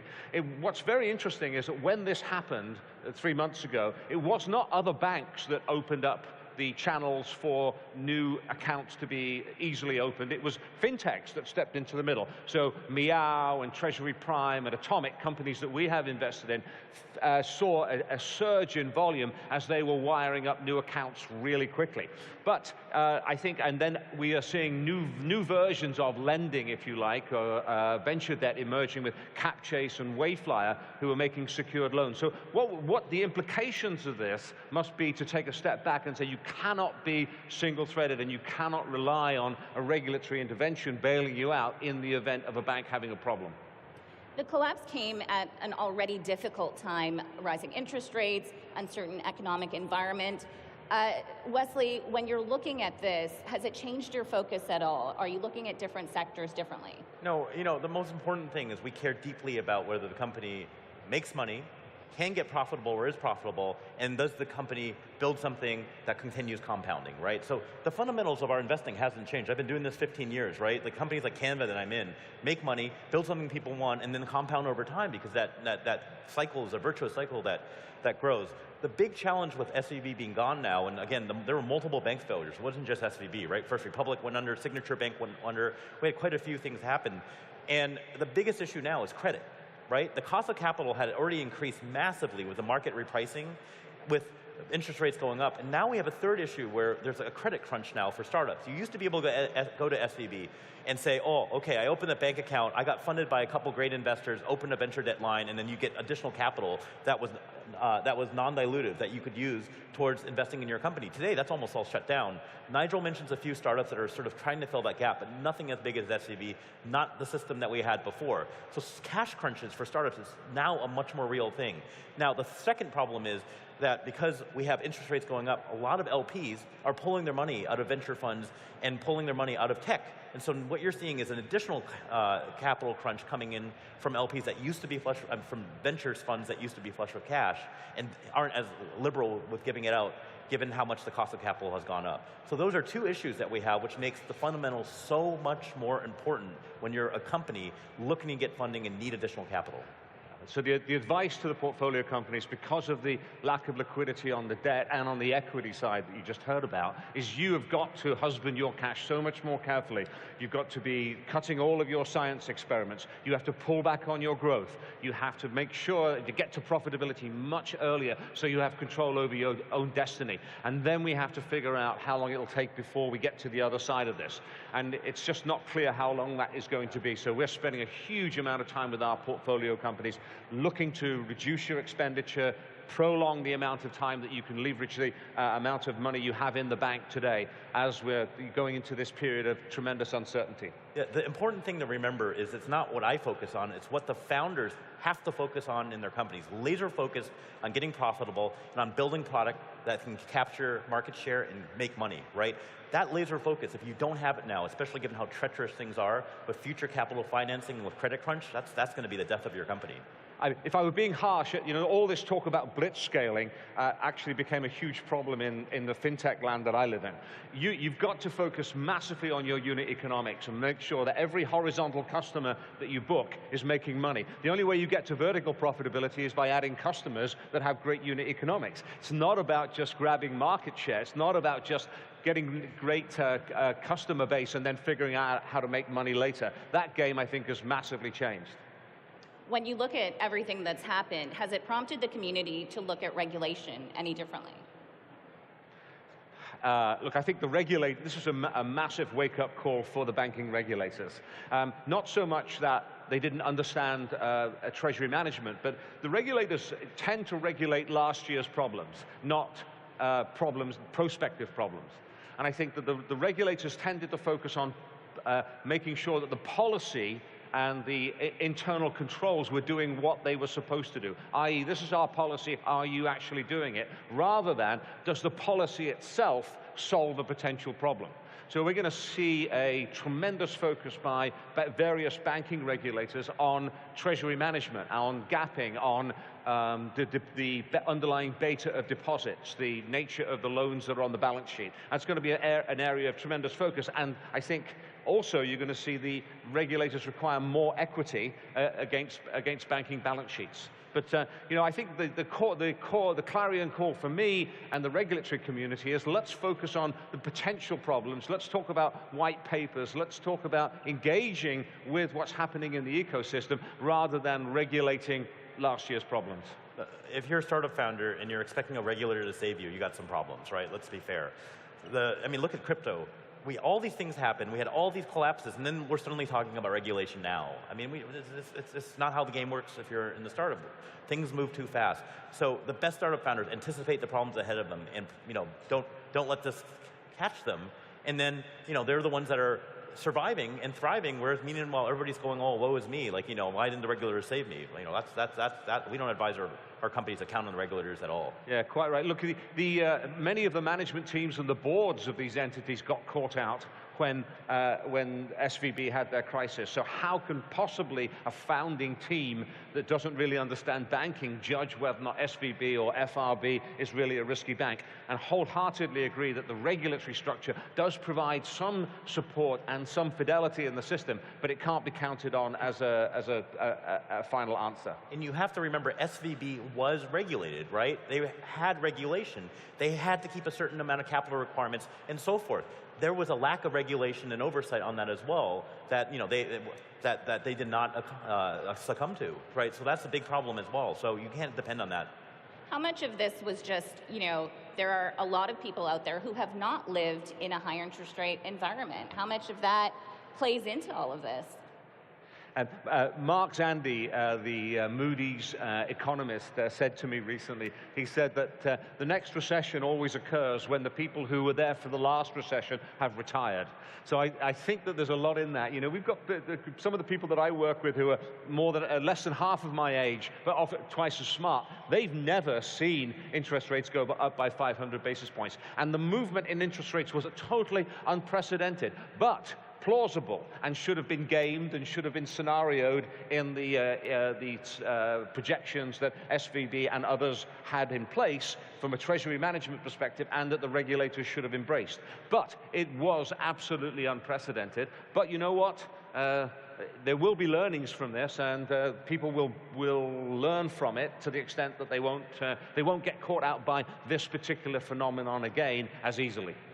Yeah, the most interesting story I heard on this was one that Charlie Munger told, right, about some of his kids, where he said, like, look, some of my kids didn't eat healthy when they were young, and when they got into high school, I wanted to tell them about broccoli, right? Here's eat broccoli, it's healthy for you, and they understood and they were able to process in their head all the science about the healthiness of eating broccoli. But because they had habits of eating food that wasn't broccoli, they didn't change. They understood why it would benefit them. They just didn't do it, right? And he goes, startup founders, people that have not been through a crisis where there's not a life-changing moment, are ingrained in their bad habits of free money, zero interest rates, and the fact that the next round might come for free at no diligence from whoever is willing to write a crazy check. So we've been trained on this for the last 10 plus years, and it's very hard for us to get off those bad habits today. And luckily, whether you like it or not, SVB was one of the many wake-up calls for people to have that life-changing moment and say, maybe I should be eating some of that broccoli now. Yeah, the relationship between idea and founder and capital and debt has changed dramatically over these last 2 years. And I think that so many of the conversations that we've been having with our portfolio companies, you're not as good as you thought you were 2 years ago. You will not trade at 20 times revenue anymore. There is a new reality, and the sooner you get on board with that new reality, the better chances are that you will be able to make it to the other side. And it's a very, very different environment. And the bigger challenge is, if they're not profitable, the unit economics aren't great, good luck raising your next round if you need more capital. And so the dust seems to have settled. Do you think we've done enough to prevent this happening again? We will see more versions of this emerge. They may not be on the same scale as SVB, but they were very, very concentrated. You know, the irony of banking in America is that you've got 5,000 banks. Yes, 5,000 banks. And in the UK, you've got 6 or 8, and Australia and South Africa the same way. So you've got a huge amount of banking innovation going on across the whole banking vista. On the other hand, an SVB or an FRB, if it were bolted on the side of Citibank or Chase or Citi, would not have caused the same kind of ripples. It would have been a problem that occurred across a very diversified balance sheet. So I think we'll see versions of this in other banks, but I don't think they'll be as severe because this was incredibly concentrated. The challenge going forward is going to be who's going to step into the space of supporting the tech and the founding community in the same way. And it goes back to where I started with who really cares about that population, who can really meet their needs, not just with venture-based lending, but all the other things that go along with it. And you know, I don't think the dust has settled yet, right? That is the fundamental challenge that every startup founder is keeping awake at night. Can I raise my next round? Are there investors willing to go invest? Are interest rates done? There's so many unanswered questions and so little clarity. We may not have a banking crisis happening in the moment where people's money's gummed up and they can't go make payroll, but we still have all these unanswered questions. And you know, we're in that hurricane that Warren Buffett talks about that might blow away the houses with weak foundations. So you know, if I were a startup founder, all those things are going to keep me up at night, and I think they're very interesting things to have worry people. Now, in case we leave you feeling so maudlin that you want to go out and have a drink, I think there is some signs that things are getting better. I call it the truth will out phenomenon. If you are growing at 30, 40%, and if you are profitable, we had 5 companies go public in 2021, Flywire, Nubank, Avid Exchange, and those companies are now, Remitly, are now profitable and growing at 30 to 40%, and their stocks have come back pretty substantially in the last 6 months and will continue to be so. The businesses that don't have sound businesses, unit economics that make sense, profitability on the horizon, getting to profitability sooner, taking advantage of their scale, they're going to continue to suffer. So what we're seeing is now the schism occurring between real businesses and ones that really weren't terribly sound in the first place. Yeah, there's always a flight to quality when there's disaster that occurs, right? And we're seeing that flight to quality now. So my hope is for every startup founder in the audience starts listening to this, that you're in that quality camp. Okay, 30 seconds for last thoughts. What do you think of the landscape as we move forward? You know, I'm actually excited, right? You know, I survived the 2000 .com crash. You know, the company I wound up working for was Google when, you know, it had 100 people in it, and they've had one business model that was highly profitable, and they reopened the whole IPO market. They could hire the best people that they wanted to because so many other .com companies had imploded and got laid off. And so, you know, my hope is the next Google sort of rises from the ashes from some of this doom and gloom we're all talking about on stage, and, you know, we'll be there to fund it if we find it. In fintech land, I couldn't be more excited. Fintech has got 2% penetration of worldwide financial services revenue. 2%. We're just getting started. The incumbents will struggle to innovate and to create the breakthroughs. They will come from the founder community, and I think we're just in the first innings. Lots to think about. We talked about broccoli. We talked about all kinds of things today. A changed landscape, but not one without opportunity. Wesley Chan, Nigel Morris, thanks so much for your time today. Thank you.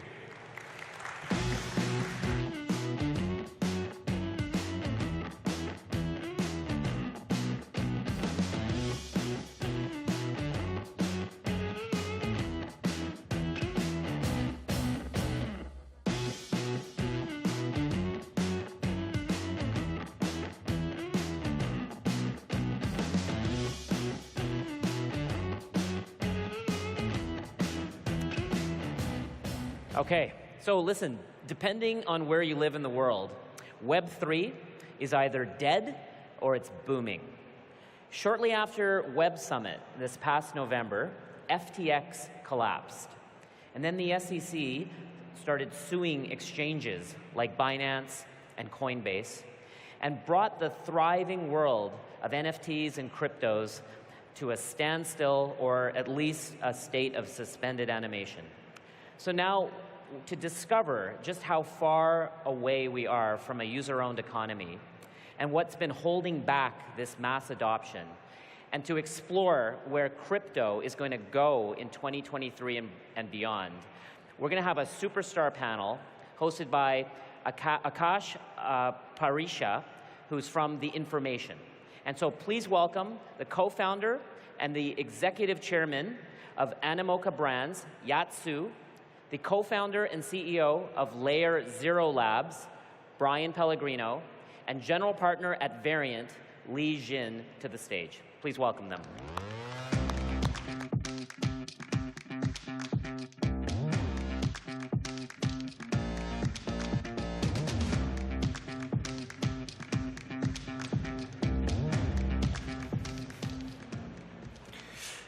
Alrighty, welcome everyone. Thank you for joining us. My name is Akash. I am a reporter at The Information, and we are joined by three outstanding panelists here with us today.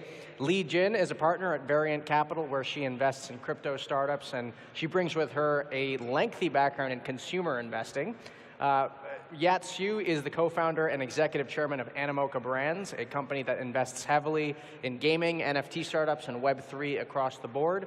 And Brian Pellegrino is the founder and CEO of Layer Zero, a company that has developed a popular blockchain bridge software that connects different blockchains and now is focused on building out its messaging protocol. I'm going to ask you about that in a second. Thank you to all three of you for being here. Brian, I want to ask you a real question, but you've got to explain to the audience first, what is a messaging protocol? So, messaging at its core is the same way when you think about the internet, right? The internet is just packets of data. It's just bytes that are being sent around to different computers. Ultimately, a messaging protocol is the same thing. So when we built it, people were thinking bridges, they were thinking move money around. I think our big insight was that bridging value was simply a special case of generic messaging. So we built the packet for blockchains, right? Ultimately, a way to send generic arbitrary data between chains that can really do anything you could do in a smart contract. Thank you for explaining that to us. That was just for my own benefit. I want to take a step back now and talk about the crypto landscape more broadly. This year in 2023, regulators have come out swinging across the board, in the US specifically, against crypto companies. You've got lawsuits against Coinbase, against Binance. And yet, crypto markets have staged a very significant recovery, along with the rest of the technology sector. But it doesn't feel like crypto investors have been fazed, really, by regulation, apart from a few blips. And so I'm wondering, Brian, help us reconcile those two things. I think if you've been here for enough time, so I've been following the space loosely since 2010 and heavily involved since 2013. The market is wrong way more often than you'd think, more or less. I think we saw 2015 was utter death. 2018 and 19, again, everybody called for the end of the industry. But at the same time, some really, really amazing things came out of those period. And if you look at the overall state of the world now versus then, it's even in the worst times now, it's a joke. It's orders of magnitude larger. And so I think everybody who has been here for significant amounts of time and has a belief in the underlying is not really fazed. I think you see a lot of incredible work being done universally across the board on the technology side, and adoption just continues to ramp. Yet you are based in Hong Kong. Do people outside of America, do people in Asia really care that much about regulation inside of the United States? Not anymore. And I think the reason is because I think the SEC has pretty much put out all of their shots, shall we say. Before, there was a little bit of a hope in terms of maybe America is going to change their mind or the SEC is going to be more flexible. It was very clear that they weren't. And so at this point, I think everyone's written off the US, at least in the short term, in terms of what they can do in the typical Web3 space. That's not to say there's not an opportunity, but they're no longer thinking of it as a primary market. That's also because Asia, and the Middle East in particular, have been particularly welcoming. I mean, Hong Kong has put forward very progressive Web3 policies. One thing to note, over 15 tokens basically came out to be retail traded in Hong Kong. But at the same time when they did that, China, on national television by the national television program CCTV, actually broadcasted about Bitcoin in Hong Kong to basically all of the Chinese people. So clearly, I think there's no coincidence around that. And at the same time, Beijing also published their Web3 strategy paper. Then you look at Japan, they have an NFT white paper. They just changed the tax laws on crypto. And again, Web3 was part of the national agenda. The Prime Minister himself basically made it part of that. So I think there's a big narrative outside of the US around Web3, where there's opportunity for growth. So when people here are very down, at least in the US, people in Asia are like, it's fine. They're growing, they're building, they're developing, lots of excitement that's happening. So it's really a tale of really I guess, 2 continents. So is the crypto winter colder or warmer in Asia? It's not particularly cold at all, I would say, in comparison. There is no winter. I wouldn't call it a winter. I mean, honestly, even the current stage, I don't call it a winter because maybe 2018, 2019, that was a winter. Otherwise, that would have been an ice age if we called this a winter. Lee, you have a number of American companies in your portfolio. You heard what Yat said about how people think about America. Your portfolio companies, have they thought about leaving or relocating to other countries? So on the regulation front, I think a couple of thoughts. One is crypto has always been and still is a global phenomenon. So developers are continuing to forge ahead because the audience that they're targeting, that they're addressing, is global in nature. They're internet users. And so it doesn't matter so much where these companies are based, so long as they can build products that are being used across the entire world. And then I would say, from our vantage point as US-based investors, what we're seeing is innovation continuing unabated in America. Just the other day, I was speaking to a founder who's based in London, who is still planning to relocate to San Francisco, incorporated in Delaware, and still building his crypto company in the US. And when I asked him why, he said it's just where all of the most talented people in the world are. And if we want to be a super successful business, we need to be in the biggest market in the world, which is the US. And so I think, although it's very disheartening to see the recent enforcement actions, I have hope, and we are optimistic, that on the other side of all of these lawsuits comes regulatory clarity. And in the meantime, our founders forge ahead in the hope, in the belief that innovation is going to continue in crypto. Brian, I want to come back to you. There are a number of firms in traditional finance, Charles Schwab, BlackRock, Fidelity, Citadel Securities. There's either been reporting that these firms are starting or continuing new crypto initiatives, or the firms have been very loud about it themselves. You could almost argue that the future of crypto right now, with all these firms, being some of the loudest proponents, are very much rests with the traditional financial sector and the extent to which they choose to, dive headfirst into these technologies. Do you agree with that? So I'm definitely not sure that I would say that the future of this space sits in TradFi, but one of the things that I think has been most interesting was that the pre and post FTX era, like pre-FTX, there were a lot of firms that were pretty anti-crypto, and then post-FTX, FTX blows up, implodes, and this like prolific, fraud, everything that happened there. And I thought all of these institutions would pull back massively and be completely hands-off. And I think what most people saw is that there now was a power vacuum, like a massive power vacuum. Whereas before, like FTX was doing everything. They had all of the inside track to the regulatory efforts. They were, they were talking about offering mortgages against their crypto. Like every aspect of what you could do across the finance spectrum, FTX was trying to do. And so one of the biggest things is post that, I saw a lot of these firms like really start to lean in actually, because there seemed to be a lot of latent power to kind of accrue. And I think that's what we're seeing now. Is there a bid for ETF? There's a bid for who is going to pick up these pieces and own that. So I don't think there's ever a doubt that that side of the space will exist and that it's going to be a very massive space. I think it's less clear now than ever who will actually own that and be the front runner. And I think that's what we're seeing now play out as all of these firms come to the forefront and start to support. Yet your company has been very involved in funding NFT startups in the past. You look at NFT trading volumes right now and the way they are. How are your portfolio companies thinking about that market? Well, I mean, I think just to look at some of the numbers, even though NFT sort of sales volume may have come down a little bit, the key is not how much it's come down. The key is where does the value get distributed. Right? You take last year, for instance, right? $24 billion of NFT sales. But what's important to sort of look at is that 90% of its value actually went to creators and owners of these NFTs. So most of the value actually wasn't sort of centralized between the platforms. They ended up being distributed amongst the ecosystem and the end users as well as the creators. And that's actually what's powerful. So even when the volumes go down to, let's say, I think Q1 was about 4.7 billion. Q2, I'm not quite sure, but even if it's 2 or 3 billion, still it's billions of dollars more value that's going to creators and owners than what Spotify pays out to their musicians at this moment in time. So I think, that's one aspect. But the other one also is the ecosystem has changed.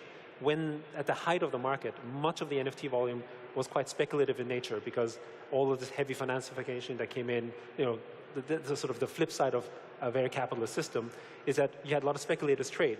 But as the value or the opportunity to make money disappeared, the utility started to increase. For instance, in our space, there's a lot of NFTs that are issued for games, but they use them inside the games. It's like how you have it in real world. It's not like you buy a car to flip tomorrow. If you buy a car to sell, you could sell it if you want to. Right, so the ratio of NFTs that are also sold are in single-digit percentages versus before they were in double-digit percentages. So there's a shift in the market. But naturally, we're going through a little bit of a mini correction. But we think, gaming as well, and if you think about what's going to happen, much of the games that are being developed were funded 1 or 2 years ago. And it takes 2 to 3 years to make a really good quality game. They're all going to come out by the end of this year or by early next year, and we think that's going to create another big sort of wave of at least adoption. That's not that we expect that there's going to be massive trading of these assets. That's only one feature of ownership. Right? There's many other more network effects you can build because you have digital ownership. So, Lee, if Yat is saying he doesn't, trading volume is not the whole story, what metrics do you look at then when looking at NFT startups or companies in that space? Yeah, our vision of the future is one in which NFTs go from assets that you just trade and flip for financial gain to assets that you actually use in different contexts. And those uses are numerous and they're emerging right now. We're seeing companies innovating at the forefront of things like music NFTs, fashion NFTs, NFTs that represent podcast episodes. And in each of these contexts, people who own these NFTs can utilize them and have differentiated experiences. And that's our entire thesis as investors. We invest in founders that are making ownership a keystone of the user experience. And so I very much agree that trading volume is not the metric that the NFT market should be measured against. Rather, it's things that are indicative of usage and retention, how deeply are users engaging with NFTs. And if anything, I expect trading volume to potentially go down over time because NFTs are becoming more accessible. There's a huge trend underway around free or really low-cost NFTs that are mass accessible, that are getting minted for single-digit dollars or cents or even for free. And I think that's how NFTs go mainstream. They become used, they become really cheaply priced rather than high-priced collectibles. Can I just make one comment? Because I think one thing that often people look at NFTs is mostly on the collectible side for the time being and used inside of gaming. But NFTs are much more than that because they can actually represent a contract and a transfer value and an asset in one transaction. So in the past, for instance, if you wanted to buy something expensive, so if you want to buy an asset, you had to hire a lawyer, you had to have contracts, you had to have all this type of stuff, which meant that the asset you were purchasing had to be of a certain value or the yield had to be a certain size to make it worth as well, like a piece of property or maybe a car that might be worth tens of thousands or hundreds of thousands of dollars. But now with NFTs, you can actually essentially create content-related assets out of something that might only be worth $10 or $20 or might only make $100 worth of yield, shall we say, because you can now have it have capital formation because someone can get yield for a $100 asset and willing to pay $500 because it's 20%, for instance, as an example. And this could be different type of content types. One example is for teachers. Teachers make content that, a teacher in Venezuela makes $16 a month, for instance. He makes a piece of content. It generates maybe an additional $20 a year of additional income. He can now have capital formation because he can sell that content to someone else who might want to invest in that content or help self-publish it for $100. That extra $100 he receives creates generational wealth for that particular group, which is what happened in real estate. This is the magic of property rights that you can now have in the digital world.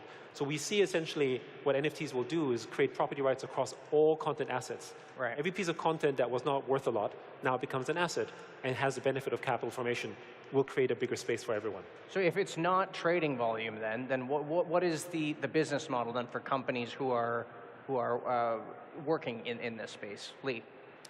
So along the lines of what I was saying about the trend of low cost or free NFTs, an emerging business model that we're seeing there is a sort of mint fee where it gets baked into the transaction at the moment of inception for the NFT.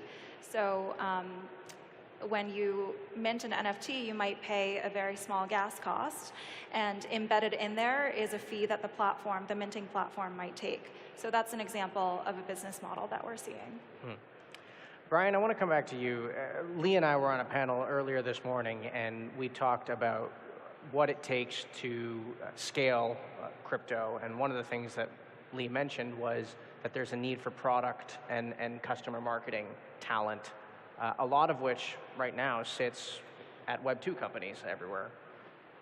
How do you think about attracting product and marketing talent from Web 2 companies to crypto in this moment?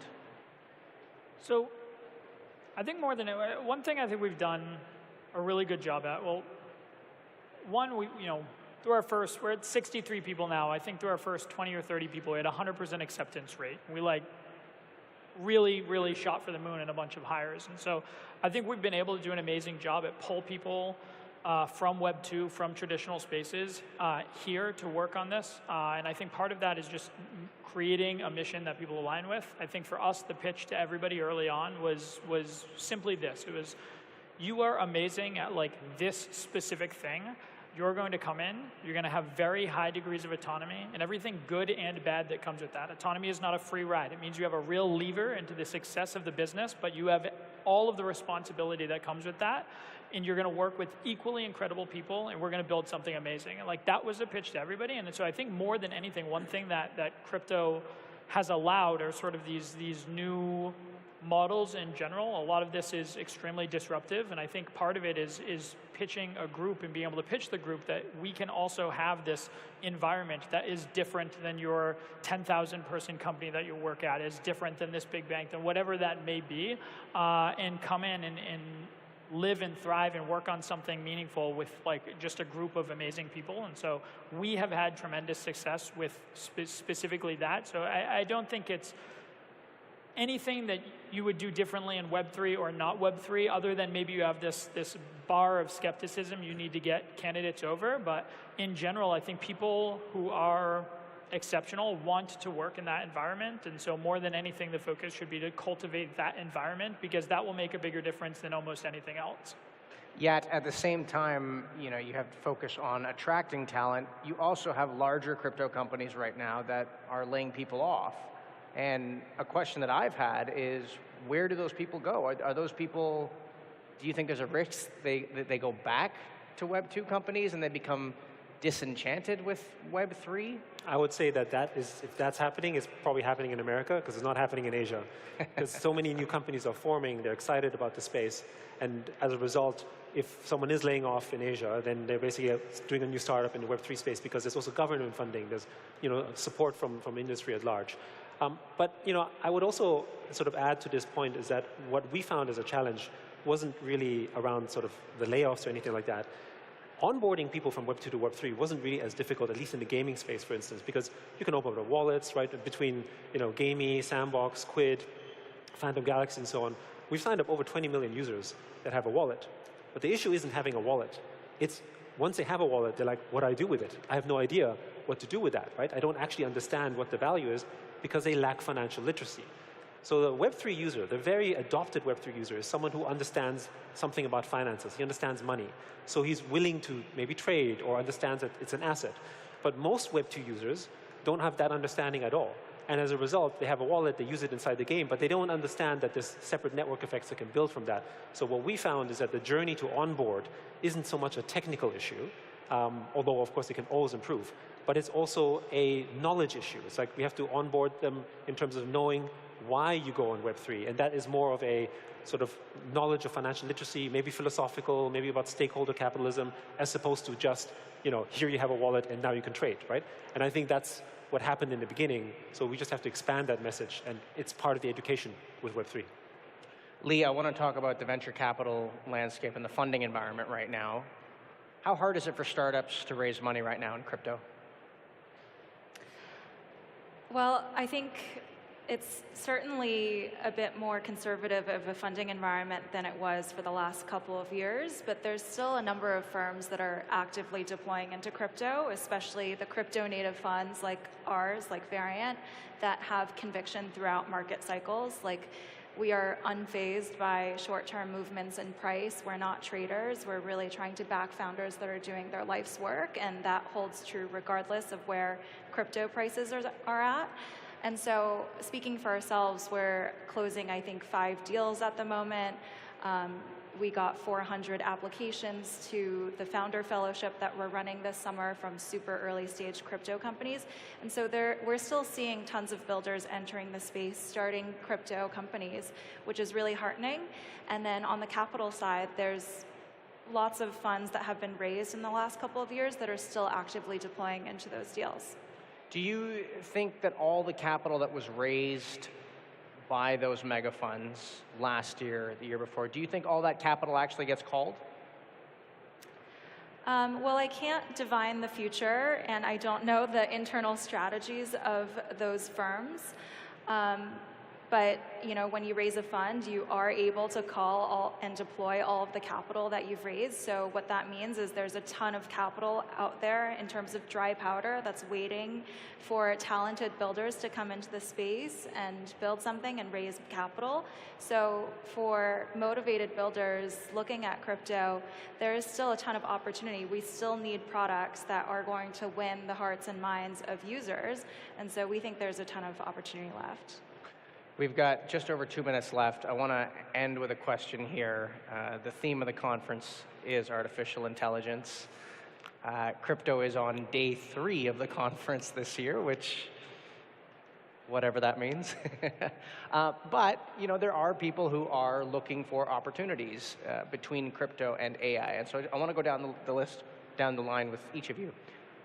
Where do you think it actually makes sense for AI and crypto to intersect? What is the low-hanging fruit? So, as someone who spent half of my life between those two fields, I think You're the happiest person in the world right now. I'm actually more pessimistic than most on it as well, though. I honestly, I don't think there's a huge amount of overlap between the sectors. I think the most compelling thing is probably payment rails for autonomous agents in order to transact in terms of action-based and co-coordinating models who have been trained specifically to do something and need something from another model and need a way to pay, to fetch, to do all the things that we do in the back end in a traditional payment system. I think there are other simple stuff. I think there's other ways to address it, but I think crypto could make sense for rails there, and that is, to me, probably the most compelling. Okay. Yeah? I mean, I see a lot of use cases. I'm actually very bullish about AI and crypto, but I'll just give 2 examples. The first one is when you look at gaming, one of the most areas of interactions are NPCs, non-player characters. And people build relationships with them. They transact with them. They do business with them in the games. In Web3 games, they're going to do business with them as well. But what are they going to do business with? In crypto, because the AI sort of construct is a digital construct, and its native currency has to be a digital currency, which is basically crypto. And I see this also happening with AI agents of your own, whether you're trading on marketplaces, whether you're doing it in exchanges, whether you're having them do shopping of some sort. The AI agent is going to go ahead and trade in crypto, and I think it's going to create sort of a bit of a boomtown there. But the second one also is around digital property rights itself. In the past, when you talk about digital assets, it was stored in a private database. I had to go to the owner of that database and say, is that actually really belonging to this person? And then usually it's not. But actually with blockchain, I know that that's your digital asset. So rights management can come from there. And what is AI doing? AI is using the rights of others to create new content, new assets. Laws are being investigated right now in the same way that I can't just simply steal some content from someone else and then just create work from that. Now, basically, I can prove that through digital ownership because of blockchain. So there's a myriad of opportunities that we see. Lee, very quickly, we have no time left. We have a pessimist, we have an optimist. AI and crypto, where do you stand on it? I'm definitely the optimist, and in fact, there's a number of portfolio companies in our portfolio that are at the intersection of crypto and AI, including WorldCoin, because we think in an era of AI, proving that you are a person instead of a fake is important.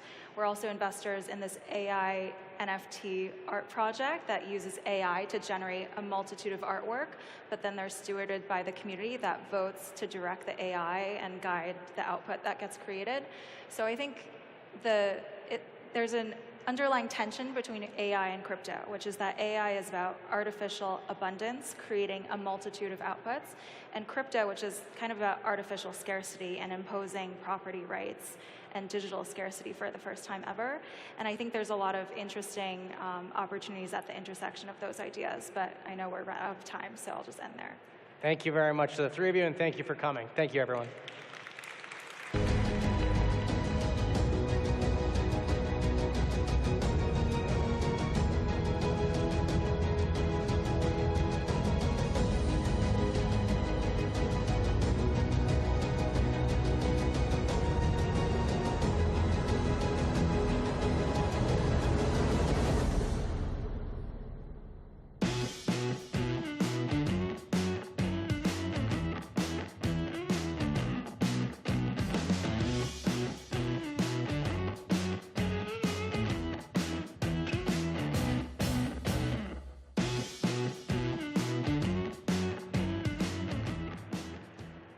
So Shein was founded in China, but later moved its headquarters to Singapore and was the most downloaded shopping app in the world last year, only behind Amazon.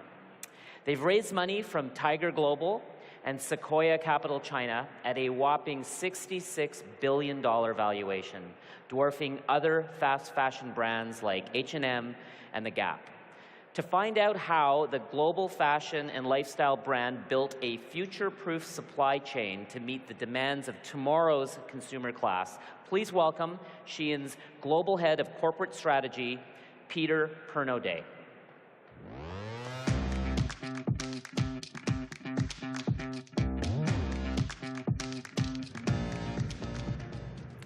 Well, good afternoon, everybody. Thank you so much for having us. As my gracious introduction said, I'm Peter Pernodé, the Global Head of Strategy for the Shein Group. We're very excited to be here at Collision. It's so thrilling to be around new ideas, new concepts, and innovation. And I'm happy to share today a little bit about Shein's contribution to the e-commerce space, our business model, and our corporate strategy. There's a lot of work to be done in order to create a sustainable vision by 2045. The beauty of Shein is that we work fast. It's really important for us to take into account all of our stakeholders, both people and planet. Our sustainability approach is about three main things: materials, factories, and product longevity through circularity. We'll be bringing more sustainable products to market, and we invite our customers to join us on the journey to full circularity. So as you saw some of my colleagues, one of our key initiatives is to advance sustainability and to improve the sustainability of our products. But the reason why we're fascinated in doing that extends back to our founding in 2012.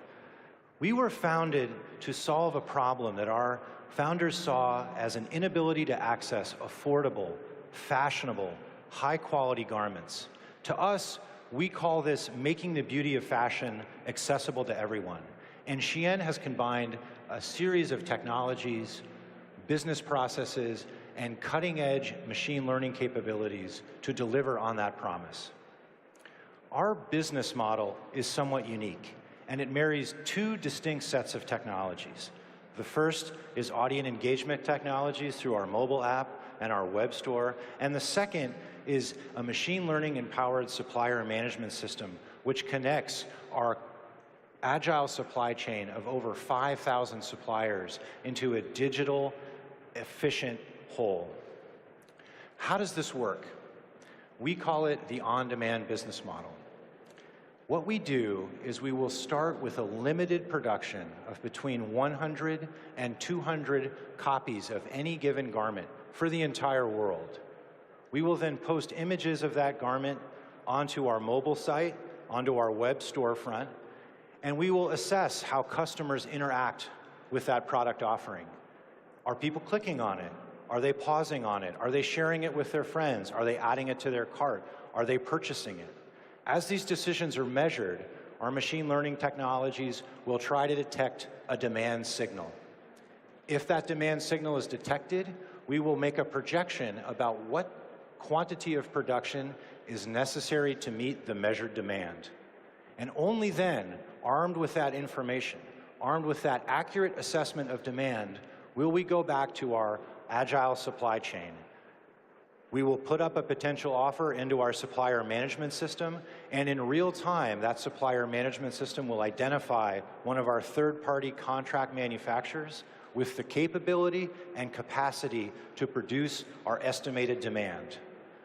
That means that rather than having to produce a collection of 1,000 or 10,000 copies of a garment with 3 to 6 months of lead time, we can do that in almost a month.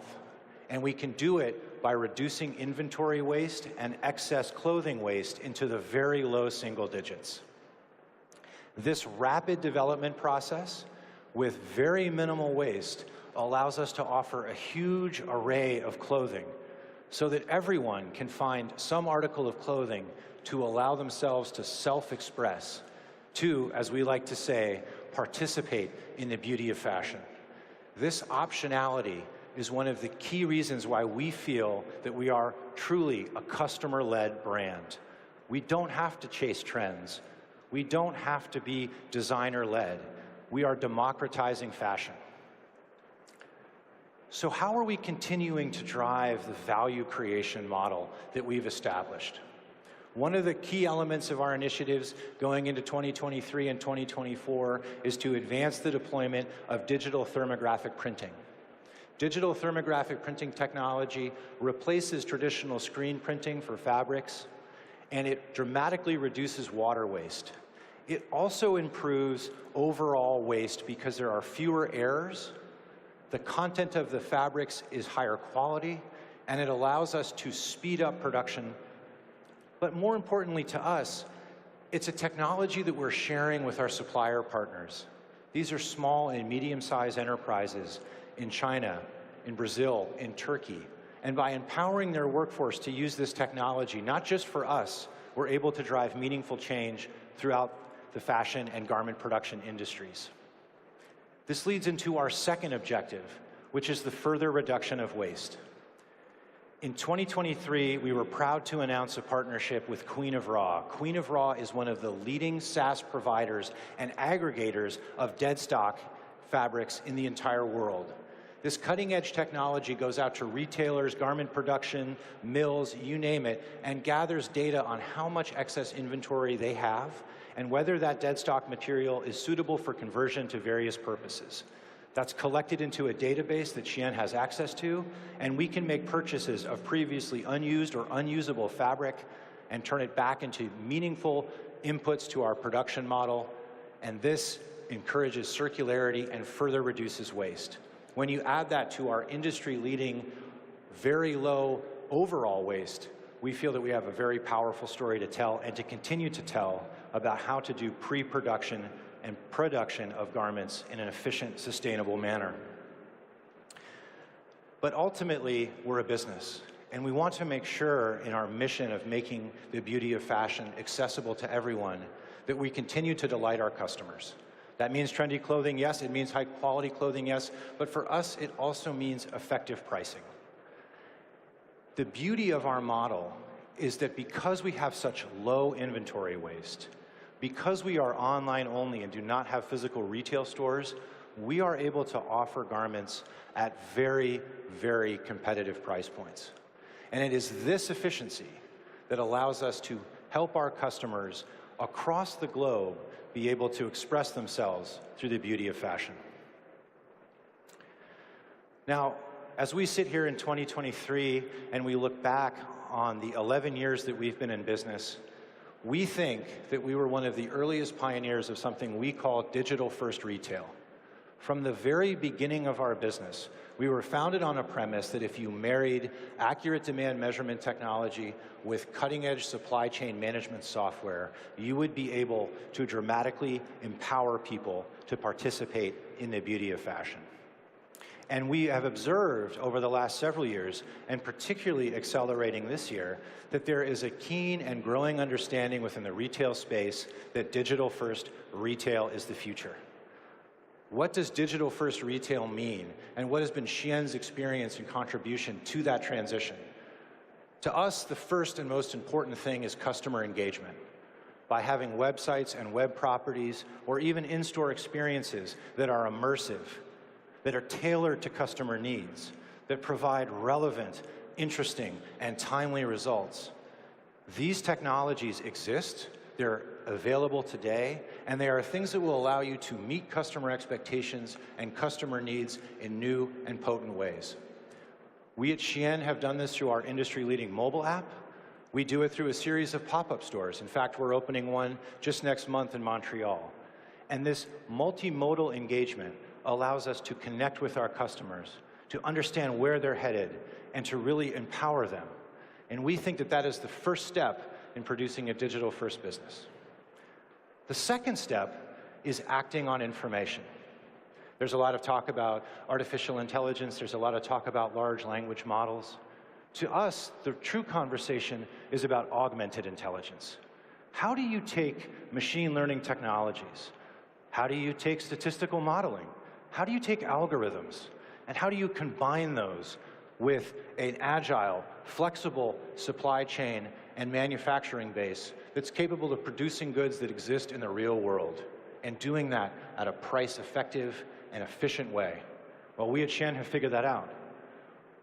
Our combination of demand measurement from our customers linked to real-time bid-ask systems that enable our supply chain management software have allowed us to marry together machine learning technologies into the physical world to produce goods at speed, at scale, high quality, with extremely low waste. We see this trend continuing, but it relies on one critical premise. And that premise is that retailers have a unified data model and that they structure their operations to put data at the heart. This is the digital-first revolution that we hope to see continue because we see it has amazing benefits and amazing potential to reduce excess inventory waste and to continue to delight customers. All in all, it's our contention that digital-first retail, as we practice it, is the future. But digital-first retail is not where we're stopping. There's more to running a global brand and a global business than just having efficient production models and using cutting-edge technologies. To us, as a global citizen, we take sustainability very seriously.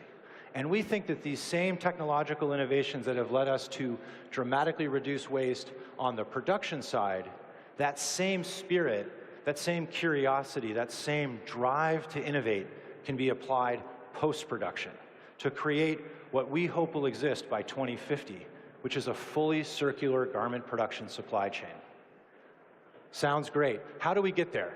Well, I put up the slide here to show something we call the Evolution framework, or roadmap. The roadmap sets out 3 core principles that we think will guide the garment production industry and will guide Shein as we journey forward towards full circularity by 2050.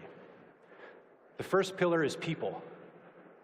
We want to equitably empower both our employees, our suppliers' employees, and our customers to have access to recycling capabilities, sustainable fashion, and to be empowered in their own lives and journeys.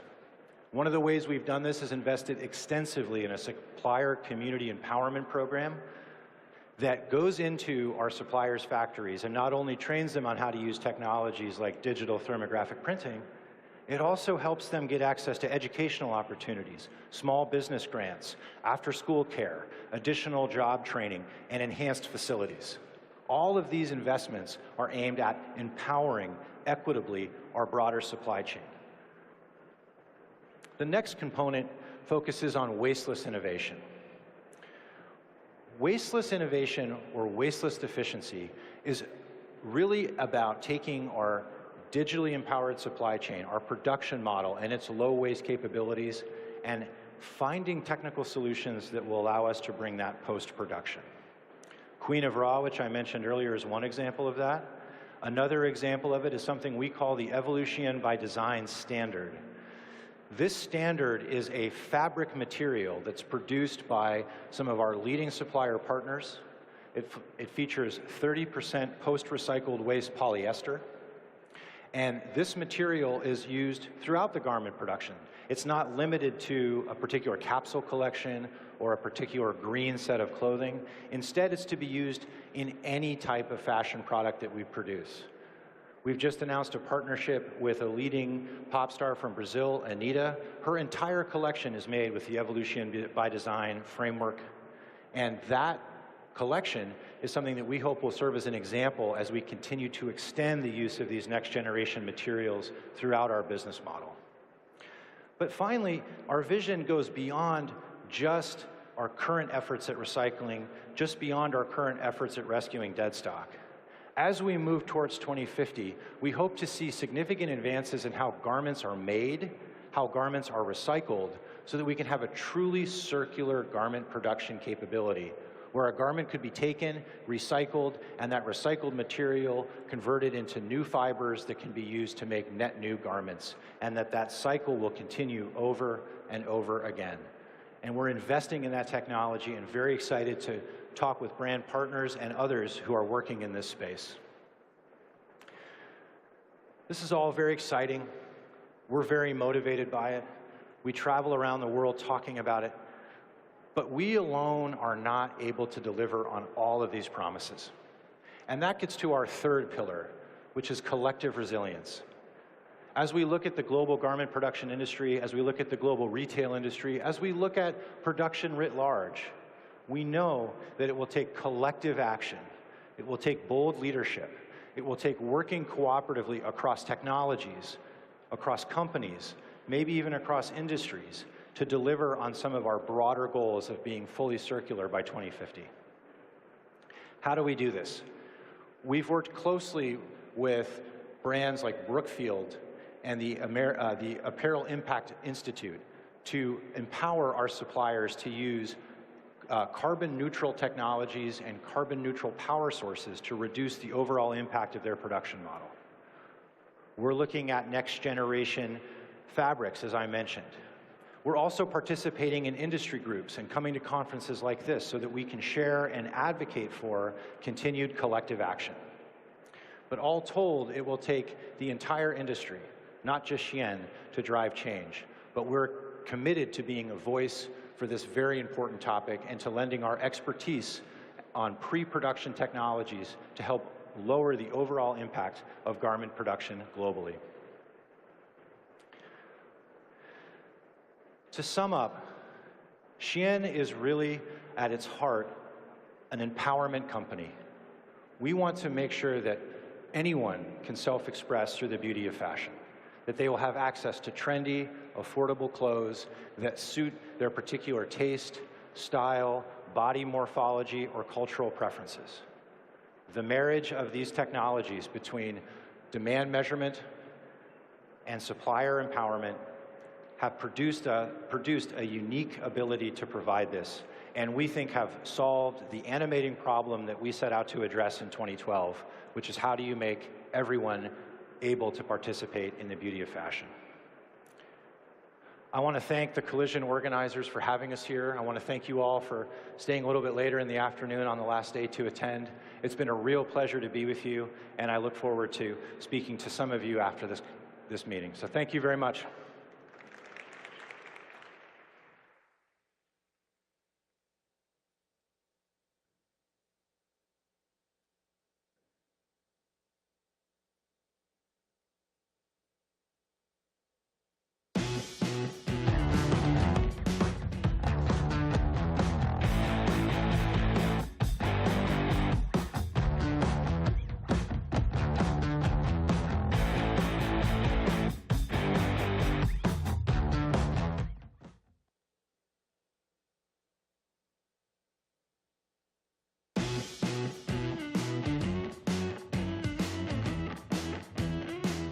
Oh, this is exciting, this one. So up next, we're going to learn how our speakers have applied strategic long-term thinking to everything from finding investors and top talent to product strategy and brand building.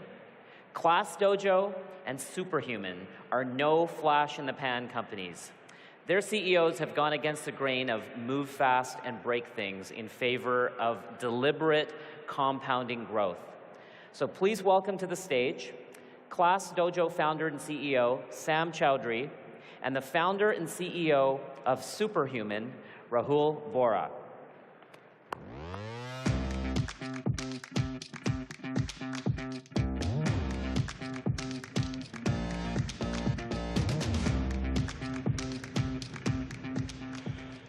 Okay, hello everybody.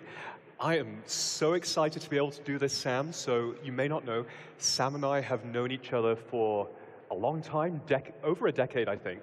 We actually went to the same university, although we didn't meet whilst we were there. Oh, it's true. So this is really exciting. You know, one of the things that I have most admired about you is you had a plan for Class Dojo that you stuck to from day one. How does that help you succeed and scale and get from startup to scale-up? Yeah, you know, there's a funny thing, because we moved to the Bay Area to start Class Dojo. And we came out for an incubator. Y Combinator had started an education track. And so we did have a plan. That plan didn't survive first contact. So we had to iterate quite a bit. But the big picture for us was that really human talent and intelligence is what has built the world that we live in. Everything we love about it has come from that. And the driving force for me and Liam when we started the company was that really we should help everybody on the planet make the most of all the talent and intelligence and capacities that they have. That doesn't happen today for most people. I think school really tries to do this for kids, but it doesn't really do it for most kids. And we're like, well, maybe we can build a company that does. And as some idealistic 20-somethings, we're like, maybe that could be, that's what Class Dojo could be. But when we got to the Bay Area, we had this kind of beautiful naivete. Like, we didn't know anyone. We had never lived in America. And so we did what seemed very reasonable. We're like, look, we're going to go and talk to teachers and kids and families and understand what real problems they have. And I spoke to maybe 300 or 400 teachers and families and kids in our first few months in America. And out of talking to them came the real insights that crafted the plan. So we first realized that, well, it is the people that make education. It's not the system, it's not the schools and districts, it's teachers and parents and kids. And we're like, well, we better start by helping them. So step one in our plan was Dojo was a communication app to help them communicate more and collaborate more. That then started to grow. Step two was spreading that around the world. And we've been very fortunate. Tens of millions of kids and teachers and families use Dojo now. And then the third step, which we hope to get to one day, and we're now actually have begun work on from a few years ago, was once we have some scale, we thought we could start to build products and services that give kids a better education than just what they might get at school. And so that was kind of the rough plan, and it's been remarkable how much of that has endured. It's in a Google Doc, and everyone that joins reads it to this day. And I think one of the most important things of all of it was that it allowed us to invest over a long horizon. And when you've got this kind of long-term view of the thing that you're trying to achieve in the world, it makes the short-term speed bumps and difficulties and challenges far more bearable. You're less reactive to them because you've got your eye on the long-term view. So I think that's been very important for us. Yeah. And that must be so satisfying to be able to open a document and look at the plan and say, yeah, we did that. The other thing that really struck me about Sam's answer is meeting 300 to 400 potential customers, just getting out of the so-called office and seeing people. It's so invaluable. Office is generous. It was a small one room in Palo Alto, but yes. Yeah, it was the most formative thing in the company was actually talking to real people. Right. But I'm curious for you, I mean, you've, as long as I've known you, you've had a very clear vision for Superhuman from the start. How did you know that it was a problem worth solving? How did you get to that? So kind of in two ways. There was a philosophical route and then a product-driven route. Philosophically, I remember being on a commute from work to home. So this was from Mountain View to San Francisco. If you don't know, that's a roughly 1 hour drive.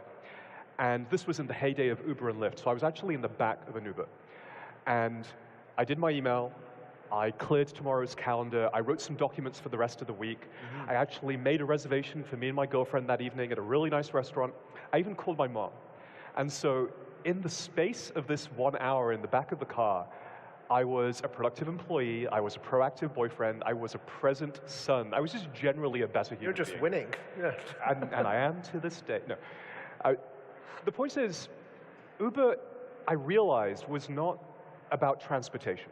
It wasn't about getting from A to B. The magic of that company and why it has endured is because it gives us back time. So as I was thinking about what would my next company be, I started looking at things through the lens of time. So I started to analyze, well, there's roughly 1 billion professionals in the world. Where do we spend our time? In fact, let me ask you, and I warn you, with fair warning in advance, this is a trick question. Where do you think professionals spend most of their time? And the answer is not email. Gosh, I don't know. Meetings. Yeah, so meetings, you would think so. It turns out the actual answer, and this is why it's a trick question, is sleep. Sleep is the, it's a groaner. Sleep is the one thing that we do more than anything else, and I had no idea how to fix sleep. The second is email, and then the third is, in fact, meetings. And so there's roughly 1 billion professionals in the world, and on average, we spend 3 hours a day reading and writing emails. That's 3 billion hours every single day, or 1 trillion hours every single year. Philosophically, I couldn't think of a bigger problem to tackle than email. And then, of course, there was a bottoms-up approach, very similar to you talking to those 300-400 families, which is, during that period, I could also see Gmail and Outlook bizarrely getting worse every single year, becoming more cluttered, slowing down, using more memory, still not working properly offline. And then on top of that, people were installing plugins, like my old company, Reportive, but also Boomerang, Mixmax, Clearbit, yes, where you probably used some of these. And the problem with these plugins is that they take this interface and they make it dramatically worse. So we decided, okay, it's time for change. We imagined an email experience that is blazingly fast, where searches are instantaneous, where everything happens in 100 milliseconds or less. An email experience where you never actually had to touch the mouse. You could do everything from the keyboard. An email experience that just worked offline, and an email experience that had all of that Gmail plugin functionality, but built in natively. Amazing. And so with that, we built Superhuman. Wow. So it's a hard problem, but you're no stranger to hard problems. So let's talk about the intractable. You have entered an industry that is so averse to change. How have you dealt with that? What have you done that's different to your peers? Yeah, I mean, I think people said that right from the start. They're like, are you sure you want to do education? It seems really hard. I think one of the things that we were very careful to do, and I think we did this right, was we were very careful to choose and pick who we wanted our customer to be. So it's interesting. If you look at these, ed tech was the industry that we were coming into. Right? We're like, okay, there's this whole ed tech industry. It basically had one plan. The plan was sell more software to schools and more software to districts. Now, for those of us who use any or have used any ed tech tools at school, you know they don't change all that much about school. You know, I don't think they make it dramatically better. And it seems like that's not a way to change the industry. And we looked at a couple of other examples, right? You could look at a company, take, for example, Airbnb in travel, or Tesla in energy. It would be unlikely for them to be able to change those industries if they were selling software to hotels or selling software to car manufacturers. Our view was like, well, I think you have to build a better product for the end user, for the people. And so we made this choice very early on that we were going to pick the people as our customer rather than the system. And I think this was very, very fundamental. Education companies run into this all the time. You know, they, on the one hand, if you're selling to districts or schools, they're paying you. So it's a strong incentive to do something for them. On the other hand, what's good for the system is not always what's good for kids and their families and their teachers. And so you have this terrible tension. Like, what do you do when you wake up in the morning? What should go to the top of your product roadmap? And we never wanted that tension. So we were like, look, we value schools and districts, we work with them. However, the guiding principle for Dojo is that we always want to be able to do what is in the long-term best interests of kids. And so we built all of our incentives, our product, our marketing, all around this single kind of direction. We don't charge schools and districts. It's free for them, which is very unusual, very different to everything else in ed tech. It's free for everyone to use. A small fraction of families pay us for some optional features. That keeps Dojo free for everyone. And I think that kind of neat alignment has been really important. So maybe, you know, the thing that I'm trying to get at there is it's very important to obsess over your customers, really important to pick the right customer. Yeah, I love that. And I love how you are, and we do this as well, at the end of the day, you're charging your end user, so the value you're delivering is perfectly aligned with whatever monetization you get back. Yeah, that's right. I mean, you kind of, I think for us and for you guys as well, you can't rest on your laurels. Like, you only survive as a company if your end customers choose you every day and choose to pay you every day. And it's such a great incentive. That's exactly what you want. You don't want it any other way. Yep. So you said something very interesting to me backstage. You said, you're interested in building a company that puts out culturally significant things. Yes. I'd love for us all to hear a bit more about that. Like, and how has that contributed to Superhuman's kind of philosophy, longevity? Yeah. It's been something that I just long believed in, that if something is worth doing, you should really shoot for it. And ideally, everything that we do at Superhuman is a contribution to the state of the art in some way. So in order to achieve this, we encourage our folks to question wisdom, to doubt tradition, to do things differently. And some examples of where we've done this are, for example, creating a product in a space where the competing products, namely Gmail and Outlook, are backed with infinite budgets, actually charging for that product. Those products are free or bundled. We have run a long multi-year waitlist. We've betted on speed and time saved as the core features and value propositions. And we sort of famously did one-to-one VIP concierge onboarding. I went through it. And which, yes, I think I came and onboarded you in your office, actually. The thing is, sometimes when you, not all of these are going to win, but sometimes we ended up doing something that was so striking and actually becomes part of the industry, becomes part of startup canon. And this was definitely the case with our search for product market fit. We started, much like any software company, writing code. And a year after that, we were still writing code, and a year after that, we were still writing code. And I felt this intense, incredible pressure to launch, both from within myself, but also from the team, because my last company had launched, scaled, and been acquired in less time. And yet, here we still were writing code. But I knew that no matter how intensely I felt that pressure, I couldn't just say that to the team. These are super ambitious, hyper-intelligent engineers. They needed a plan. So I started my search for the Holy Grail, for a way to define product market fit, for a metric to measure product market fit, and for a methodology to actually systematically increase product market fit. Long story short, I ended up finding what I was looking for, and that was instrumental in getting Superhuman from startup to scale-up. I also realized, wow, we have a genuine contribution to the state of the art here.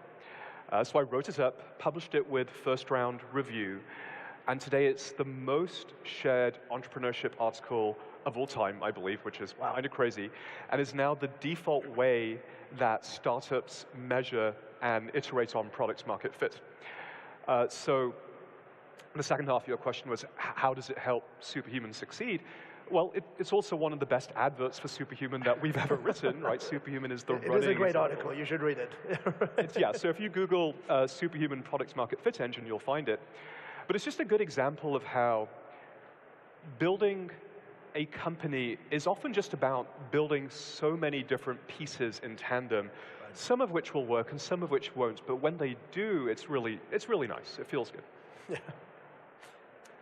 So one of the things I wanted to bring up is team building, and this is something that actually Sam does probably better than any founder that I know. You've told me, low-key obsessed with building teams. So tell us a little bit about that. It might be high-key obsessed.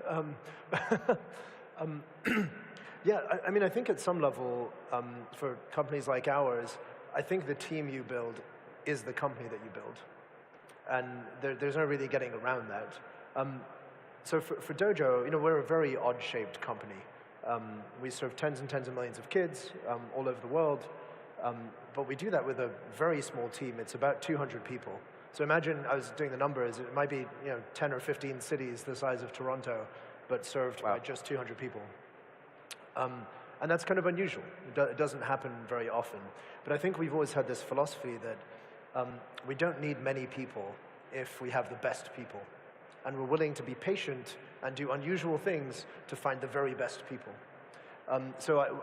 Netflix kind of wrote this up as they called it talent density as a concept, and I love this idea. One of the common dynamics that comes up as companies scale, as they grow, is they hire a few really great people, and then a lot of kind of okay people. And it usually gets justified. We've got so much to do. This person can just about do the work. They'd be okay with some management or training or whatever. Lots of justifications for it. But what happens over time is that the really great people end up doing all of the most important work. The most difficult problems never get handed off to the others because you can't trust them with it. Over time, the great people start to leave because they're burned out, and then the talent density of the organization starts to fall. And that becomes this horrible kind of vicious downward spiral that it's very difficult to get out of. And then you start to hire more people to try and make up for it, and it ends poorly. At Dojo, we've tried to be very different. We want to live in a walled garden of excellence. I'm okay with the recruiting team missing all of their recruiting targets, as long as every single person that comes through the door is exceptional, world-class in what they do, and we really look for world-class people in every single seat. So I write a lot for the company, kind of internal essays. This was the first essay I wrote. It's called How We Hire, and everyone, again, reads it on the way in, and it's kind of a shared philosophy in the company that we're looking to increase the talent bar, the average level of effectiveness of the team with every new person that joins. And it's something that we felt very passionately about. I love that. I hear a lot about, I mean, this is pretty standard advice. You hear a lot about how to do this, but I think you're one of the few founders I know that actually lives it and operates their company that way, so kudos to you. Thanks, Rahul, yeah. I ran recruiting for a good chunk of the company until recently, so yeah. Must be similar for you. In terms of building a team? Yeah. I would say so, yes. I just don't think I'm as good at recruiting as you are. Oh, so, no, you're being very modest. I would say, in my case, I identified it as super important. Obviously, every source of advice I've ever read has been to do this. So what I instead did was find someone who's world-class at running a recruiting process like you just described. That's awesome. There's something I want to ask you about, because I think this is one of the things I admire most about you. Superhuman has had die-hard fans from very early on. Many people I work with are die-hard fans. Could you teach us the class on how to build an amazing base of evangelists and loyalists that tell other people about the product that they love? Yes. We could probably do that all day, so I'll do my best to do it fast. Number one is charge from your product from day one. Okay. Before you think you even deserve it. I know you did the exact opposite. Worked out great. But in my case, charge from your product from day one before you think you can even get away with it. Because what happens is you immediately get rid of all the people who wouldn't pay for your product, and you're left with the people for whom the problem that you're solving is extremely pressing. That has a few consequences. The first of which is you're going to get a tremendous amount of high-quality feedback. The next of which is those people will invest themselves into your product. People get really proud of the things that they buy. And the last of which is you'll have fewer users. Now, that may seem counterintuitive, but that leads me to the next thing, which is you can now treat every user like nothing else matters, and they're your only one. The very last thing I'll say is, and we've done this at Superhuman, create a word-of-mouth engine. Ultimately, at the heart of every truly viral company is a word-of-mouth engine.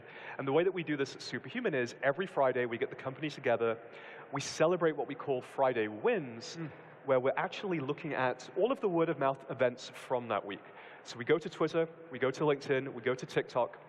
I read out all of the nice things that people have had to say about Superhuman to the entire company, and we talk about that and we celebrate it. Wow. And I think that creates a culture, creates a word-of-mouth engine. So I think that inevitably brings us to time. Like I said, we could have talked about this forever. Sam, if folks want to find you online, where should they look? Twitter, not very active, but at Sam Chowdhury. Yeah. Great. And I'm also on Twitter. My DMs are open, Rahul Vora. Thank you so much for joining me. Thanks so much. Okay. Cheers.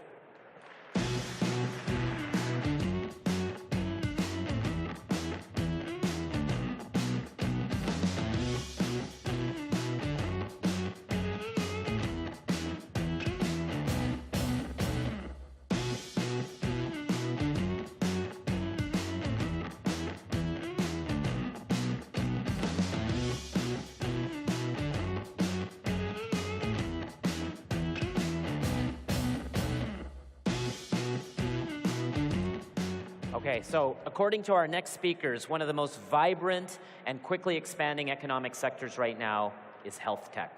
So they're going to explore where the majority of the financing that's pouring into healthcare is likely to go. So please give a warm welcome to the co-founder of Medable, Michelle Longmire, and partner of Sapphire Ventures, Kathy Gao, who will be in conversation with Anjali Kemlani from Yahoo Finance. Please welcome them.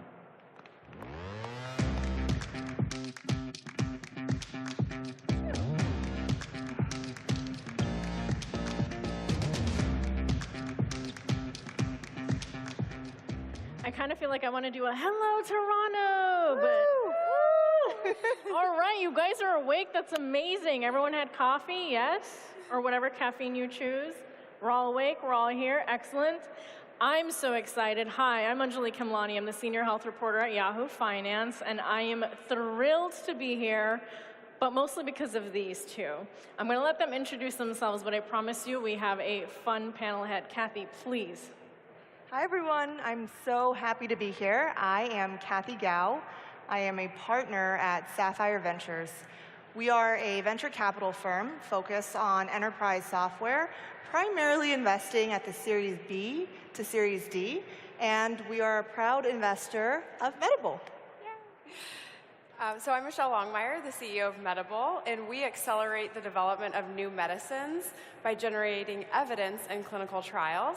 And we are a portfolio company of Sapphire, so I get the lovely and incredible experience of working with Kathy, which is awesome. And now that we're done with that, I can't wait to get into this. So, Michelle, I think that a lot of people don't know something about Medable, which is that it is playing in a space that is so important today, especially after the pandemic. I think, you know, Kathy, you know this, there was so much interest in investing in healthcare, whether it be biotech or technology, and not enough attention, I think, was given on the people who are already there and who know what's going on. And so we need to let a lot of people understand what's really going on underneath the surface. So, Michelle, I'm going to start off with you.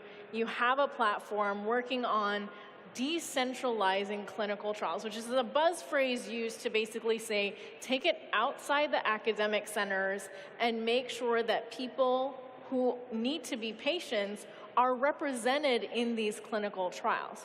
Fair? Yeah, absolutely. So, you know, in my past life, I was a physician scientist at Stanford, and I was taking care of patients with rare disease. And in that setting, we were using a lot of medicines that were actually intended for a different purpose in researching how they could affect untreated diseases of patients in need. And I just realized there should be a technology bridge between this research effort and the patients. And I think what was very clear is patients all over the world need to be a part of being able to access these medicines that are in development. So started Medable, and to date we've done over 300 interventional clinical trials. And why that matters is it's about $2.6 billion to develop a new drug. It takes 12 years. And there's 10,000 untreated diseases. So in the current timelines, we're at like 200 years to really cure many meaningful illnesses. So yeah, Medable is on a mission to really accelerate that by providing access to people outside of that traditional setting, really facilitating and building a world where you can use technology to connect to these new medicines at the cutting edge and to participate in critical research efforts for the development of the next era of treatments for human illness.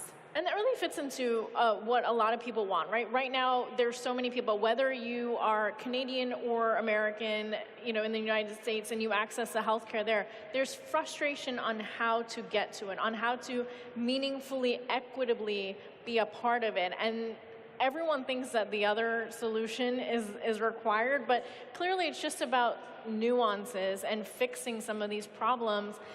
But Kathy, tell me about what are some of these hurdles that you face in kind of identifying targets to invest in, because it seems like there's just AI everywhere, transcription services, AI is going to save healthcare, and it's not. So why?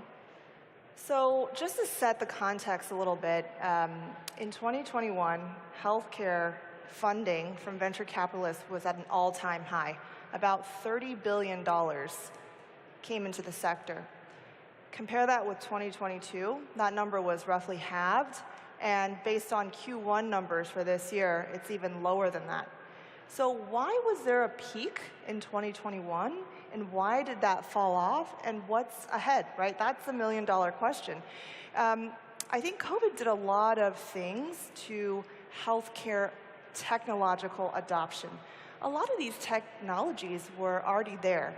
Telehealth had been around for a decade before more widespread adoption after COVID, right? But there was certain inertia in the industry, certain things that were always done in a certain way, and there were regulatory constraints as well as behavioral constraints that limited the technological adoption. COVID came in and massively accelerated that adoption, and so investors got excited, right? Investors like myself, we specialize in looking for technological waves and how they can transform industries. So that's why you saw that crazy amount of money come into the industry in 2021. And like many other industries, after the initial kind of COVID wave, you saw some of the top line growth and volume slow down, and then investors began to really take a closer look at the business fundamentals, meaning, are these companies growing efficiently? Are they growing sometimes profitably? And when a lot of them weren't, right, they were really dependent on that big wave of volume, people started to slow down their investing a little bit. And it also requires knowledge of the healthcare industry, right? You cannot just get into this saying, hey, I identified a problem because of my personal experience in the industry, and I'm going to create a tech stack that solves that problem. That is not what the industry wants. In fact, they're actively pushing back, saying, point solutions, not what we want. So what is it that you would advise someone who is looking for investment, thinks they have the next, great solution to a healthcare problem? What would you caution them?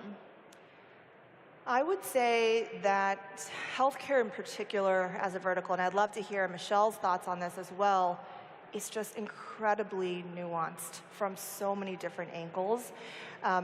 From the buying journey, the way software is procured, whether it be payer, provider, maybe through the employer channel, it's all highly nuanced and sometimes takes a lot longer than you typically see of an enterprise software company, sometimes up to 2 years sales cycle. Right, again, you saw that compression during the COVID years because everyone was urgently needing the solutions, but there's other nuances to unlocking user behavior and adoption. The one interesting thing about investing in healthcare is usually, especially if you're selling into pharma, budgets aren't usually a problem. You can see a very early stage company have multiple millions of ARR from a couple of customers because these companies, because it costs $2.5 billion to develop a drug, they have the money to spend, but oftentimes it's experimental. So they haven't quite figured out how to weave it into their work stream and make it a part of their everyday business. And so what that means is they might try it for 6 months, a year, and they might let it go. So you have to be very, very careful with that. But what do you think, Michelle? Yeah, I think it's very true that, healthcare is obviously a massive industry from a total market opportunity. What we found was that you needed to be able to just rep this with new solutions. But what was important was actually, in some cases, tapping into existing budgets. So what we did was we disrupted an existing category of software where pharma companies were already buying this one category, but we brought into it a completely new solution, and a solution that also offered additional new capabilities. But why I think that was important is that it is an industry where you might get stuck into kind of pilotitis.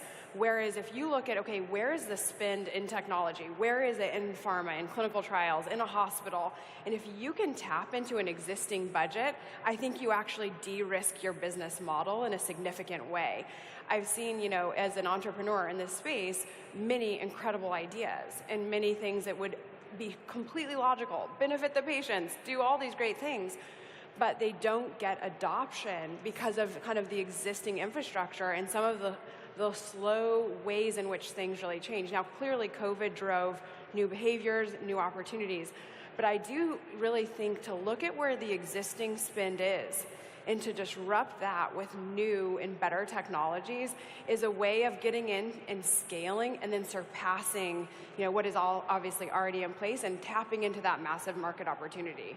Okay, wait. Small detour. Pilotitis is a real word? Because everything in my world is an itis. Trademarking I'm a it here. dermatologist. I can give you a lot of itises, okay? That is how I feel about my inbox, okay? Like, I am done with all these, this is a pilot. Like, I know that's how long it takes. I know that it requires that to get to the finish line, to get that investment, to get off the ground. But oh my goodness, when people start telling me that transcription services are AI, I have to wonder whether or not this is just another buzzy phrase to use to get the attention of someone like Kathy, right? Like to just get that attention. So talk to me about the journey for Medable, because you've been in this space long enough that you were around before it was a hot market. And now that it is, what are you finding in terms of who's interested and what they want? Because notably, huge company, CVS, was partnering with you, and then that ended, but the other retailers are still in this space. So tell us what's going on. Yeah, I mean, I think as a physician, founder, entrepreneur, the early days was just super scrappy. I was just, tons of no's, but I also knew that the value we were providing was very real. I would say for years we were in the pilotitis. I also would say that I think that's totally avoidable. I think that you can build a technology and a software solution that avoids pilotitis. And if I were to do it again, I would absolutely do it that way. But I think that what's important in healthcare is you identify a buyer and you have a real path to scaling, the adoption, or at least in a way you understand there's not just one customer, there's 10 customers.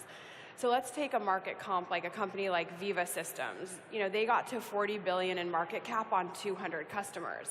So you don't need a massive number, but you need to know that you have more than probably single digits that would be have product market fit for. So our journey, once we kind of pivoted from selling our solution into hospitals and actually having the pharmaceutical company as the end buyer, radical change, 10x increase in the total contract value. Same solution, completely, different level of purchasing opportunity. So I think that, if I were to look back and say, what would we do differently? I probably would actually deliberately avoid the pilotitis, understand where the dollars are going, and sell into that earlier. And there's more knowledge out there, generally speaking, about the health industry and the subsectors, I call them, right? To your point of what you experience, you would think one end user is the right target, but then you find out that an entirely different subsector is. So if you were to sort of lay it out, there's health tech, there's the drug industry, there are the care providers, the insurers, I'm missing one. But patients, I mean, in some cases, in a direct-to-consumer model. So there's so many different potential end users, and I think people just go in to the industry thinking, I'll get money from somewhere, and the two obvious targets tend to be the providers and or the insurers. And I think or even the drug companies, right? And I think thinking about what combination or how to target these separate sectors is a really important part of this journey, and how people can get, or how companies can get investment, not just from venture, but also from the buy-in. So how do you think that journey exists now? Do you think that post-pandemic you're finding that maybe there's more education on the health industry? I'm going to go with you first. Sure. I mean, I think now clearly the funding environment is different. It's more challenging. But what I see is that the fundamental story, okay, what in the early days, what's the impact? What's the ROI? Earlier proof points clearly matter now. I do think that, who your investors are also shape your strategy. We deliberately went with Sapphire because we want to be a SaaS technology company. We don't want to be a healthcare services company. And so I think, the decisions you make along the way should be directional with what type of company you want to build. And you need to form a team around that is going to continue to give you strength in getting to that outcome. So I think it's definitely a journey, but to keep in mind, like, what are you trying to build? Having even a strong public market comp and looking back at their S1, what was their journey like? How long did it take? Will help inform some critical decisions. And then the investors you bring along the way being aligned with the type of company you're building. Because the other thing about healthcare, aside from being a number of different buyers, there's a number of different company types. Like, we're a SaaS company. We like to think of ourselves like Salesforce. We don't want to think of ourselves like, a lot of the different kind of companies would be lumped into the same group. So I think you just want to know what type of business you're building, what are the market comps, and continue to make decisions that reinforce that type of business model. And ironically, that is creating a learning curve for the industry itself, because they're going to see you as fitting a void, and you're trying to tell them, it's not the square peg that you think that we are, right? So what about you, Kathy? Tell me about what you see as a major shift in how people are thinking about investment for healthcare, and where the knowledge base is right now. It's so interesting. So Sapphire, we started investing in healthcare in 2016. We invested in a company called Livongo, which many of you guys might be familiar with, and we also made investments into companies like 23andMe, Fitbit on the digital wellness side, and currently investors in Medable, of course, and a company called Sword Health. We don't only focus on healthcare at Sapphire. As Michelle said, we are enterprise software focused. How I kind of think about the landscape, very, very rudimentary, is the 4 Ps, right? You have pharma, payers, providers, and patients. I like that. And companies typically attack maybe one or multiple of those. We spent the last 3+ years trying to talk to every company we can in the space just to gain fluency. And I think digital health, health tech, these are very broad terms. Very. But the companies operating in each of these lanes are very, very different. They could have very different business models, like Michelle mentioned, and they could have a very different buying process. They have a very different retention metrics. So I think what I'm seeing from the market is there's a lot of really smart early stage investors who are very focused on healthcare. Some of them have MDs and people with PhDs who are investors. They do a lot of the hard work, really figuring out if the science works. When we come in, the companies are usually scaled up already. So we come in and say, you have a great product, it works, your customers love it, you're solving a problem, let us help you scale. And we know how to scale enterprise software. So it's kind of a combination approach in terms of investors that you should have on your board.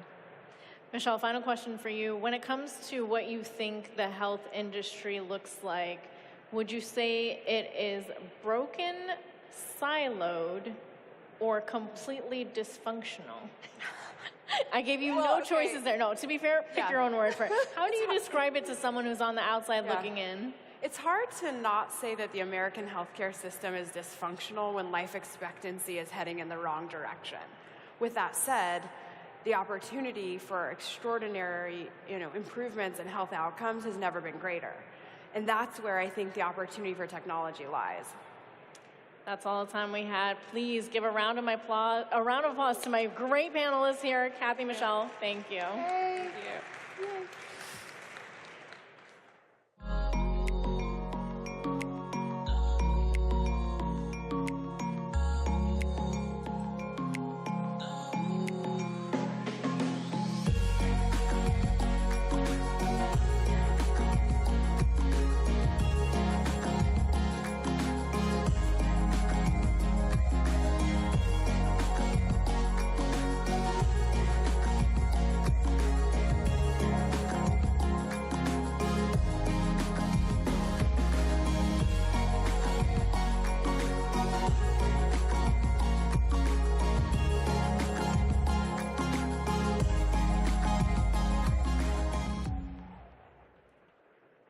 Hello, everyone.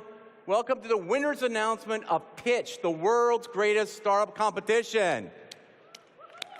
All right. This edition was particularly intense. Out of nearly 1,500 startups here at Collision, 70 were selected to compete in pitch. From those 70, only 3 emerged victorious and pitched earlier today in the grand finals. I'd like to thank all of the startups who gave their absolute best over the last 2 days. Let's give them a round of applause. It's amazing. It's daunting to be up here.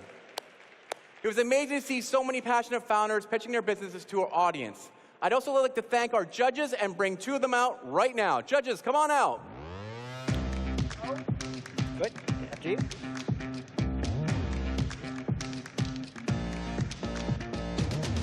All right, Mary and John are here. It was quite a competitive decision-making process, so we brought them both out to kind of talk a little bit about what they thought of all 3 of the startups and what they ultimately decided on.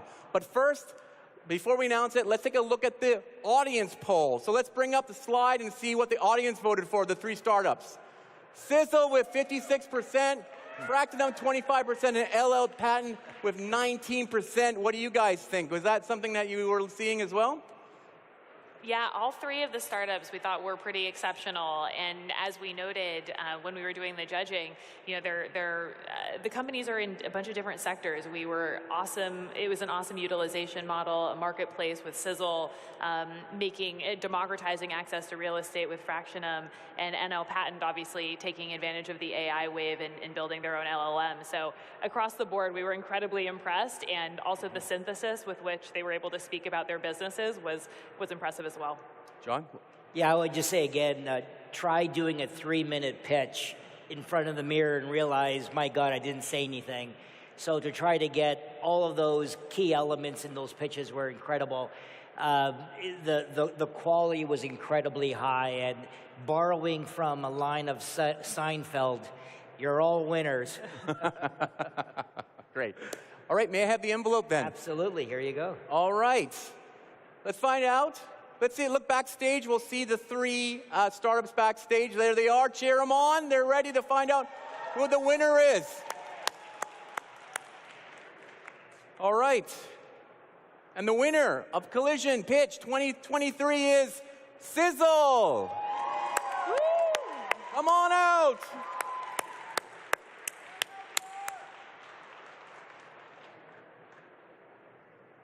All right. Don't get lost up there.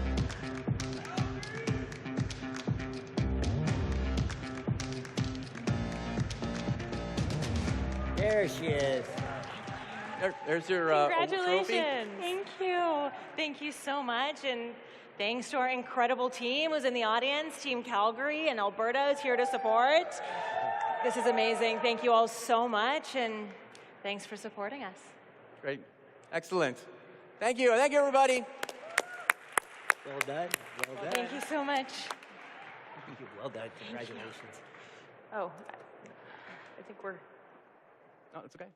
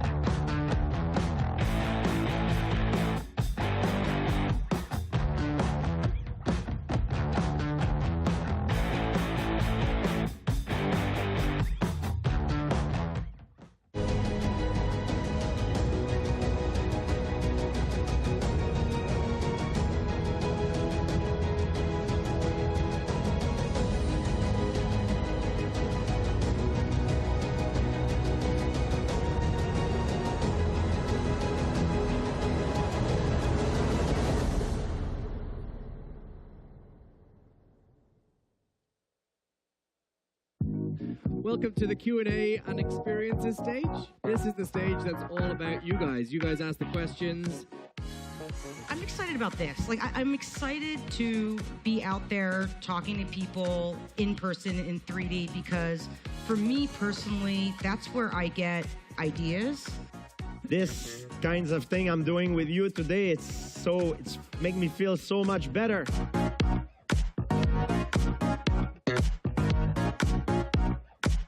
I get a lot of questions about what we're doing, and this was sort of way up there on the scale of good question.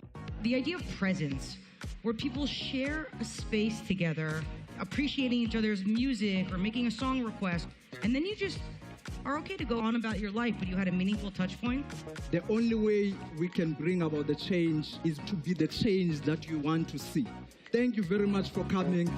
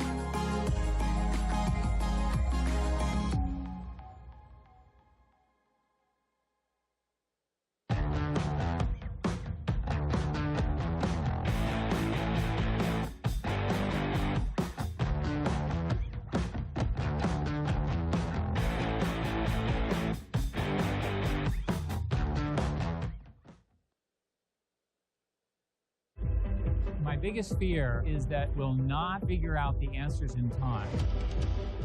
The uncertainty that we live with is enormously challenging.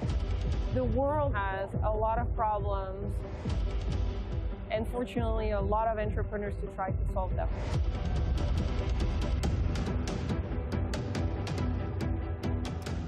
So, listen, TikTok is a force of nature. My kids watch Just Mako on it. I watch gadget reviews and startup news. I watch my co-host Bridget explore all the top restaurants in Toronto. It's definitely moved way beyond that kids app tag it had during the pandemic. As a powerful tool for creators of all ages, it's always challenging to work the TikTok algorithm and build content that can engage viewers in less than a minute. So to find out how to grab a TikTok audience and what makes a video pop on the platform, please welcome Subrata Day, who's from Thunder Bay, Ontario, from Vice, as she gets the latest tips and tricks on the TikTok sensation from none other than Michael Lee. Please welcome them.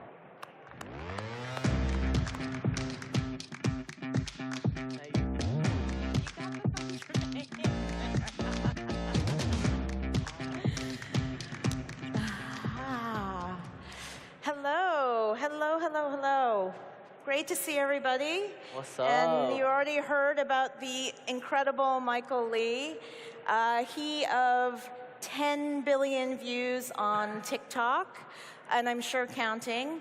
And we're here, of course, because really the name of this panel is How to TikTok. And you have the expert here. This just makes me so happy. I just want to say, to see a creator like you with so much success already, I can't tell you, it just brings me a lot of joy.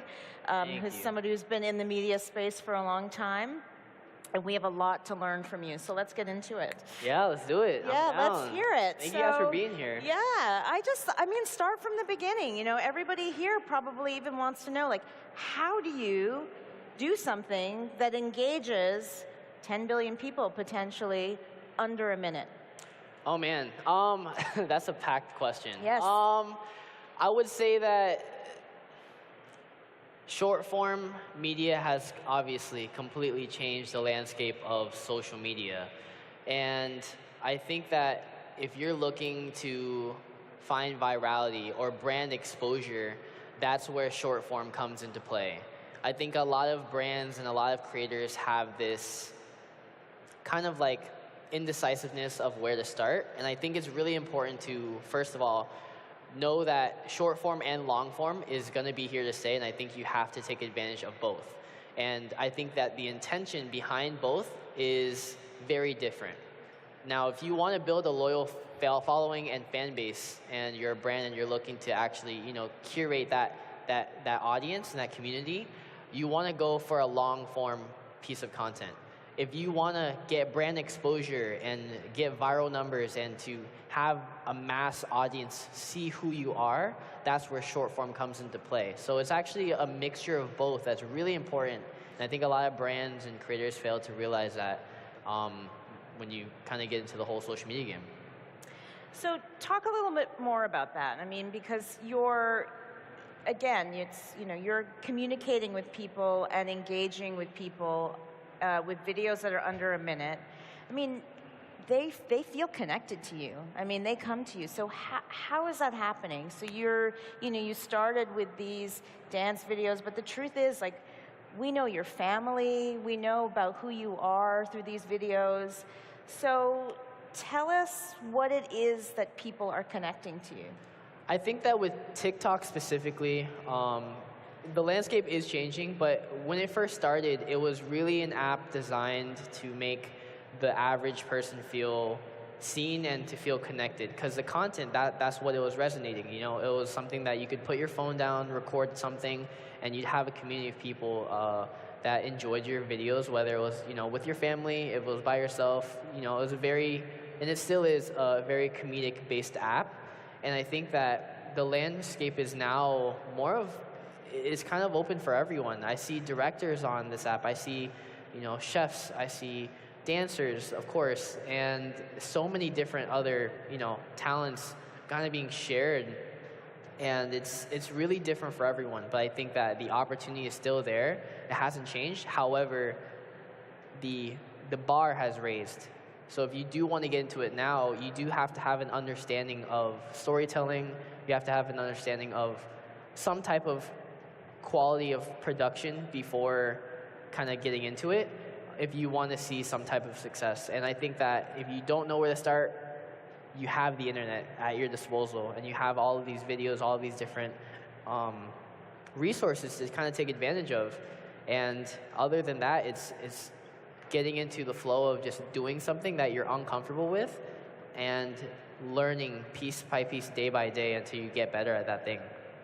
Do you think that that's one of the key insights here, is that there's a level of authenticity that you have to bring to a platform like TikTok? Of course. I think that a lot of people that want to get into the creator game, they kind of looked at it as an easy way or an easy escape, where they saw something work for other people, and then hundreds of thousands of people started copying the same thing, and then it became unoriginal. And I think that to strive in something, because it's either opportunity with timing or opportunity with what you have to say that's unique, that isn't out there already. You really want to look at what is working, but you don't want to just replicate that. You want to figure out what your voice is, what you want to represent, and your moral system of who you are as a person. And you want to kind of see, what is the market missing that I can offer myself? And I promise you, every single person here has a different story, has a different unique talent about them that people are interested in. It's just you have to find a way to storytell and provide that to people. Tell everyone here just about, like, that moment when you kind of found your voice on TikTok, in those first videos. I think that that's very helpful for people here, because a lot of people, I think, don't really maybe understand how much it just is a moment, right? And that you from the moment to the action, is actually pretty simple. If you can walk people through that, I think that would be really helpful. Yeah, I mean, it kind of started off when I first started social media. So TikTok was originally Musical.ly. And at the time, I was 15. It was 2015. That's when I started social media as a dancer, one of the first dancers. And I posted videos because I felt like I could be seen on there opposed to being a backup dancer to an artist or, on a music video. I felt like I was the star, and we all wanted to be seen. And for me, I was like, why can't I make my passion a reality of my career? And I stuck to it, and it didn't have immediate success. After a year or two, I had about 200,000 followers on all platforms, but I was in love with the process of being able to learn and get better at my craft, how to make better videos, because in my head, I was just absorbing all of this knowledge of like, I would rather be prepared for an opportunity than have an opportunity and not be ready for it, because it takes one video, it takes 1 second of your life to completely change everything, but once you have that opportunity, you have to take it. And for me, that was 5 years later, or 4 years later technically, when TikTok really kind of pushed itself out. So of September of 2019, I had about like 200,000 or 300,000 followers. And that first week of TikTok I hopped back on, I gained 1 million followers in 1 week. And then from there, every week onward, I gained another 1 million. And then by 3 to 4 months, my life completely changed. I had 10, 20 million, and then obviously now I have 52. So it completely changed everything. And my mindset with that compared to like now is really the same. Like, no matter what, people kind of see this as a short-term thing. They kind of see like, oh, I have to get there fast. They always compare themselves to other creators or other people that have it all, but they don't realize, it takes time.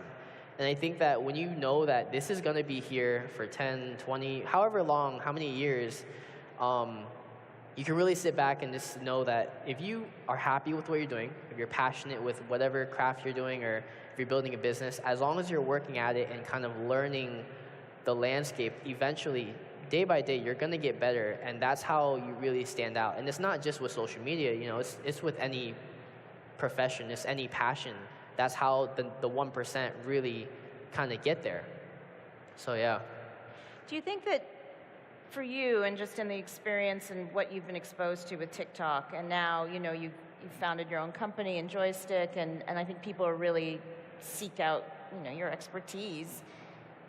Do you think that it's different for brands and for businesses rather than individuals on the platform? I think it depends on the brand, because I see a lot of brands on TikTok that are very connected to the meme culture of comedy and stuff. I saw a lot of memes that were just funny that resonated with the audience, and it kind of made the brand a personality. And then there's some brands that aren't doing that. And I think there's no right or wrong answer. I think it's just the intention behind it. You can have a brand that goes super viral because you're in touch with the TikTok community. You can make these viral comedic videos, or you can have a brand that just has a really impactful, meaningful message behind it, and you have to kind of curate, I guess, like a strategy to kind of like output that into the world. And if it's not on short form, then it's on long form. You just have to kind of figure out what works with your brand, essentially, and not force it into existence, pretty much. So for people here, if you can explain short form versus long form, like what do you consider a long form video? So long form, I believe, is like anything 8, 10 minutes to 20 minutes on YouTube. That I see YouTube as the king of content. If you guys want to make something there, I recommend you do that. However, if you are starting at 0, it's very hard to grow an audience just from long form if you have nowhere, because that's not how the algorithm works. So that's why using a mixture between the two is really, really important. So, for example, use case, my family channel on YouTube, I kind of put it on pause. It was at like 300,000 or 400,000 followers. And last year, I started posting all of the shorts on it. And essentially, all of my long form videos, were a decent amount of views. But the short form allowed for a virality kind of splurge on the channel to just explode. And from that, I gained so many followers, I gained so much attention to my long form videos, and then it kind of all cohesively worked out together. And now I think the channel's at like 1.4. Yeah. So it really goes to show, even if you get into it right now, you have to make sure you're taking advantage of all the tools. Short form being for exposure and brand awareness, but you also want to know where you're taking them, and that's where long form comes in. You know, like I'd say short form is like your hook. That's your grabber. That's how you get the attention of the eyes that don't know who you are. And then the long form, depending on what your brand is or if you're a content creator or whatnot, that's how you kind of, again, garner that audience that wants to care about you. Same thing with podcasts. You know, podcast space, you're really there. And streaming. All of those are long form. All of those things are kind of, I guess, consumable content that people will obviously watch a lot longer, meaning that they're going to care about you more because you're kind of indulged in their life pretty much, you know? Yeah, I mean, it's interesting because that's true in the news space too, right? Which is really my world, where we do short form. We are present on TikTok. I mean, we launched our content on TikTok during the invasion of Ukraine, and 250 million people engaged with that content, but then they also went to the YouTube channel and they wanted longer pieces. You need to provide a place for people to go. Exactly. In an ecosystem, a content ecosystem. I think it would be interesting for people to hear about your day, because I think that just the volume of content that you create and the strategy behind that, I think is really illustrative, I think, of how to be successful on the platform. I think I'm still learning it myself, honestly. So right now my situation is I've kind of mastered and figured out what short form can do to me. But I think to make a more lasting impact of my, you know, how can I make a legacy? I feel like that's on longer form, which is YouTube. So my shift right now is to focus all of my time onto YouTube, but I have 4 channels. I have a gaming channel, second channel, a main channel, and a family channel. And for someone like me, or anyone honestly, it's really unsustainable if you have a team of 1. You know, that's where you really have to look for people that you can trust, and it takes time. But if you're able to find, you know, different editors that kind of resonate with you, different videographers, different producers, directors, all of those different creatives, that's how you're able to expand. For me, my daily life is I take it as block schedules. I plan it out where each day has a different specific thing. I have my daily routines of, like, you know, working out or whatever I have to do to make sure that I take care of my other... You take care of yourself. Yeah, my other personal life situations. But I kind of block schedule it because it makes it easier for me to focus. And, you know, it's different for everyone. I low-key feel like I have ADHD, so I have to, like, really pay attention to one thing at a time. But yeah, I focus on one day. It's like, okay, this is planning day. I'll have all my meetings. I'll have all my content planned out. Tuesday, I'll have specifically for my family channel or my family content. Wednesday, I'll focus all on dancing stuff. Thursday, I will, you know, plan for another channel, and then onward and so forth. And then my weekends are more free to just spend time with family or friends and, you know, keep that balance. Very healthy. Yeah. It's really healthy. I think a lot of people feel like maybe, you know, you're completely subsumed, right, by creating content, but it sounds like you have a really healthy approach. Do you feel like you have to, for your followers, you feel like you have to provide something every single day, a couple of times a day? Maybe, you know, I'm sure for brands as well, like, and for businesses, that's like an important thing to know. I would say that it depends on the content that you're putting out. I think that people can be satisfied if the content is a certain level of quality. You know, when it comes to my TikToks, if they're easier, then I could put out once a day, you know, like nothing too crazy. You don't want to oversaturate either. Yeah. But when it comes to like YouTube content, you know, something that you really put effort towards, you do want that sense of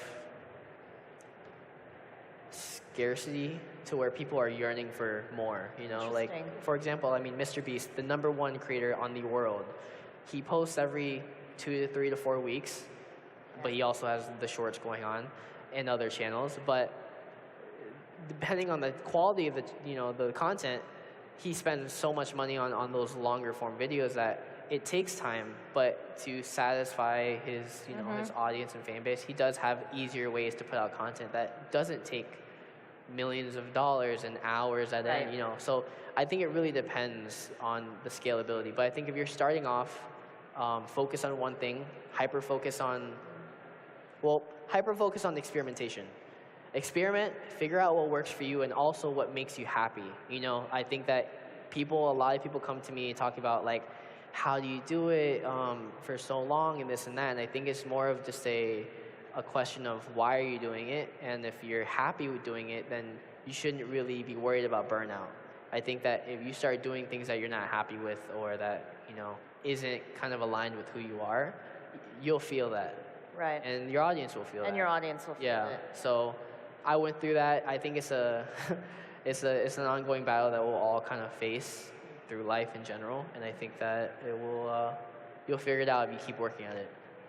So in the last minute that we have, are there any other people on TikTok that you feel people should be following and watching, like things that people are experimenting with that you kind of like or admire? Oh man, I mean, I know I'm putting you on the spot. There's so many. It's hard to say. Give us two. Two? Okay. I mean, it's an obvious Mr. Beast. He's been been the one that's really blowing up. But also, I have like a couple of food channels I like to watch. The ASMR food, they cook great. Oh, so good. But yeah, that's pretty much what I watch. I completely understand why. Well, Michael, it's been a pleasure. Thank you. Thank you. Thank you, truly. Thank you, guys. I appreciate it. You think I could do a selfie?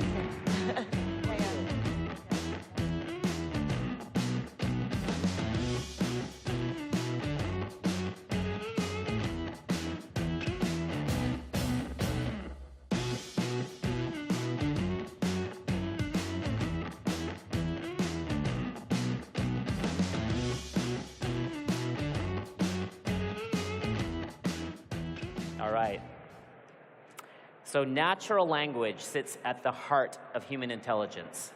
It's the unique skill that unambiguously separates us from all other species and provides a window into how our minds work the process of understanding the world. As we continue to equip machines with the ability to understand and respond to language, people are beginning to realize the full potential of this technology. So in this session, our speakers are going to discuss the importance of the next 18 months for AI and to explore how the technology will propel an intellectual workforce revolution similar to the way the steam engine propelled the Industrial Revolution more than 100 years ago. So here we go with the final talk here on Center Stage for Collision 2023. Live in Toronto. Please welcome, in conversation with author and political commentator Stephen Marsh, the founder and CEO of Cohere, Toronto's own Aidan Gomez. Please welcome them.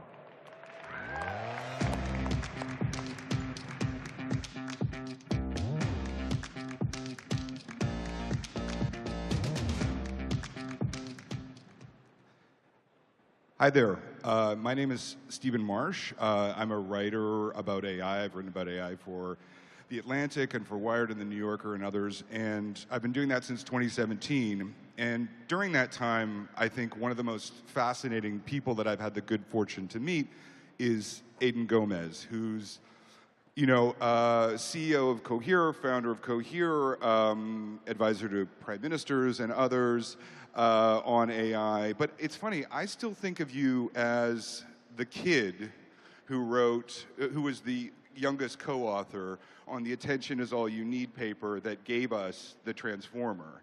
And I wonder if you could just sort of take us back to that seminal moment in AI and describe what it was like. Yeah, so I was at that time in, I believe, second year of university or third year, and it was down in the valley. I remember I went to school here at the University of Toronto, and I showed up in the valley, and it was my first time there. It was my first experience in the US in the tech scene. I walk into the Google campus. At that time, Brain was about 40 people. And the first thing I hear as I'm passing by a kitchen is Quebecois French. Right. And so I hear Sammy Bengio, Joshua's brother, talking to another Quebecois French person down there. And that was the first hit of, how Canadian AI is and how it had permeated even like the most prestigious labs in Silicon Valley. And what was the experience like? Like, how old were you? I know that I couldn't drink down there, so I was like 19 or 20. You were like 19 or 20, and tell me about the process of writing it, like of writing this paper. Like, how long did it take, and where did it come from? Where did the transformer come from? This revolutionary technology. Yeah, so I had joined to work with Lukáš Kaiser, which is one of the other authors on the transformer paper. And I actually didn't join to work on the transformer. I joined to work on this much different project, which was to create one model to learn to do everything. Right. Lukáš's idea was that we're going to create a massive model that can consume any data set humanity has produced. And so that's multimodal. It needs to be able to consume images, consume text, produce text, and everything in between, right? Audio included. I like to say that Lukáš operates, half a decade ahead of his time. So while I was doing that, it was like a 12-week internship. I happened to be sat next to Noam Shazir. And Noam had been working on large language models forever. It's just that back then, there was no transformer to scale them. And so he was working on RNNs, and what he wanted to do was he wanted to create a new architecture that was simpler, more refined, more scalable.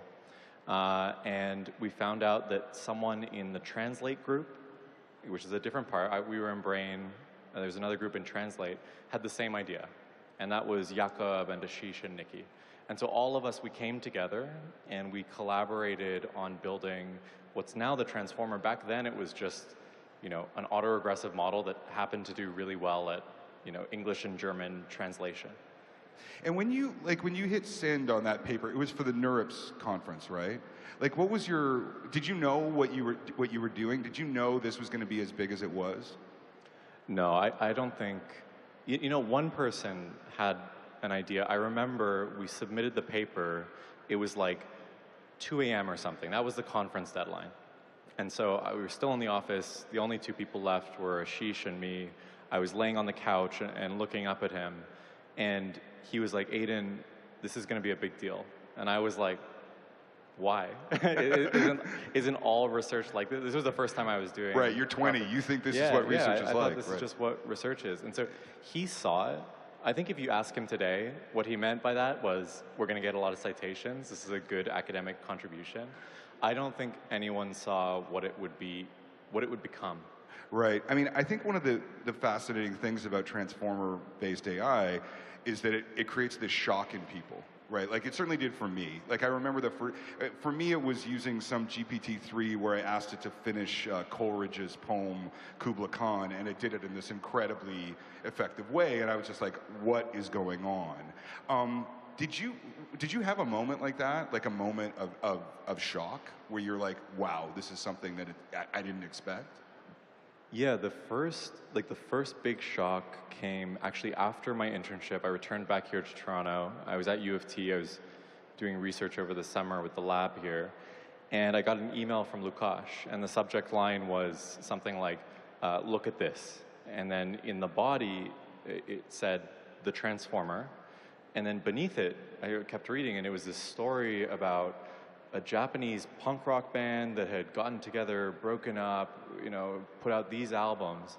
And I got to the end of this article, and then Lukáš wrote, the only words I wrote were the transformer. And so that was the first time I was sat in front of machine-generated text. Now that's like quaint, right? Like now everyone's so used to it. But back then it was like computers just acquired the ability to use language. I thought everything was going to change. I thought there was going to be a product revolution. Like we just, for the first time, a non-human system was wielding language in a way as compelling as us. And so I thought everything was going to change then. Can I just ask you, like, was your first reaction like joy? And then when did sort of fear kick in? Like when we, like, you know, like, because I sort of have this reaction too when I use it. Like the first reaction is like, oh my God, how incredibly wonderful is this? And then the sort of deeper questions sort of like slowly set in. Like, I guess you were only 20. So like, you know, what was your, I mean, just tell me about the emotional reaction to it even. I was over the moon. Like I was really happy. There was no fear. It was like, at that time, I don't know, the night before I received that email, I went to sleep very happy and optimistic that maybe in a quarter century, maybe in 25 years, if we do everything right as a field, we might have machines that could talk to us. Right. And then obviously I woke up the next morning and it was at our feet. And so it was a shock, but it was just so exciting to see progress, to see us pushing forward. For me, there wasn't a lot of fear in that moment. So, you know, obviously that was 2017. So in this field, that's like prehistory. That's like agricultural revolution time. What has, over the past 6 years, like what has surprised you most? Like what did you, like you had that moment, obviously it's elation, it's surprise, but you know, what did you not see coming that came out of that? You know, like it's been surprise after surprise. I think first I was surprised with the fact that we got there so soon, the fact that we got to computers that can speak to us so soon. Then I was surprised that the world took notice, that people latched onto the transformer, that it was adopted by the community and it became ostensibly the default. And then I was surprised that you know, people, what really latched them on, what really brought them into seeing how powerful this technology was, it was dialogue. It was having a conversation with the model. In retrospect, that's obvious, right? Like it's what you and I are doing right now. It's the way that we all share our information and intellectual thoughts and ideas, and it's the way that we reason. And so it makes a lot of sense that conversation would be it, but it took me by surprise. And pleasant surprise. Like, I think at Cohere, we've been working on this for 3.5 years, nearly 4 now. And finally, it feels like people have woken up. They see it, and they're getting to use it for, you know, the first time one-on-one. Because I think this technology has been in research labs and, you know, kind of a niche knowledge that exists. And for the first time, everyone and their mom, their sister, their brother, they can actually interact with it themselves. And they're loving it. Like the passion that we're seeing in the field is just so rewarding. Do you think, I mean, see, I sort of feel like this used to be my little thing. Like, you know, it was hard to sell to editors. Like editors didn't want to hear about it. And it was like, I knew about it and I thought it was very exciting. And then suddenly it became everywhere.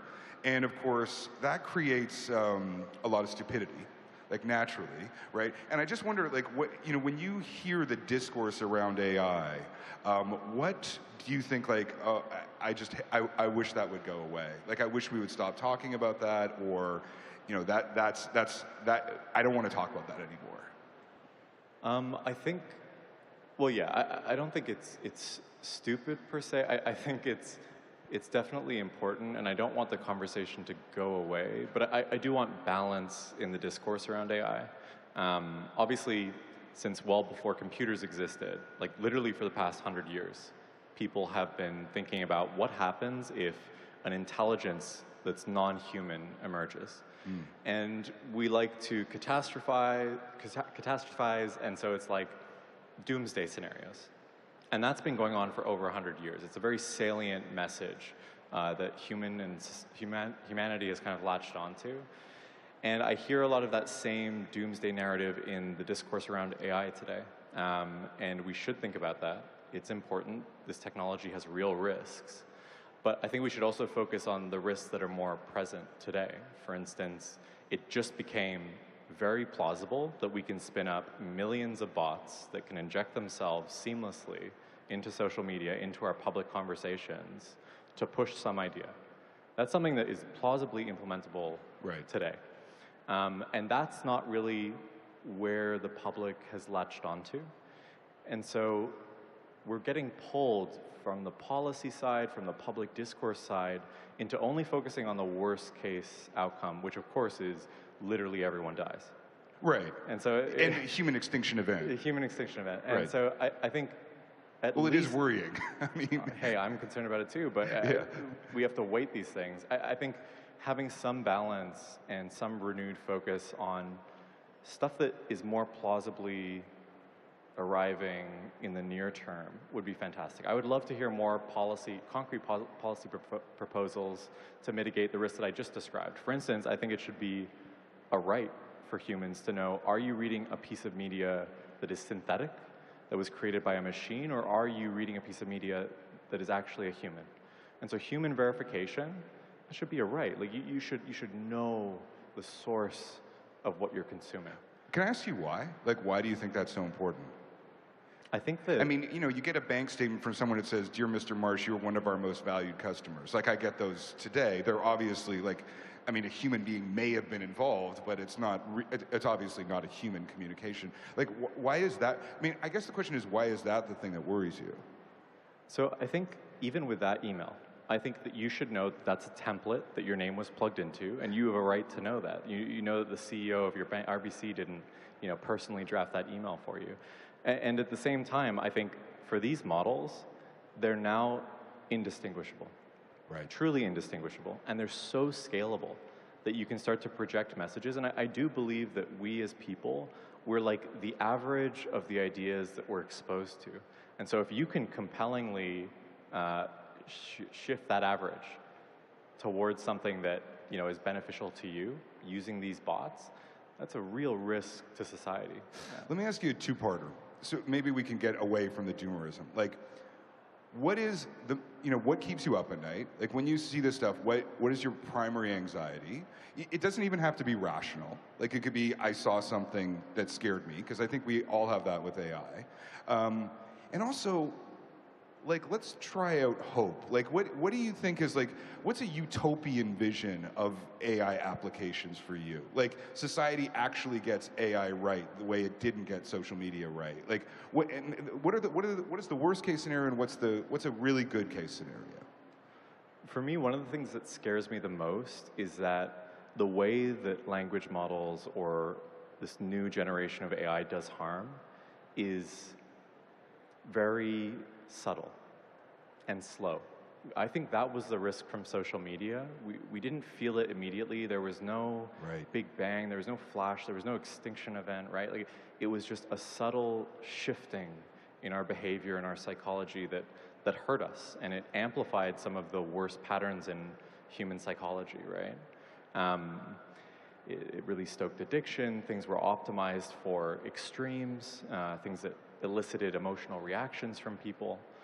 And so my fear is that AI contributes to that same sort of subtle amplification of some of the most harmful parts of humanity.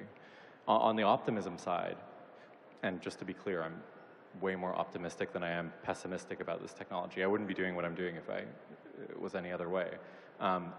The opportunity to do good in healthcare, to transform the patient experience, to improve outcomes, the opportunity to transform GDPs. I think this technology, especially in a world where we're seeing inflation start to go up, it's a deflationary technology that's going to let humanity level up. Like the same thing that the steam engine did for mechanical labor, that took the loads off of humans' backs. Like, this is going to do that same thing for intellectual labor. So you're not going to be writing the same templated email 30 times a day. You're not going to be, you know, boring slowly, scrolling through stuff. You can automate so much of the worst part of your job and step up to someone that uses these tools and makes them much more efficient. So I think both the opportunity to improve human welfare in medicine as well as economically in GDP, it's massive. I mean, as, you know, a writer, as someone who uses this stuff, I mean, the idea that the steam engine is about to come is obviously a little terrifying to me. Like, you know, the WGA right now is on strike in America, and you know, one of the major reasons is the threat of AI replacing script writing. Now, as someone who's used AI creatively, I think that's pretty overblown. But what would you say to people who think this is just going to replace, you know, essentially white-collar jobs, like of all kinds of intellectual labor, and obviously into a system that, as you say, is already quite constricted, right? Yeah, so I think for writers, there's like a whole set of activities, and in particular, the creative side, right? Where it's the humanity in your output that's valuable. Right. I read a writer's piece of work for the writer, for their story, for their human experience, for their insight. I do it to resonate with them. I do it to empathize with them. And so I don't think that goes away because there are market forces which insist upon a human on the other side. What will happen, I think is already happening, is what you just described, augmentation. It's a tool for you, right? Right. You write better stories because you're able to ideate much faster, explore a much wider breadth of possible paths a story could take. And so it becomes a tool for you, and our art gets better. It becomes a utility that sits next to you and amplifies you. And so that's kind of what I see. Similarly, like, we've had massage chairs for a while. Masseuses are fine. You know, you're Right. there for the human touch and like that experience. Same thing with therapists, right? You're there for the person who empathizes with you. Taking the person out of it, the market doesn't want that, and so that's not going to happen. Do you find, as someone who's been dealing with mechanical language for so long and in such depth, that it's affected how you feel about human beings? Like, do you feel like it's the kind of thing where it's like you either need it more, you're like, I've been dealing with large language models all day, I actually need human contact, or do you find it's like, why would I be with these boring people when I have these incredible tools? Well, honestly, right now, it's still early, right? Like, the technology is like... But you've been doing it for 6 years. I mean, most people have been doing it for 6 months. Yeah, but I think we're still very, very early in this technology. Right. And so when I'm interacting with the models, they're incredible. But I'm, like, as a builder, I'm acutely aware of their shortcomings. And so definitely, when I spend all day chatting to it, or when I'm on a plane just, like, chatting to the Cohere model, I want to talk to a human after that, because like I'm testing it and I'm basically seeing all the places it's dumb and not ready yet. So I think definitely from my side, there's definitely a human element that I need and that I appreciate. But I also think, does it make me see humanity differently? I think it's extraordinary, the power of these models to kind of put up a mirror and show us how we got to where we are. We think of language as the tool that differentiates us from all other animals. For whatever reason, like, lots of animals have tons of neurons like we do, right? Tons of synapses. So biologically, we're all pretty similar. But for whatever reason, humans broke through and acquired this tool that let us pass down information between generations, accumulate knowledge over hundreds, thousands of years, pass on our culture. And for whatever reason, we thought that made us special and entirely unique. I think one thing that's extraordinary about these models is I now believe this is something fundamental. It's something that we can give to another substrate. We can give to silicon. We can give to our machines. And so I think it's quite extraordinary and beautiful, right? You know, Sam Altman recently said that he thought that AI was overhyped in the near term. I guess another way of asking this question is, like, what are you most excited about? Like, you know, we've been dealing with surprises, right? Like, it's like suddenly you get this shock of the Wikipedia entries. Suddenly you're like, and we're all shocked, right? Like, it shocks everyone who uses it, I think. Even, you know, the people who are there at its invention. Like, what are you most looking forward to? What do you think the next surprise is going to be? Or I guess, is there no way to tell? I think the next surprise, so if you look at how these models are built, they rely on humans. Like, to make the model smarter, what I do is I sit it down in front of a human who's smarter than the model, and they teach it stuff. And the model learns from that human, and the model gets smarter. Turns out, once the model starts getting pretty smart, and it passes the average human, you can no longer go to the average person to teach something to the model. You need to start going to experts. You need to start going to, you know, experts in mathematics, in biology, law, arts and culture. And it gets harder and harder to find people to teach the model something new, to give it new knowledge. So these models are kind of bottlenecked by the realm of human knowledge. And you can imagine as they start to saturate, as they start to acquire all of what humanity knows so far, we reach this friction point where we have no one else to turn to teach it. And so what I'm most excited about, the next potential surprise, is what happens when we are able to break through that? What happens when we're able to give these models the ability to acquire new knowledge on their own? What if we just sit them, sit a few copies of the model in some silicon for a year, leave them, let them be, let them explore the world, let them talk to each other, discover, learn, and we come back a year later and we see, what they've discovered, what they've learned. I think. What on earth do you imagine that would look like? I don't know. We're not there yet. Like, it requires research breakthroughs.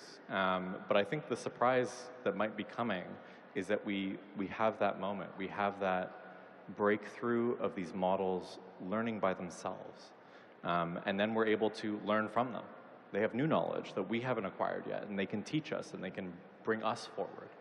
So I think that might be the next major breakthrough. I love that optimism. It's so rare in this field. Aidan Gomez, thank you so much for being here. Thank you so much.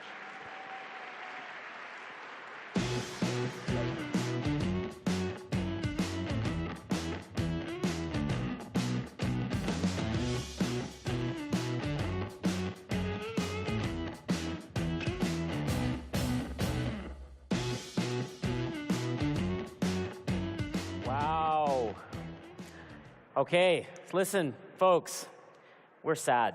We had a little tear backstage with Bridget, and where's Casey? Oh, right here. Wow. Right here, right here. Came to an end. Right here. I'm sad. Yeah. Life goes on. Life goes on. We're going to miss you, but the good news is we're back. We're back again next year. Collision is in Toronto, June 18th to 20th. So we got one more go at this at least, and more if you are down for that, because we are. We are. I just want to ask my amazing co-hosts what they thought, and if there was any highlights. I'm happy to start. My highlight was listening to the huge game, very bold announcements on immigration in this country, like from Minister Fraser. I'm going to absorb it all after the event, but I think that could be a pivotal thing for the country to sort of absorb some of the best people in the world. That came from me. What about you, Bridget? I have to say, seeing Jeffrey Hinton in the flesh, Yeah. put us in our place, put AI in its place, was really cool. But this is my first year up here with you guys, so I have to say personally, the highlight was to be a part of this with you. So thank you for sharing the stage. Thank you for sharing space. Thank you. Let's give a round of applause for our first year at Collision. For sure. You did a great job. Thank you. Thank you very much. Yeah. Yeah. What about you, Case? Oh, for me, I definitely have to say the amount of AI here. This is almost 40,000 people. This has got to be the biggest AI conference in the world, actually, right? 20 stages. Everyone's talking about AI. I just came from San Francisco, and everyone's talking about it there. But here, it's all different facets from content, SaaS, VC. Everyone's talking about it, so it's great. And I'm glad it's happening. Conversation's happening here in Toronto. Yeah. For sure. And sorry, while we're bringing up stats, I want to say that it's really cool to see all the women here this year. Yeah. It's a record-breaking year. I didn't mean that kind of sass, but okay. It's important to me. I'm sure it's important to a lot of folks out there too, but we're breaking records Yeah. right now. We're seeing more women come out, 30% Yeah.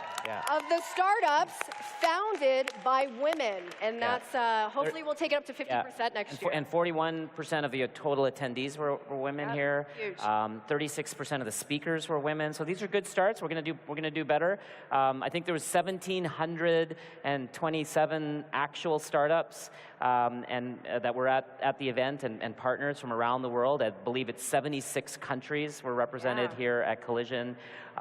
There were more than $150 million of economic impact over the course of the event, which is just cool for Toronto, and anyone who is paying exorbitant hotel prices and airfares knows what we're talking about. Someone's winning. All the restaurants were full, and the bars. The after party scene was outrageous. That's something I hadn't seen here before at Collision. It more reminds me of what the event is like in Lisbon or when we were in Rio, Brazil, just recently. Right. Great. Yeah. Excellent. Yeah. Yeah. So listen, that's it. We don't want to prolong the goodbye. If you want to see us before that and just talk, we're available at Techstars. I'll tell you, we love meeting startups. We made 2 investments on the show floor this week, so that's a personal highlight, a little kind of keeping to the core business that pays the bills. I was excited to meet a few great companies and do a couple of term sheets, so that was amazing. But if you want to see us before that, come to Lisbon in November. I think it's November 16th this year. Yeah, two, don't worry, that'll 3 be on days. We'll be there for Web Summit. So And then, yeah, join us next year. Again, here, secure your spot now. The tickets are on sale now for 2024. So, all right. I guess. there. Right. Yeah. Okay. All right. Peace. Thank Love you, you all. everybody. Love Thank you. you for See ya. coming.